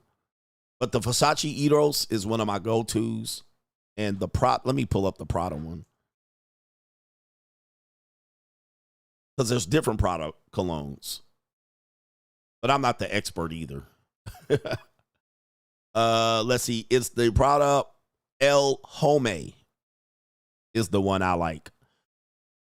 A great smelling cologne. But there's tons of different fragrances right here. You can get there. You almost can't miss today with fragrances. I mean, there's a lot of great fragrances here, but I like a certain type of fragrance. All right, but anyway, shout out to Hombre Lobo. If you guys check them out, you can check them out. But of course, also consider your pheromones and how it mixes with your body. It might be different than mine. Shout out to our brother here. It is JJ Frost. My ex-wife's best friend was the main reason I got divorced. I sent her packing to go live with who? You didn't say who they're going to go live with. 2 months later, the best friend kicked her out when she got into a new relationship. He says, give her the you big dummy. You big dummy. One thing we know is that if people talk women out of relationships, they're not going to support her.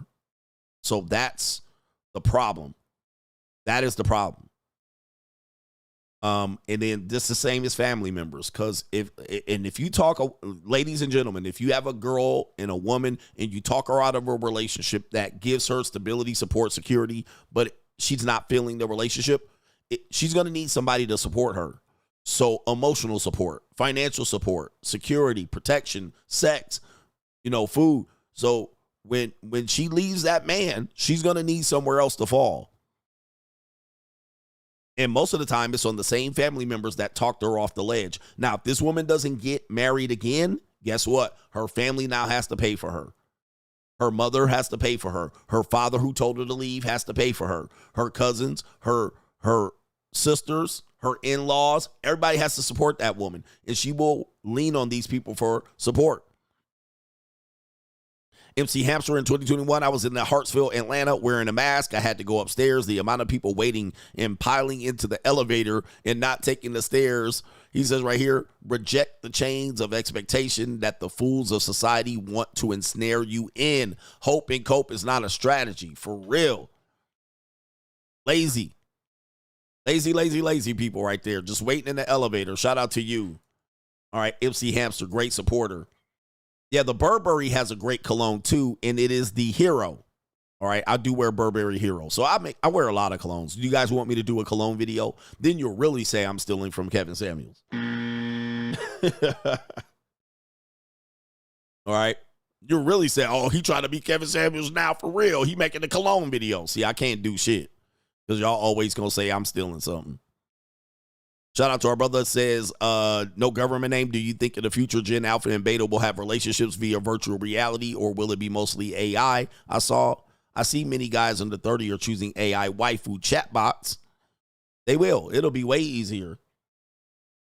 It'll be way easier to have some sort of computer love. Roger Troutman talked about it. Prince talked about it with Computer Blue. If I find a righteous one, Computer Blue. Till I find a righteous one. Computer Blue. SB57 says, just giving you some game, coach, since you are always wrecking and giving us knowledge. Since you like the product cologne, I highly recommend Burberry Hero. That was an hour ago. He literally typed that in an hour ago. That's scary. He says, just got some last night for my birthday and it smells amazing. Free agent lifestyle for life. Look at that, brothers. We on one accord out here. We on one accord. Wow. All right. Yes, Burberry Hero is great. All right. I love it. I got it about a few months ago, and I'm like, I'm feeling it. It's in the front of my cologne collection. You're right. Shout out to you.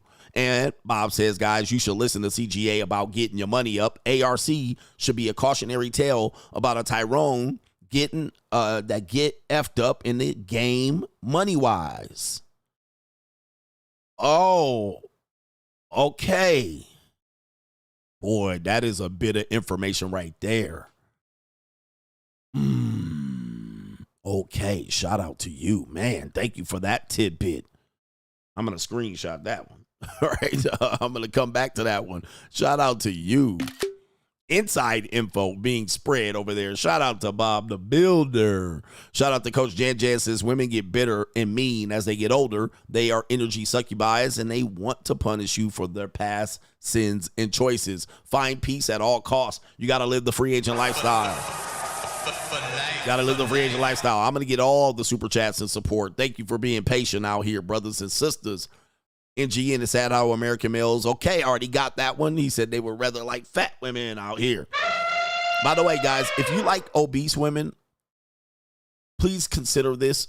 This is a dangerous fetish, okay? Not only for your health, but also for your mentality. Not saying that these women are useless. They do serve a useless point. But the reason why it's unhealthy for you as a male to continue down that path of pleasuring yourself to these people, which again, like I said, you know, everybody needs some loving, and punani is punani, but they already have a unhealthy lifestyle for themselves, and these women didn't exist. These women were non-existent years ago. Like 25 years ago, you couldn't find these women in this amount of people, this overweight. So this is a new breed of women that they haven't figured out the psychology behind these women. Now, when you take a woman, you're taking all of her. Okay, so these people here that exist today, I know you think, you know, if you look at the size of women today, bro, these women, women didn't look like this. They did not look like this on a regular basis. Like the average woman looks like this now. And we just accepted this. Not only the average woman, the average man. Like, you guys are really built out of shape. You guys look terrible, bruh. Men and women of America look absolutely pathetic. I mean, it's pathetic the way we look. And we don't even realize it that over a period of 20 years, we've allowed ourselves to get to this level. It is amazing you guys allowed yourself to get to this absolutely pathetic, sloppy life. This is not bad. This is not a good idea. Shout out to our brother. It is Sang says watching reruns and you don't mess with married Asian women. He says there's a few incidences in my small town of a husband deleting the boyfriend and the wife. One time a lawyer got deleted for making a divorce complicated. He says no poon that good is worth ruining your life. Don't mess with married Asian women. Yeah, married Asian dudes you gotta watch Asian dudes. Asian dudes will chop your peen off with a Ginsu knife. You know, they look quiet and docile, you know, but you mess with Asian dudes, the wrong one, and then they will make your life a living hell. All right, they'll mail something in your mail, and you'll pick up your mail and rub your eye, and all of a sudden you die. They'll get in there and get their ceremonial salt, like Mr. Fuji. They was like, and they won't even say nothing. They won't announce it. They'll just show up with a bag full of guns. All right. They don't announce when they gonna fuck shit up and wreck shop. All right. So this is because I grew up around a lot of Asians. You know what I mean? I grew up with a lot of Asians. All right. They move in silence and violence. All right, but this is what they do out here. All of a sudden, you in good shape, and then they show up with Mr. Fuji throwing salt in your eyes and shit. Now, all of a sudden, you like, damn. You like, hold up, homie, just... What kind of fuck you give me? All right. They be hitting you with the bonsai and shit, and you don't even know what happened. You be like, what'd I do? I didn't even know you knew. And they was sitting right in your face. All right. Yeah, you don't want them in hitting you with the ceremonial salt and shit. You know what I mean? They hit you with that ceremonial salt and it's over. All right to the eyeballs. That's how they fuck you up. They get you good. You crazy. All right, let me see here. The show is over. Fuck it. All right, but I'm going to do the rest of the chats. You show up wrong. And them ninjas hit you with the green mist and shit. They show up and the Asian dude hit you with the green mist and shit. Just like, this is symbolic of, you know, the way they move. They hit you with the Mr. Saeed and the Great Muda. All right. All of a sudden you chilling and they hitting you with the Killer Khan. So don't mess with their wives, man. Leave them Asian wives alone. This ninja will plot and plan your death. He will make a list of how he about to kill you. All right. Buy gloves, buy Ginsu knife, all the way down. Drive 248 miles. All right. Plant my car at the airport. Drive a taxi back. All right. All of that shit. Take taxi back to airport 300 miles away. Oh, no. Everyday coach, you selling me on expat status for sure. All right, wait till I start living the real free agent lifestyle for sure. Nomad free agent lifestyle. Stephen Porter, notice the age is seen in the hands of the WG. I'm not sure what that is, but maybe you can clear that up. Because it ran out of chat room. I get it. That's Cash App. Oh, the white girl. That's what I think you meant. Notice the age is seen in the hands of the white girl. Okay, let me go back. Okay, it makes sense here. So, are you talking about this one? Yeah, right here. I do have old man hands too. But yeah, this is pretty bad. All right, her age is definitely catching up with her. And boy, oh boy, look at this hand. All right, this hand. White women and white people in general have very long digits, if you will. I mean, I'm pretty sure her toes look just like this. White people have very long, slim digits. They hand don't have a lot of body. If they're not fat, they'll be very small and slim. It'll be like, but she got that ring. If it don't, but I bet you her feet look just like this. All right. She needs some fingernail polish on them fingers right here. But this is also due to lack of melanin. All right. But you know, melanin is a superpower. You guys don't realize there's two superpowers in the world. The show's not quite over, but we're getting to it. There's two superpowers in the world. All right. You're also talking about this one. Okay. There's two superpowers in the world. And those two things are that people really underestimate and they don't give credit for. There's two superpowers, melanin and testosterone. Guys, those two things are superpowers. Superpowers. You don't realize, like, for men, we don't realize we're Superman walking the fucking earth. And the fact that we have gunpowder and we can shoot motherfuckers, that makes us the top apex predator in the world. That makes us the top of the goddamn food chain because we got testosterone and guns. And white people who are literally less than 13% of the population, the world's population, they're the rarest people on the planet. They discovered gunpowder and conquered the world. So you don't have to have large numbers. But getting back to melanin is a superpower. It literally prevents you from being consumed and burnt in crispy sun. And you can live anywhere in the world with melanin, except cold places. Right? You don't want to live there. But white people don't have that. Like, they want to live in the Caribbean year round, and they be getting toast, cancer, sunspots, liver spots, cancer spots. They can't survive there. They got to go back to the Caucasus Mountains and cold and shit. The way white people defend melanin, I mean, the way white people can beat melanin is back hair. Right? Then they get hairy and woolly and shit like a gorilla. All right? That's the only way they can beat the fact that they don't have melanin is get body hair. All right? So you'll see a lot of hairy Caucasus Mountain people, and they'll look like they're wearing a sweater, like George the Animal Steel. That's how they get around being able to be out in the sun all day. But they can't be out in the sun all day without dying of cancer. So melanin is a superpower. All right, now, then when you talk about testosterone, you don't realize that as men, we literally are Superman with testosterone. That's why when you see men become more beta male, many times if you test them, they'll have low T. Okay. Yeah, high latitude skin cancer. Yeah. But what you call it? Testosterone is a superpower, man. Like, you don't realize that. And I don't think women realize that we are a tame beast with all of this raw testosterone power.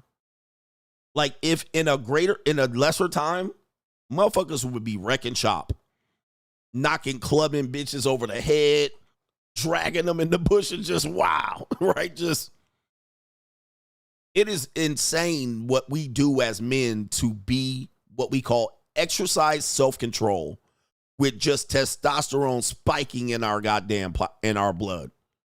Like, we just got a superhuman strength testosterone spiking all day long. And we literally can exercise self-control for the first time in history. Guys, men weren't able to exercise self-control much past 1950.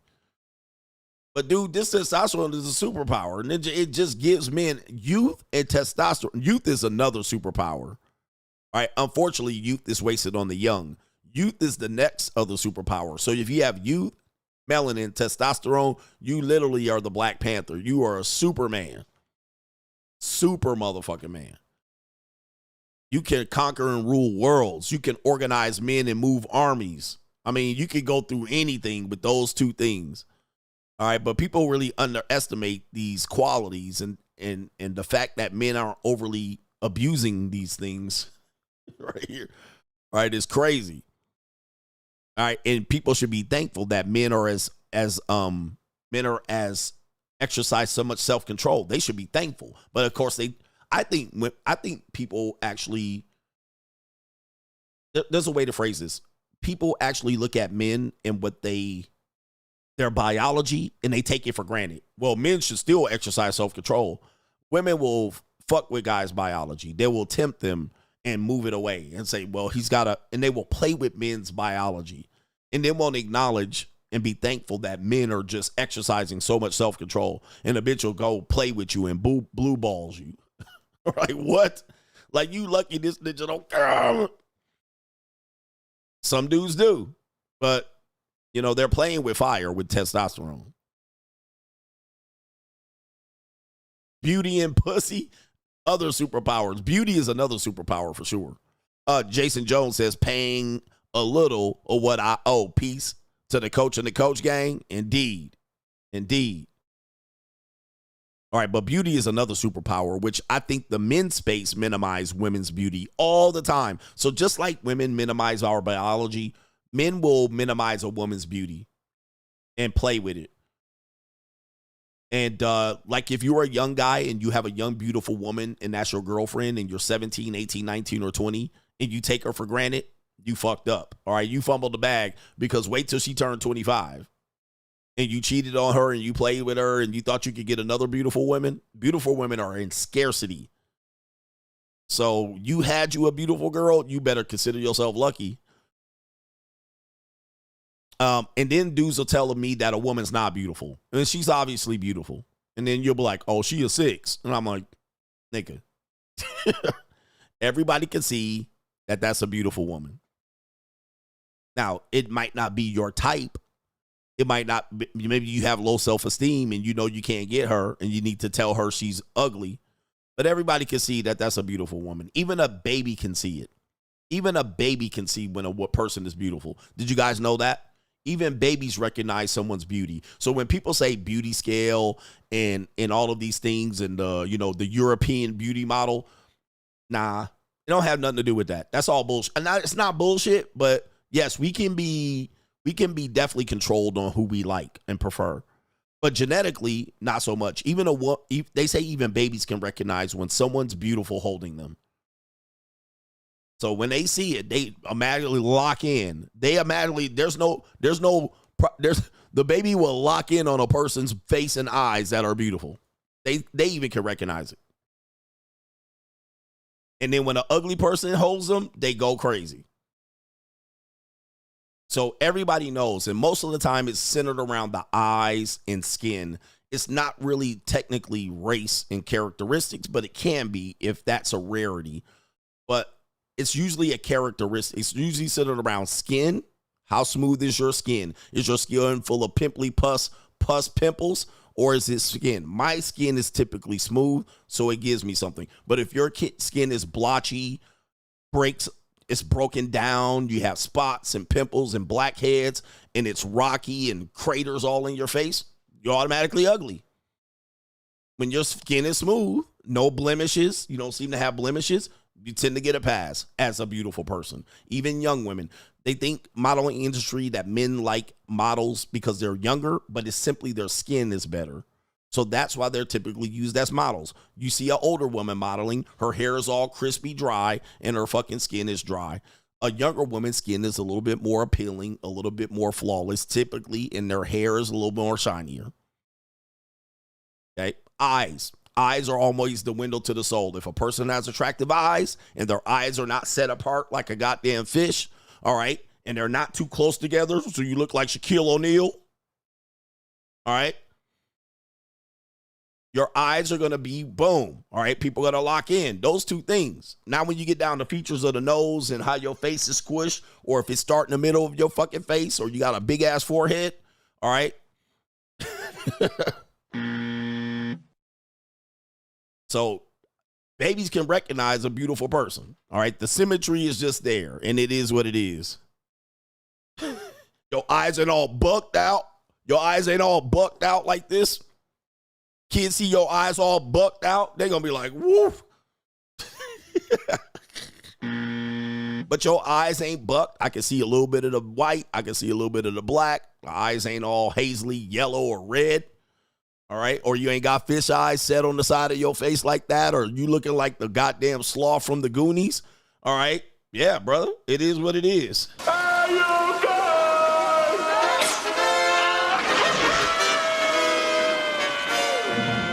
But money clean all that shit up. Johnny Quest says the movie Parthenope came out this year, and it is a perfect documents the life trajectory of a young, beautiful woman from finding love with a childhood friend to an old rich man, a gangster, etc. And we see how it ends for women like this. It's sad. Yep, I've dated a woman who ran drugs for gangsters. And I was like, it's just like, how did you get here? Why are you sitting in front of me? Because when she got that role, she was a young woman. She was young and beautiful. Once she started aging out of that, they got rid of her. Shout out to our brother here, H every day, Uber Eat, bitch, ain't no hustle. I can do $350 a night. She said, you lazy. Coach explained to me this unpaid labor-ish in women. That doesn't make no sense. He says, what unpaid labor that a man does goes unpaid? I'm trying to make sense of this. He says, and all money ain't good money, but any money better than no money if you don't have a plan. Yes, indeed. Another thing, so you're asking what unpaid labor means. Man, listen, I know what it means. I don't agree with it. Because men have all kind of unpaid labor. We all do unpaid labor. All right, but in a sense, the woman doing it for you is she wants to get paid from it. So it's the same as women say that if they're a stay-at-home mom, they can earn $200,000 a year. That's what her value is. It's ridiculous.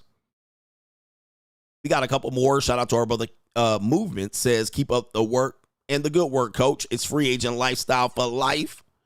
Our brother here, Truth, says, yes, I chose a fit woman with no debt. My wife knows I always pay myself first before her needs. She understands that the most important piece in our life is me. Not often, but when she does work, her check goes straight to my bank account. She always says, God bless you to me. Shout out to Truth. You got you a good one. Hold on to her. You got you a good one. Okay. So there are some women that are very appreciative. Not all women are unappreciative. So if a woman's appreciating your effort, she'll say thank you. She'll say, I appreciate you. You're appreciated. They'll say things like this. There are women out here. Not all women are just going to run over guys financially. And the sad part of this turn your brain off is normally older women saying this. 27, 29, 30, 35, 40. I want to turn my brain off. I want to find a man that I can turn my brain off when I'm around. Okay, but when they're younger than that, they fighting you. Shout out to our Dr. Love. Says, you mentioned Europe being a democratic socialist. I knew about the sky-high taxation of European nations like Germany, Belgium, and Denmark a while ago. However, do you really think Europe is really that extreme communist or socialist? Would you compare that to Africa, Southeast Asia, or Latin America? I don't think it's that much extreme. However, it is always used as evidence of something that can work. As opposed to Latin America is never used as evidence of something that can work. Neither is Africa, neither is Southeast Asian. So, yes, those countries tend to have a little bit more either dictator or communist or socialism. They could, some of them. But we never talk about them because nobody uses them as a paradise. Europe is always used as a paradise. Hey, in Sweden, they do this. Well, Sweden got 1 million motherfucking people. Right? As opposed to 358 million people over here. What is Sweden's population? All right. Let me see what the Sweden population is. Okay, you're comparing people are comparing apples to orange. 10 million is the number. 10 million. All right, Sweden got 10 million people. We got 356 million. All right, so bad comparison. Bad comparison. So the reason why I don't look at those countries and their system of how they organize financially is because nobody uses them as an example of what can work. Oh, nobody says, hey, in Africa, they do this. In Colombia, they do that. In Venezuela, they do this. Nobody's really talking about them. In Cuba, they do that. Nobody's ever talking about them. In Philippines, they do this. Nobody's ever saying that. So that's why nobody's ever criticizing their organization, how they're organized. By the way, for people who want to go to Europe, please understand that if you go to Europe for a certain type of woman, please know that in the cities that you're probably going to fly in is going to be mostly immigrants. You got to go to the outskirts a little bit more to find the women that you came to go see. That's just a bit of advice. Depending on what European Union nation you go to. You go to London, there ain't going to be a whole bunch of white women there. There's going to be a whole bunch of Indian and Middle Eastern and some Asians and a couple of whites, and they ain't even going to be from a goddamn England. They're going to be from somewhere else. All right. That's number one. Then you go into Germany, Berlin. It's gonna all the snow bunnies and the blondes and all them are not gonna be in the city. They done got the fuck up out of there. It's gonna be mostly people from Africa or a Muslim nation or Saudi Arabia. They're gonna be all there. So make sure if you want to go to a city in Europe, you gotta go outside in the countryside.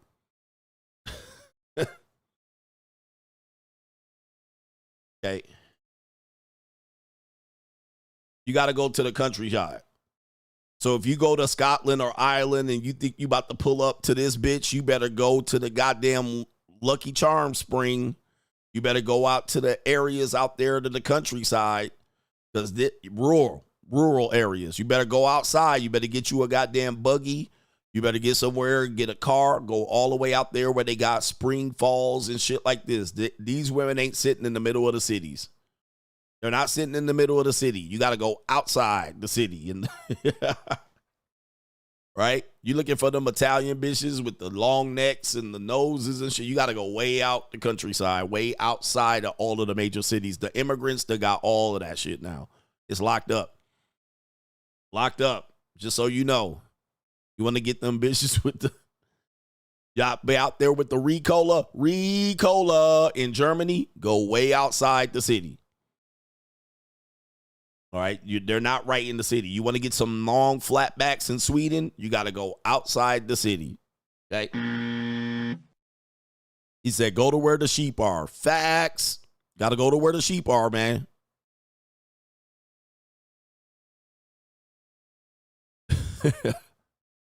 You want them Ricola bitches in Germany with the Oktoberfest titties all up? You got to go outside the city. Same thing. You want the fine-ass little young Asian girls? Instead of the barmaiden bitches you go outside the city. Outside the city, you're going to find them. Kevin Sullivan says, send them my tuition. Shout out to the Yob Mob. Same thing in the United States. You want to find the best women in the United States? Got to go outside the cities just a little bit, because the cities are under siege. United States is the same thing. You're going to get a lot of duck lip looking bitches in Miami. You want some better bitches? You better go outside of Miami. Although there going to be some baddies in there. Going to be some baddies.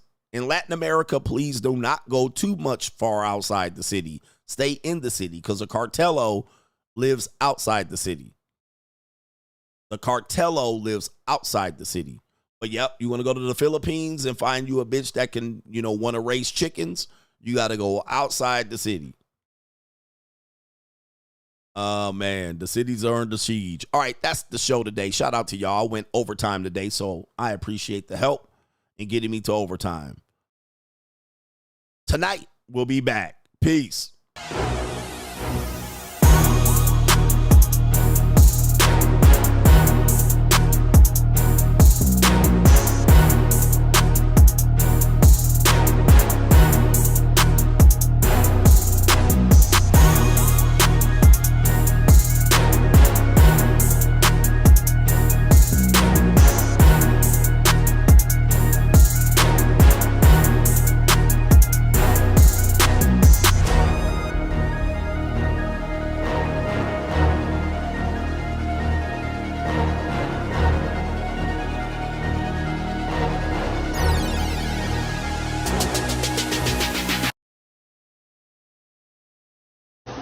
Boss up, nigga.